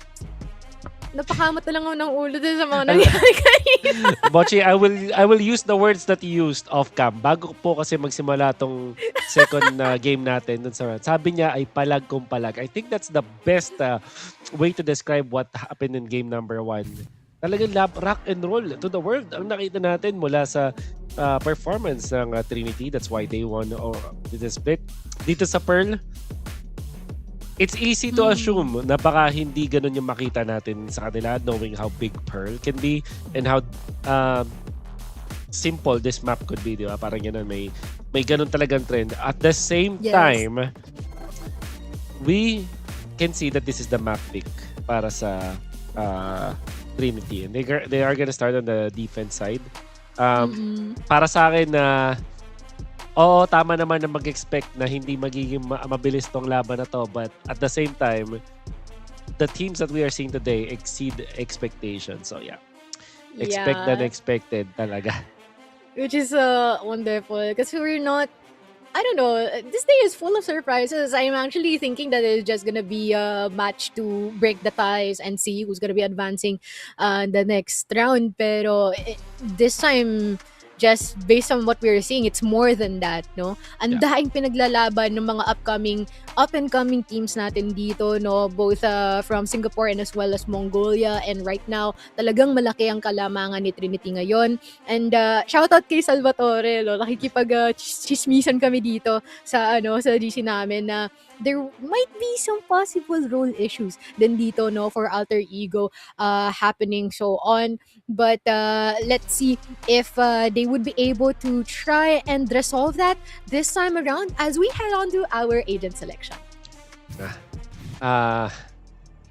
We do expect from Pearl. When I see Pearl, Killjoy comes to mind immediately just because of art control. Alam naman natin. And it will be present dito sa Trinity. Neon ni Santnas. Nandyan na yan. Alam nyo na kung ano ang weapon of choice. Alter Ego, however, they're gonna approach this in a newer perspective. Nandiyan pa rin naman yung Astra, which I think is the best dito sa mapa na to. But with Vito coming into the rotation, pwede na rin siyang expect at raise para dito sa Alter Ego with a double duelist setup. Savano on the Yoru. Yung Yoru din naman, it's also another standard in here. But of course, only having the Vito as the actual anchor para dito sa Alter Ego, that seems to raise some more questions. Siyempre, tamang ayos lang mga tropa natin ng kanilang mga kadamitan. At parang iba't ibang room set tong Alter Ego, no, as compared to sari-sarili ata tong Alter Ego. Kanya-kanya sila, which iba din talaga if you have the bootcamp set up. That definitely has a lot of pros, no?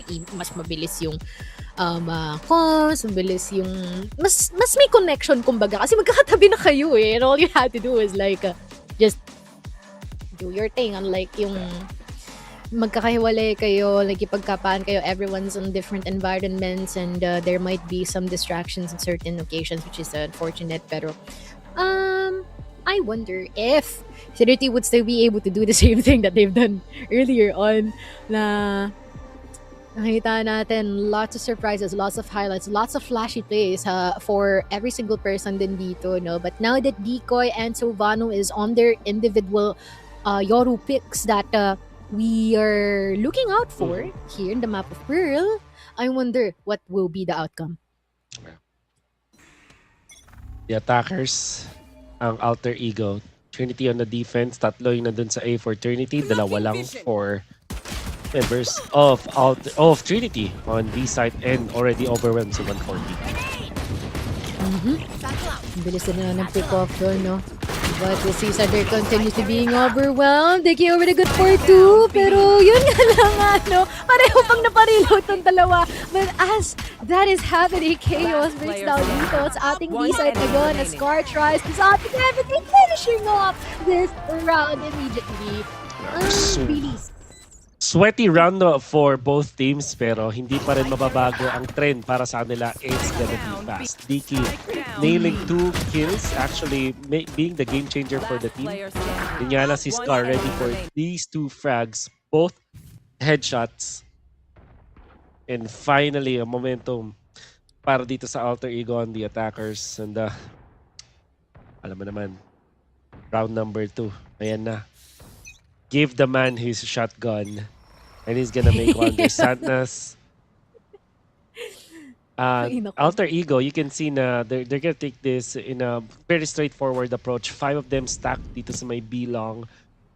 And they're gonna avoid majority of Trinity. I'll find you.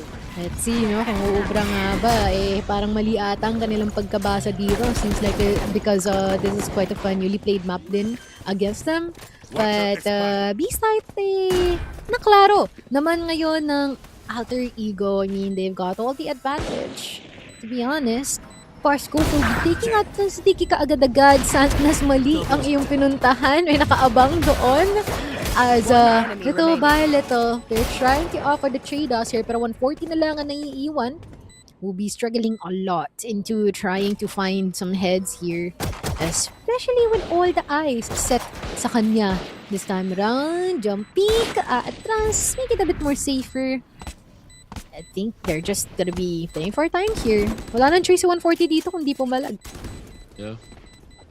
Try to look for targets, and yeah, that should be it. 2 points para sa Alter Ego to start this round. And of course, that is to be expected naman, syempre.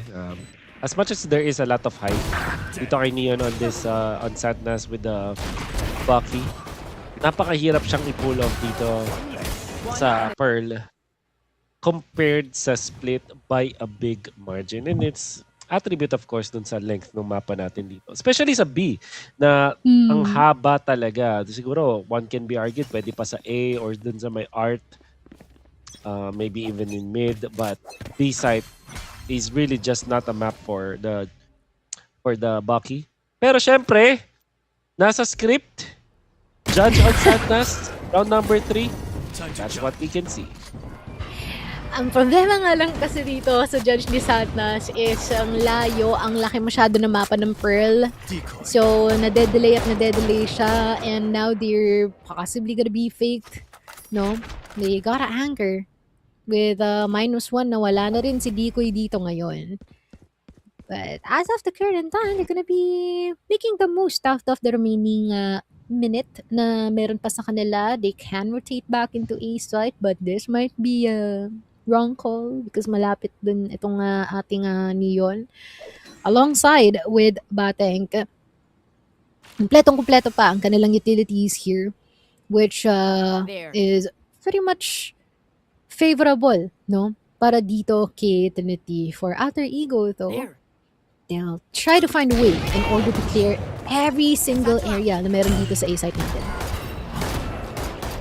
30 seconds Default left. is the key. Especially dahil na -1 na si Decoy dito. Spike planted. Alter Ego have controlled the game Bring them down. so well. And I know na round number 3 pala Enemy to, down. pero yung gustong gawin ng Trinity from the previous game, kita-kita na hindi nila magawa the tempo of what they want to Player play in. standing. And now Santnas, it's gonna be up to him versus 4. Almost impossible, and indeed it will be the case. 3 points para sa Alter Ego just like that. Ang nakakapagtaka dito, pinili ni Trinity tong Pearl, diba? Which is- Tama. Yes. Yeah, it's interesting. Pero it seems It's like they're the having a bit of a difficult time here dito, no, sa mapa ng Pearl. But I wonder if it is just another story of it's still just the first half. Baka maraming magbago sa second at laging yun yung nangyayari. I am definitely curious. Blind! We'll try to be sneaky at it, pero yun nga lang nga, not gonna be quite effective in the long run. Batank, though, will be taking another Grabe. before they even try and push forward sa A. What a Grabe. great shot coming from Batik, but and Sandnas, pag ginawa na niyang personality itong shotgun, even on the eco, Find you. will go for this Buffy play. And to be fair, -1 yun. On eco, lamang sila dyan. Oh, the patience from Batik. No charges. -2 Where are for 1. Tapos 1 for 1 kay Sandnas. Now, it's a 3 versus 2 scenario. Obviously, lamang ang Trinity with the util and the weapons, but sheer numbers, they might be overwhelmed. Yun na nga. Trade-offs are just Oh good my here for Nikki. God. This is so calculated from him as well, no? Oh, So apat. hyper-aware. Ayan, 2 kills from DK, 2 shots then. 1 sheriff shot, 1 vandal shot, both to the head. Same with DK. Nakakuha ng dalawa. And even if you count yung kay Sandnas, short distance, headshot pa rin yun eh. Batek, I mean, not DK. They were so accurate this game, this round. Tignan mo naman, gaano ka crispy yung mga headshot nila dito. And that's a thrifty na inaipanalo nila through sheer confidence and headshot precision. That is the first round win that they have. Yeah. Ang malala sa kanila kasi regardless of merong advantage itong si Alter Ego, parang pumped up sila pagka they're definitely celebrating even if it's just a single round.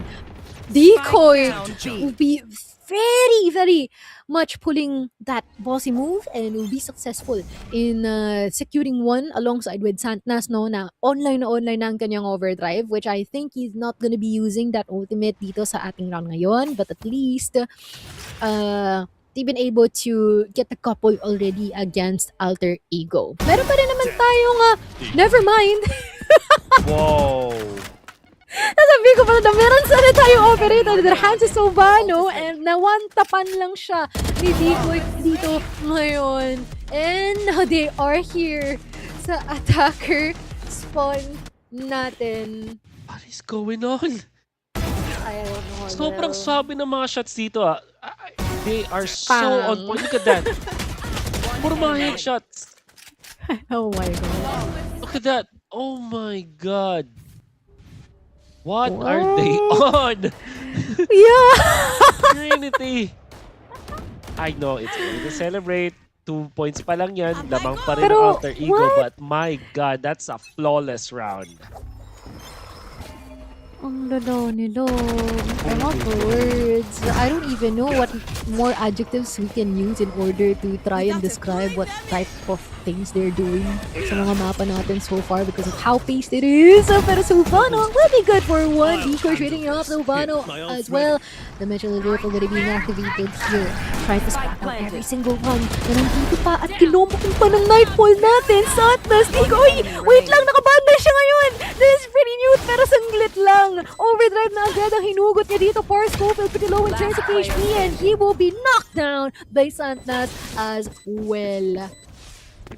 What a great 2v1 that they set up for that. Eventually, Sandnas yung nakakuha ng panalo. There was a good start already for Alter Ego as they have taken out one of the defenders. Kaya nga lang, nakita natin with the gravity well coming out from the Trinity, tapos yung kill ni Decoy that eventually allowed for Sandnas to get into Museum, up the ultimate, get 2 kills, at ito yung cross with him and DK. Ang ganda nung kanilang kombinasyon at they're just so happy. What I like about seeing it sa Trinity is every time na mananalo sila ng round, you can pure joy eh. Yung makikita mo, parang really over the moon, they're really enjoying this. And now si Decoy. Could be a great lead to Sale. Does have the gate crash though, and he's safe. Safe indeed. Ngayon, isa lang naman daw gagamit ng dimensional drift natin. Pero, Ryak will be able to clear out itong si Decoy as well. Merong nandito sa heaven areas and he will be prepared in handling him. Nakatras pa siya. Pero ngayon, Vandal na rin ang hawak dito. Ngayon, Santos ngayon, no? Just really checking out if meron pa nga ba siyang makukuha dito. Makaport na makukuha. Ito si Scar, dire-diretso lang siya dito. And we're seeing Alter Ego trying to even out everything. Pero still, last love pa rin si Kiki as well as itong si Bateng. Ooh. Decoy, of course, being overwhelmed by Alter Ego was okay for them because Sandas again.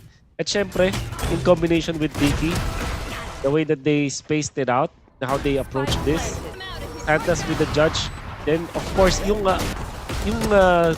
screen, and then eventually him going in, diba?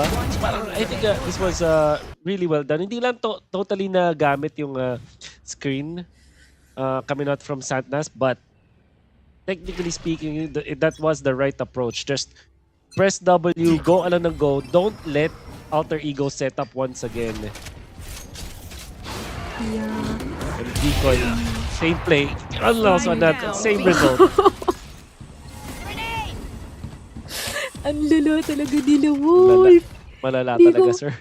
Hindi ko ma-process si Royak, hindi nagki-clear ng hole. So, Vano, at least mati-trade off siya. People, Alter Ego will still try to fight it off. Cosmic Divide already being used. Really nice call. Pero would this be enough? May lockdown pa tayong activated dito pang counter ulti. Force Scofield falling down in the hands of Santnas after the trade off. Bateng trying to cover Hirap. Bateng securing the last kill. Oh, wow. Oh, tignan mo nagwawala. Nagwawala na sila. Nagwawala na sila. I think that's the proper reaction to that. Decoy, 3 rounds, dire-diretso, same yung kanyang setup. The second round before this, ayan yung resulta. -1 the operator, gate crash out, and then this time, si 114 nag-cover ng hall.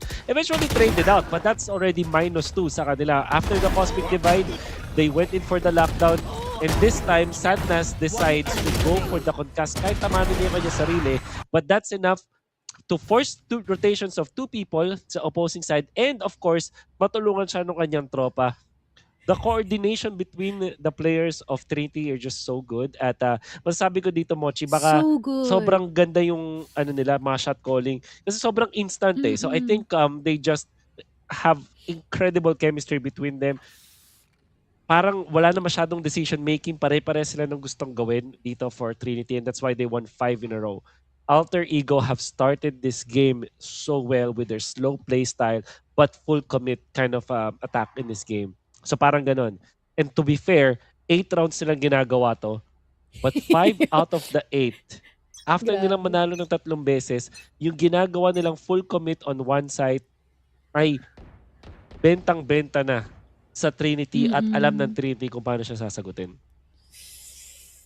And seems like they're running out of strategies dito, no, for Alter Ego after like what you have mentioned, the 5 rounds. So talagang may panalo. 5 round win streak for Trinity as of the current time. Ang tinti lang din talaga ng performance nila so far. It seems like they're definitely showing that they're moving as a single unit, as a single machinery. Their mechanical skills and as well as how they were able to connect is just absolutely amazing. Dicky, hindi nga nagtatamang kanyang mga shots dito. And as much as we predicted and vouching that Alter Ego should be winning this one, and it seems like Trinity is trying to sway people on their side. They're trying to creep their way patungo dito sa B site natin in terms of rotations. And they still have a lot of time. But if they would be able to take out itong si Decoy, that would be very much good news for them. I think yung crucial din dito was yung -2. Tinry ng Alter Ego mag-split at wag mag-full commit, but it's also still not working because of the -1. Winning the duels is what matters for Trinity, and they are winning the duels. 30 seconds left. But will Decoy be able to secure even just 1 kill? Yes, he would be able to do so. At mukhang Elmimore will be able to take him out. Batik. Oh, the He animation. would be able to do so, Batik. Spike So, down. HP. magsasalit-salita na sila dito. So, Vano taking that very massive 3K. Finally been able to break the streak. An important 3K. And the fact na napalo nila dito si Sandnas, that actually parang -1 na rin yun eh. If you think about it. Pwede kong i-argue yun sa ibang players, but particularly for Sandnas kasi he wants to play fast, he wants to play in front of his opponents, pero hindi niya magawa yun with just 2 HP. Hindi niya kayang sumilip-silip or gamitin yung abilities ng isang Neon. And finally, na-break ng Alter Ego this time. We talked about how full commit will not work for Alter Ego, and it almost did not work this time ulit yung pag-split nila, but at least we know now what could be an option for them. Tuloy-tuloy lamang din ang kanilang pag-push dito patungo sa A-site natin. They are yet to clear out si Bating din sa ating backside, no? Maaaring klarong-klaro sa kanya lahat ng mga sound cues natin. Been able to pin down the locations for these members from Alter Ego. Prowler out. Well aware. Hard left, hard right. Gonna be detected. Unable to connect the shots here from them. Batting, taking out ito si Paris Caulfield in the process. Look at this. Would this be the retake that they would want? Yes, they will be able to achieve that. What a strafe. The patience from Dicky. Ang reward niya doon, makakuha sa'yo yung orb. That's 6 points going in favor of Trinity. And nakita mo yung strafe na yun for him to be able to outplay Scar. And this is a round that started bad para sa side ng 3T. But of course, Batek and Dagang. Sabi nila dito, kami lang ang may karapatan gumawa ng judge play. Hindi kayo pwede. Kami lang ang pwedeng maging interface. And look at this play coming out from Dicky. Look at that patience. Did not fire a shot before strafing and punishing Scar for that duel. 6-4 in favor of Trinity. Grabe, no? Hindi pala pwede inflict yung same poison dito, no? For Alter Ego. They're 2 rounds away. I mean, not gonna lie, that isn't bad. But still, with how Trinity has been able to show off, struggle talaga dito is the mindset and how they would be able to stay put for this one. Santos training himself, but they're taking one as well. Hindi ko alam kung ano sasabihin ko dahil lahat ng mga palitan dito talagang pumapakul dito kay Bating. And despite him being the initiator here para kay Trinity, para siya ang nagsisilbing sending the anchor down himself, taking that 4K. Last round in the They just have it today. Sa kanila talaga yung araw na to. Kasi si Sadnas going in for that rate rate, and of course Batek with the 4K. To think na tinaman siya ng Fateful to start this one. At ito, hindi niya tinuluyan yung pagbaril dun sa Raze, anticipating na may isa pang lalabas mula doon sa smoke. And it's a classic play kasi through the smoke, pag dalawa kayo na isang muna yung tatalon-talon, going for the jump, trying to attract attention, tapos may isang refragger. He stopped at gunning down si Ryak on purpose kasi he knows na may follow-up yun. You are divided. He's so smart. Yeah, they're so my smart. God. Every single one of them already have like a set path kung ano yung kailangan nilang gawin, and they've been able to do all of that. Pero si Ryak, tumatrabaho, getting some work done dito sa ating mid area. They're gonna try and vouch for B site this time around, but look at the adjustments in terms of position dito na meron para kay 140. This is gonna be very crucial for them kung sakali, no? So Vano, well aware na ang Trinity ngayon sa kung nasaan siya might possibly be taking a lot of space din dito sa gitnang bahagi ng ating Pearl map.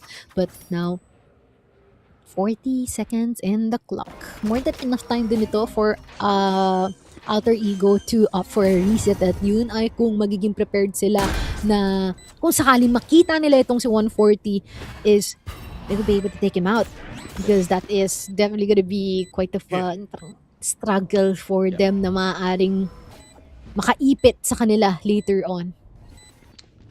Oh, Rayak. Oh no, nakalagpas na siya! Gets one kill, 140. You know, Elmimore is in trouble. The shots coming up from 140 is just too good. Isa na natitira. That's Sovano and he's taken out.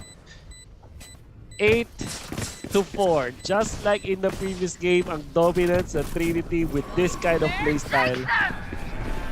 Mochi, we are seeing history being made. We are seeing magic. True. Napakagandang ng laban na to. At this point, it's not just over aggression, no? It's tactical aggression. enemy Like remaining. everything, so well planned. And as much as Alter Ego hates it, it works. So good.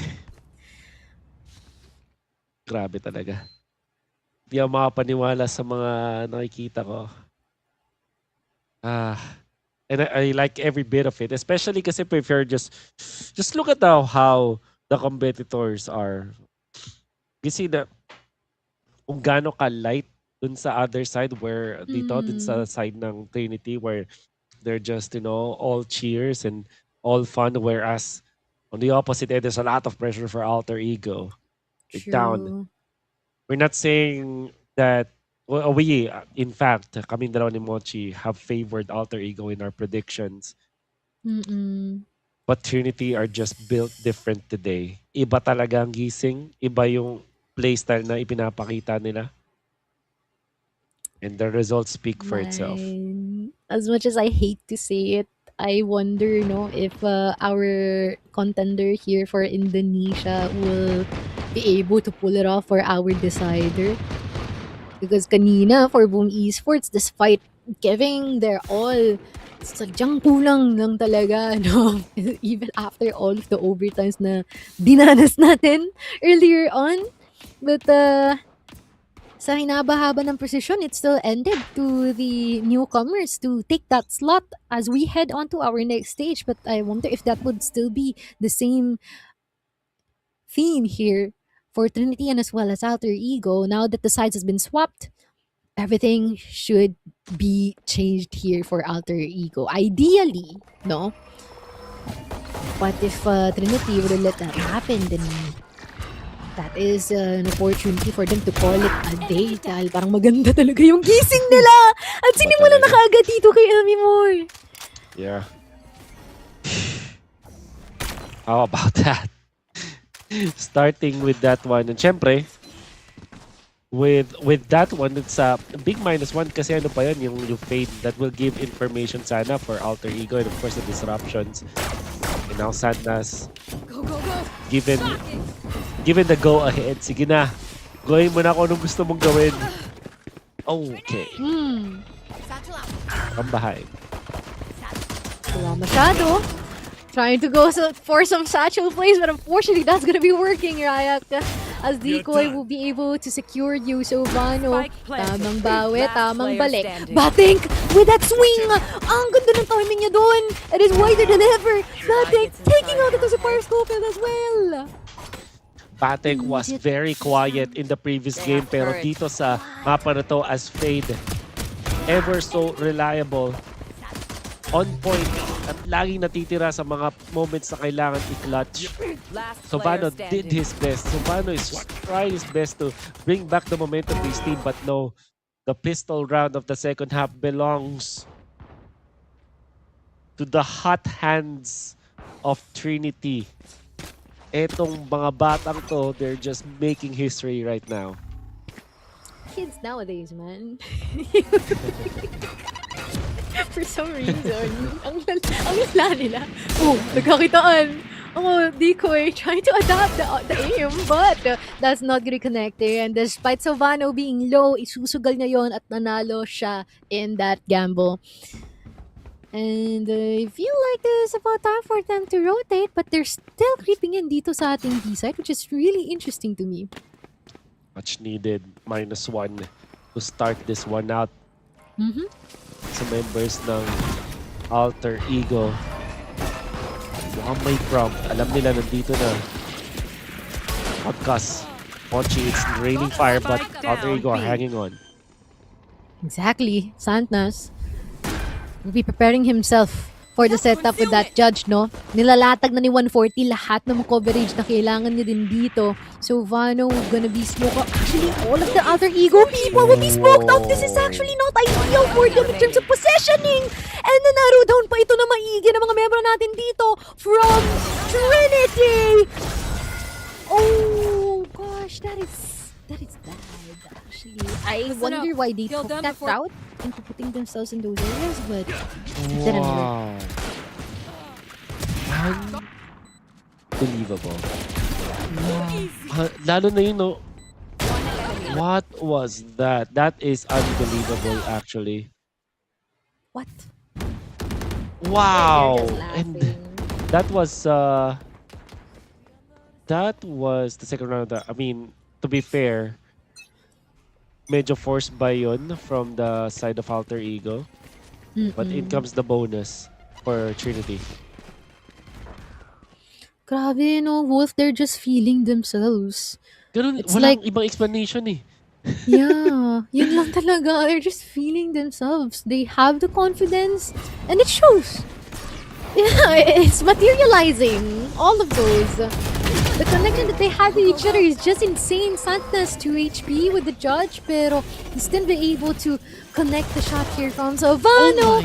Shot from the Sheriff, not gonna be connecting, pero meron ibang sasanggunin at susuporta sa kanya. Scar, left alone here. What is there left for you to do? Oh, Alam na no. nila kung nasaan ka, falling down, falling into your demise. A refrag, and that's a buy round. The bonus that Alter Ego have lost. At nakikita mo slowly hope No, it's so... and energy getting sucked out of Alter Ego because of this playstyle na nakita niyo sa Trinity. There is, so far in the last 3 rounds and yung mga rounds pa prior, walang nagagawang maganda ang Alter Ego, and not because it's their fault, it's just Trinity, bukod sa nanalo sila sa confidence sa tempo, pati yung mga duels ay naipapanalo ng Trinity. Everybody is playing so well to the point na ang lowest fragger pa sa kanila is si 140. Imagine that mula dito sa Trinity. Batenk and Santnas, they're playing out of this world. Most particularly itong si Batenk kumpara din sa game number 1, but Santnas, ever so reliable. Iba niya ngayon, it's going to be the Odin. However, ano ang likelihood na makaka-thrifty ang Alter Ego in this round? Very low. At the same time, Yeah. Mochi, ang pinaka-tricky doon is magma-match point ang Trinity because of that.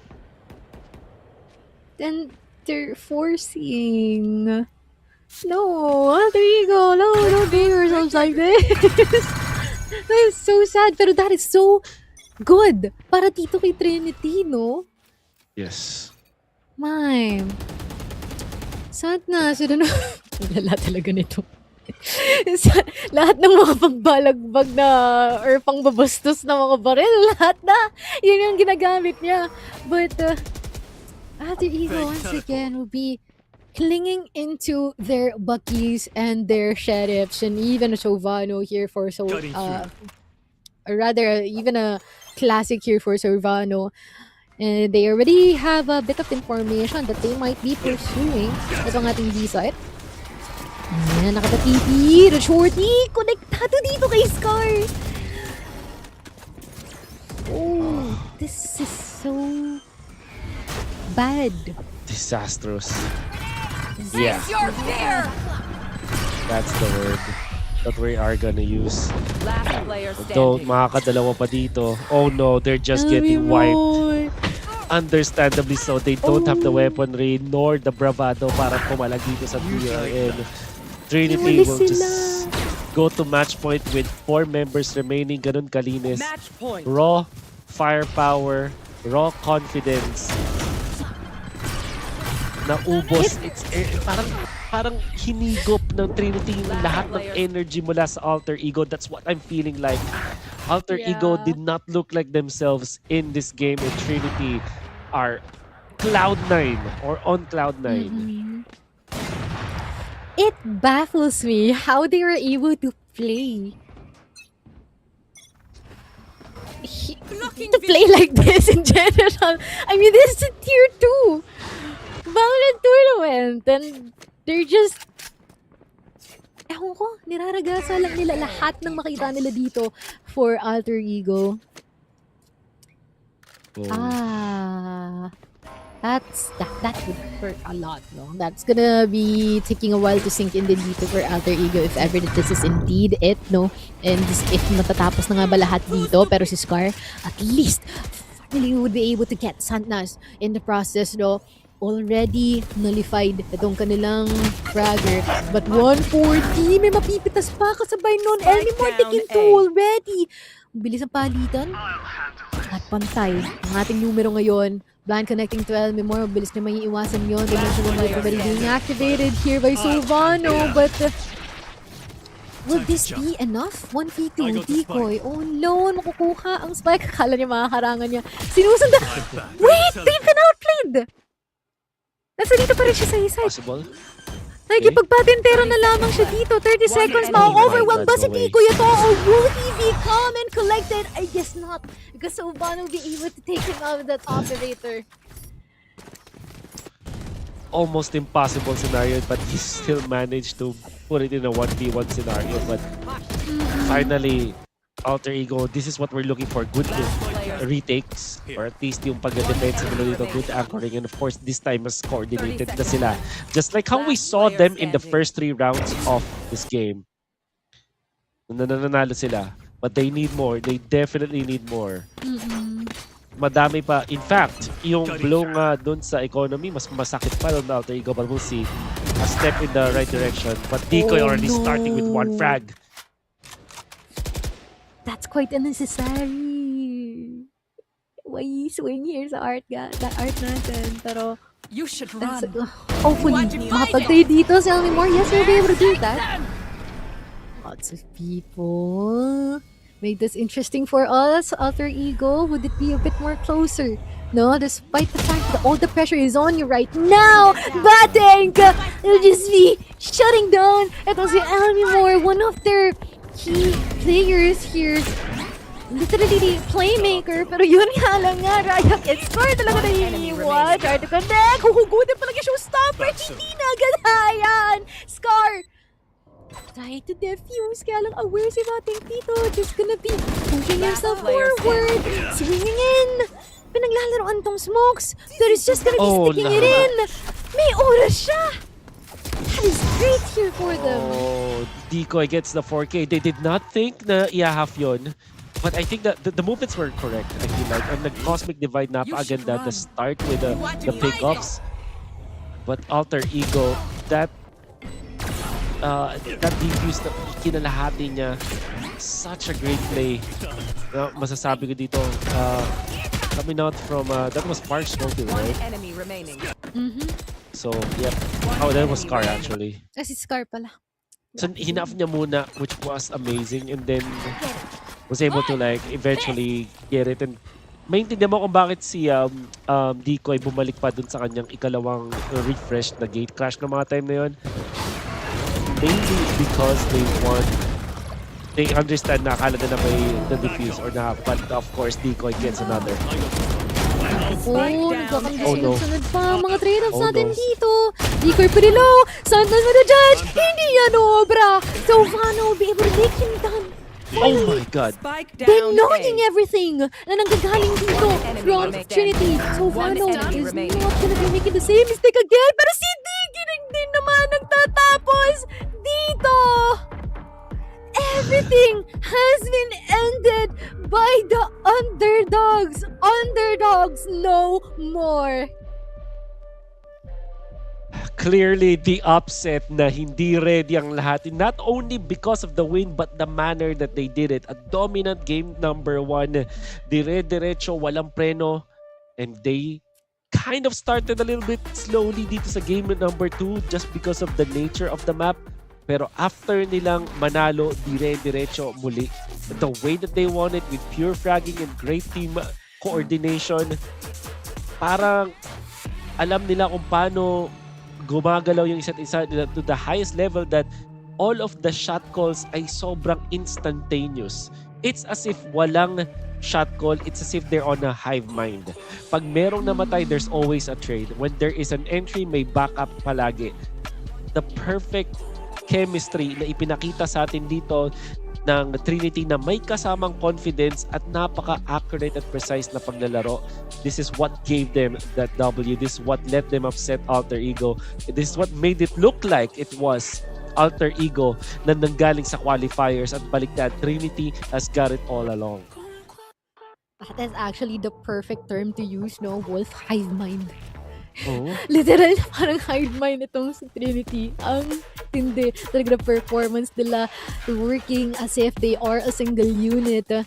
Parang may kanya-kanyang papel ang isa't isa, and they were able to cover up for each other when it matters the most. They rose up into the occasion, and they're continuously setting up that specific pace na talagang mahihirapan si Alter Ego na i-alter ang kanilang galawan. And thus, they were able to end the series with a 2-0. Seems like the first encounter of Trinity against Alter Ego is definitely a fluke, because this time the tables has been turned with an astounding difference of 13-6 din sa ating rounds ngayon. Ganun na nga. Oh, Patek, grabe. this is definitely his game, pero si Dico yung nag-pop off ng mga late na rounds natin. Not discounting what Santnas was able to do, at pati na rin si 140. Napaka-crucial din niya in specific rounds. And then Dicky, the guy that you expected the least to actually close this game out, especially kasi, to be fair, hindi ganun kaganda yung laro niya nung game number 1, di ba? Hindi siya nananalo sa mga duels, but in the duel that mattered to end this series, to win it ng 13-6, DK was the one 1v1 up against Savano na ginagawa yung best niya to salvage this match for Alter Ego. Wasn't enough. DK closes it out, and Trinity will win and get to the knockout stages. And let alone, no, na for Trinity, ang tindi rin ng decision nila na kunin itong Pearl, considering that they have 33% win rate in Pearl. They banked upon that. I mean, si Alter Ego natalo doon, pero still, ang tindi na talagang challenge nila si Alter Ego, and they won. And look at this, Decoy as the MVP of our match, almost approaching 300 ACS and also 2 KDA. Ay. Marvelous. Talaga. That's all I want to Marvelous. say. Napakaganda ng ipinakita ng entirety ng Trinity this game, and for sure this will be one of the unforgettable matches na nakast ko ever because of the importance of the situation, di ba? Tiebreaker siya, tapos yung winner mapupunta doon sa may playoffs. First series was very close. This time parang kakaiba kasi sobrang bilis ng mga rounds. Parang naging on time pa rin tayo, Mochi. But it's an upset as well. So, ang daming mga kakaibang mga napanood natin ngayon. What a fun series to have. And this is gonna be a bummer, no, para sa ating Indonesian fans, because imagine both of the Indonesian giants white out dito sa ating tiebreaker day. Ooh, that could have hurt. Pero let's see, no, ano nga ba ang masasabi ng ating members from Trinity here in our interview. Southeast Asia Challenger. What has your journey looked like as a team so far? And, did you, after losing to Alter Ego first, how much preparation did you do to come into this next series where you've dominated them here? To have come this far, the journey wasn't really hard, and the challenge started during the splits, I think. The first match was... Okay. The first match, we didn't play like ourselves. We know we can beat Alter Ego, but our plays were not good that day, just individually. And today, we just played like ourselves, and it was very easy. Oh, fantastic. Love to see it. Bit of confidence. Yeah. Absolutely. I want to know, out of all of the teams that we have in this tournament as well, who are you most excited to play against going into the bracket stage? First, I thought Boom Esports is gonna be the biggest competitor, but they just got eliminated. So maybe Fancy. I think Fancy is a really good team.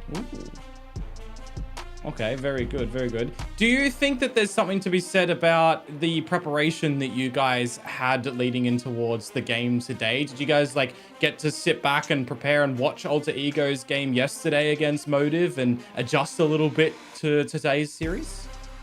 No, we just played like ourselves. We didn't really adjust to Alter Ego. I absolutely love it. Look, all I can say is a big fan of Mongolian FPS players just in general. There seems to be so much talent there. Do you think Mongolia has a lot more to show as a region as it moves into this competition and others as well? Yeah, definitely. I think we will be able to show a good competition here. Fantastic. Awesome. Well, thank you so much, mate. We appreciate it. Congratulations again, and we can't wait to see you guys in the playoffs. Thank you. Awesome. Gusto ko yung parang polar opposites ito nung interview natin kanina na everything na is-fluke niya for INF. Pero this time ngayon kay Dicky, short and sweet ang kanyang mga answers dito sa ating interview as well. And nagulat ako dun sa sinabi na hindi daw nila pinaghandaan. Or they didn't sit back and try to analyze yung bots na meron dito si Alter Ego. They just adjusted. They're focused on what they have.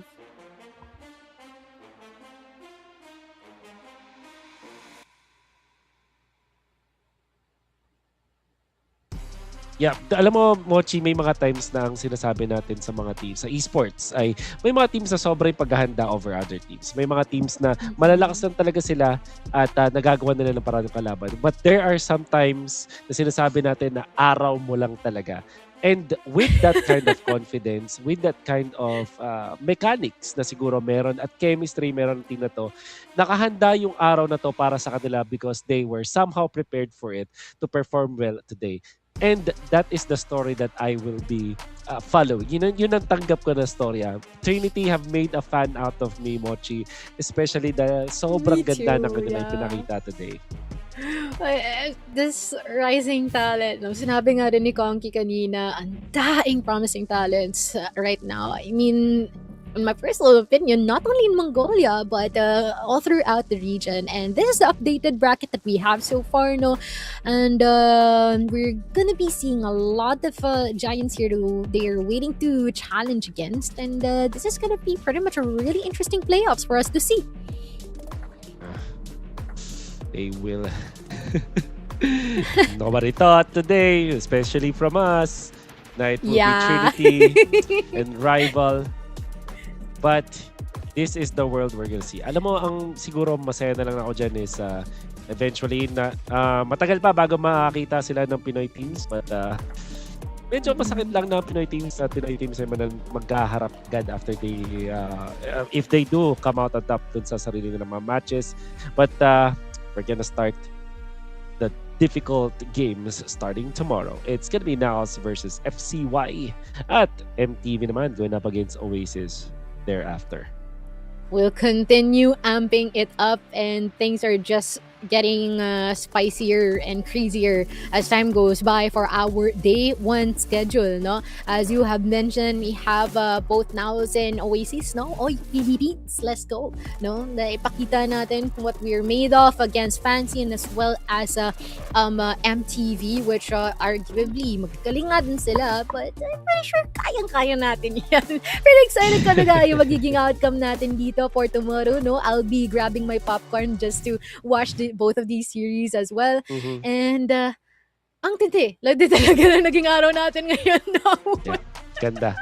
Bukod sa mga tatlong games na nag-overtime, tapos it will be capped off by a momentous na series na napanood natin. First in my career, I think it's such a fun day and it was such a good day to cast. I agree. I couldn't agree more. And once again, guys, if you want na makasabay kayo sa mga kaguluhan at kabaliwan na nangyayari so far, be sure to check out our social media accounts and pages all throughout. It's pretty much the same. VALORANT Esports PH for Facebook, YouTube, IG and as well as TikTok. Ang naiba lang is yung sa Twitch. Yeah, Valorant_PH for that one. So, ano ba yung naantay mo? If you're waiting for a sign, kung mag-follow pa kayo o hindi pa, gawin nyo na, now na. Para naman, everything, you are at the same page as us. Yeah. Imagine kung na-miss nyo yung match na ganun, di ba? Kasi di kayo naka-follow. Sayang. So, and also, share nyo na rin sa mga tropa ninyo na sundan yung mga socials na yun para maganda yung mapanood pa na Valorant action. Yes, indeed. And before we end, no, ano bang, do you have any last messages here, Wolf, so far? Trinity, best team. Yun lang gusto kong sabihin. Siyempre, may dalawang Pinay teams pa rin, but Trinity, I'm gonna follow this team for sure in the playoffs. Yeah, true. Me too. I agree. 3 teams that we're watching for right now. And once again, I am Mochi and I am with Wolf dito sa ating caster desk. It's been such a great day full of Valorant jam-packed action and we'll be continuing this tomorrow para sa ating playoffs. Everyone, have a good night.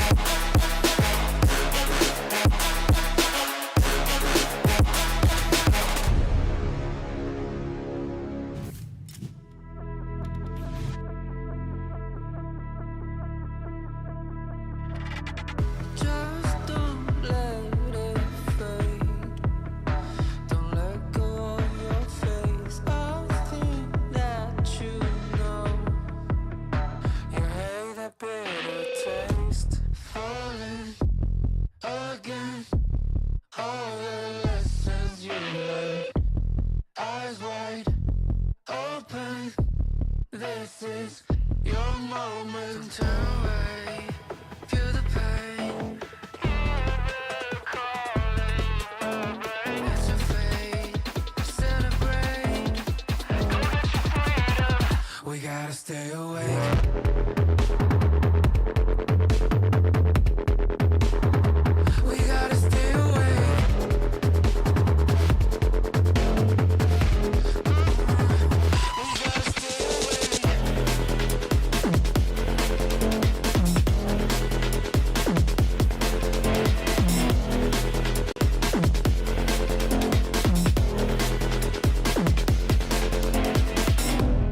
Falling